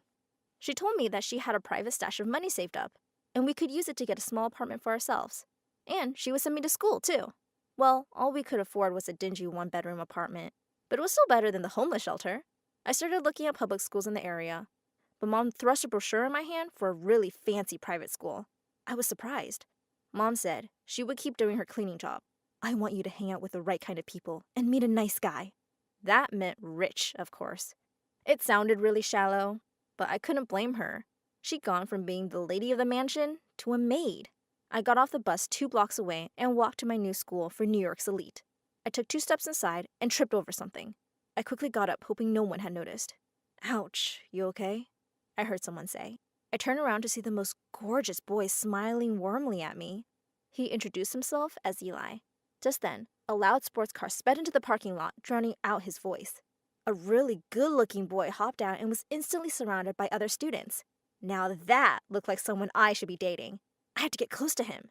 He was rich, and Mom would be so happy. But that annoying Eli wouldn't leave me alone. I could tell he was totally into me. At lunch, Logan, the hot guy, came over to me. With a grin, he said, "I don't believe we've met. A pretty girl like you shouldn't be sitting alone." Yes! I batted my eyelashes.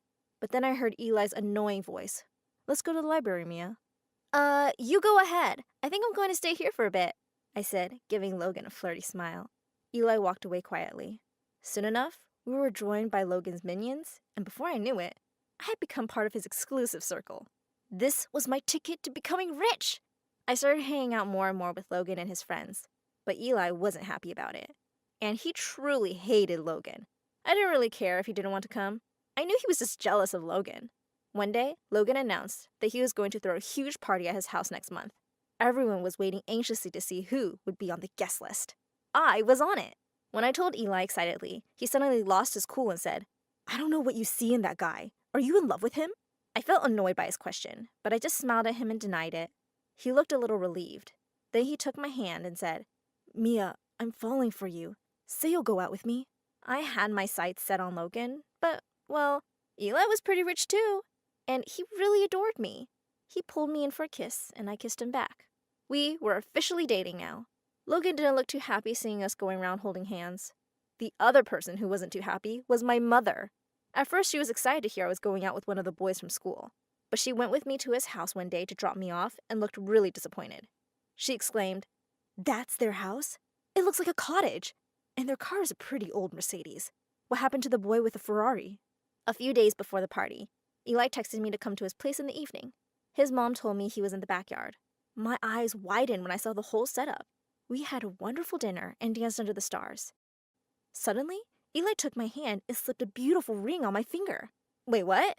Had this guy just proposed to me? And not even waited for me to say yes? He smiled and said, "It's a promise ring. Maybe you'll marry me one day when we're older." It was kind of hard to say no at this point, and Eli was so sweet. I smiled and nodded. When I reached Logan's place for the party, my jaw dropped. It was the biggest mansion I'd ever seen. Logan was outside greeting all his guests. He looked really happy to see me. His parents are away, and he gave us a tour of the house. I was having a hard time not looking completely awestruck. Logan was so much richer than I thought. Outside by the pool, while everyone was dancing, Logan came up to me and whispered in my ear that I looked really pretty tonight. Before I knew it, he was pulling me in for a kiss. I was about to pull away, but then I thought, he's so much richer than Eli, and I kissed him back. It was totally harmless anyway. The next day at school, Eli seemed to be in a really bad mood. He wouldn't even look at me. I caught up with him and asked what the matter was. He turned to me coldly. "It's over, Mia. I'm breaking up with you." He took his phone out and showed me some Instagram posts. I stared at them, horrified. Someone from the party last night had taken pictures of me and Logan kissing. And Logan was the one who posted them. "Eli," I started, but he walked off before I could say another word. I ran to the girls' bathroom and burst into tears. I knew I'd just lost my best friend. Logan hadn't come to school that day, and I headed straight to his place in the afternoon to confront him. He had no right to post pictures of me without my permission. I rang the bell loudly several times, and a well-dressed woman answered the door looking annoyed. "I didn't know his parents were back already," she said coldly. "What do you want?" I said hesitantly. Hi. I'm Logan's friend, Mia. I'm here to see him." She rolled her eyes and said, "No one by that name lives here. Goodbye." Then she slammed the door in my face. I was shocked. How was this possible? The next day, when he turned up at school, Logan greeted me with a grin and planted a big kiss on my lips. I saw Eli looking at us before walking away. My heart sank. I had decided not to confront Logan right away, so I pretended everything was okay. Later, while I was hanging out with Logan and his friends during lunch break, I heard an all too familiar voice. It was Dad. Dad said, "Well, well, well. Having you become all fancy again. What are you doing here, Dad?" I hissed. "I want to know what you're doing, Mia," he shouted. "Where are you getting the money for this school? Have you moved out of the homeless shelter? I've left Amanda and I'm ready to move in." Logan let go of my hand abruptly and looked at me in disgust. "Ew, you live in a homeless shelter? I can't believe I kissed you." I could feel everybody's eyes on me and wanted the ground to swallow me up. I could see Eli's face in the crowd. He looked shocked, but also like he felt sorry for me. A couple of school guards started pulling my father away. He shouted, "I'll find you and your mother, Mia! I want my share of the money!" I ran away from there as soon as I could. Mom was furious that Dad had ruined everything for me. She screamed, "That man can't stop ruining our lives, can he?" She decided there was no point in sending me to that school anymore. "Everyone there knows you're poor. I'll find another school." Feeling really sad, I went to school briefly the next day to clear out my locker. I could hear people whispering around me and tried to leave as soon as possible. Just as I was leaving, I saw Logan heading out too. I decided to follow him and ask him why he had ruined everything by posting my pictures. He led me straight to the mansion he'd had the party at. What was going on? I was just going to ask him. I peeked over the wall and froze on the spot. There was Logan, wearing gardener's clothes and mowing the lawn. A woman who looked just like him came over to kiss him on the cheek and headed inside with cleaning supplies. Just then, Logan spotted my head over the wall and turned pale. He slowly walked out of the gate towards me. Almost crying, he begged, "Mia, please don't tell anyone. It'll ruin me." He went on to explain that he and his mom worked here. The owners were really nice and were paying for the school since his dad had left them a few years ago. They'd sometimes even get their chauffeur to pick him up and drop him off. And his real name was Joe. I said, "I'll keep your secret, Joe, but you better start treating the people around you a little better. And take my pictures off your Instagram, jerk." Mom was shocked to find out that Logan was so poor. She said, "Maybe you should just be friends with Eli again. At least they have their own house and car." That was it, I shouted. "I've had enough, Mom. I'm sorry that your life is so hard now, but I'm not running after rich boys. Eli really loved me, and I broke his heart." I ran out and headed straight to Eli's place. I knew he wouldn't want to have anything to do with me, but I had to apologize. and I would give back his ring. I rang the bell several times, but no one answered the door, and the house still looked empty. Later that evening, I saw some news on the TV about a robbery at a big jewelry store in a nearby town. A policeman was proudly telling the news reporter that they had been looking for these thieves for years and had finally caught them. They were going to jail for a long time, and their teenage son would be sent to a foster home. I nearly fell off my chair in surprise when I saw their faces on the TV. It was Eli's parents. I looked down at the ring on my finger. I was pretty sure now that it was a real diamond ring. I decided to focus on my studies and work really hard to make my life better for Mom and me. We moved away to another city so Dad wouldn't come around to make us miserable. Years later, I went on to become a flight attendant, a job I really loved. As I stopped at a cafe after a long flight, a waiter approached my table. "Nice ring. Must be one lucky guy." I looked up in shock when I heard that voice. It was Eli. He sat down next to me and took my hand. He said he had known all this time that his parents were criminals, but he wasn't sentenced because he was too young. He didn't want the same life for himself. He said softly, "You never sold the ring?" Teary-eyed, I said, "I couldn't." He smiled. "Are you ready to keep your promise?" I smiled back and said, "Yes, I am." He took out a small box from his coat pocket and placed it in front of me. Inside was a dazzling emerald ring. That kind of ring on a waiter's salary? I was pretty sure it was stolen, but I took it anyway.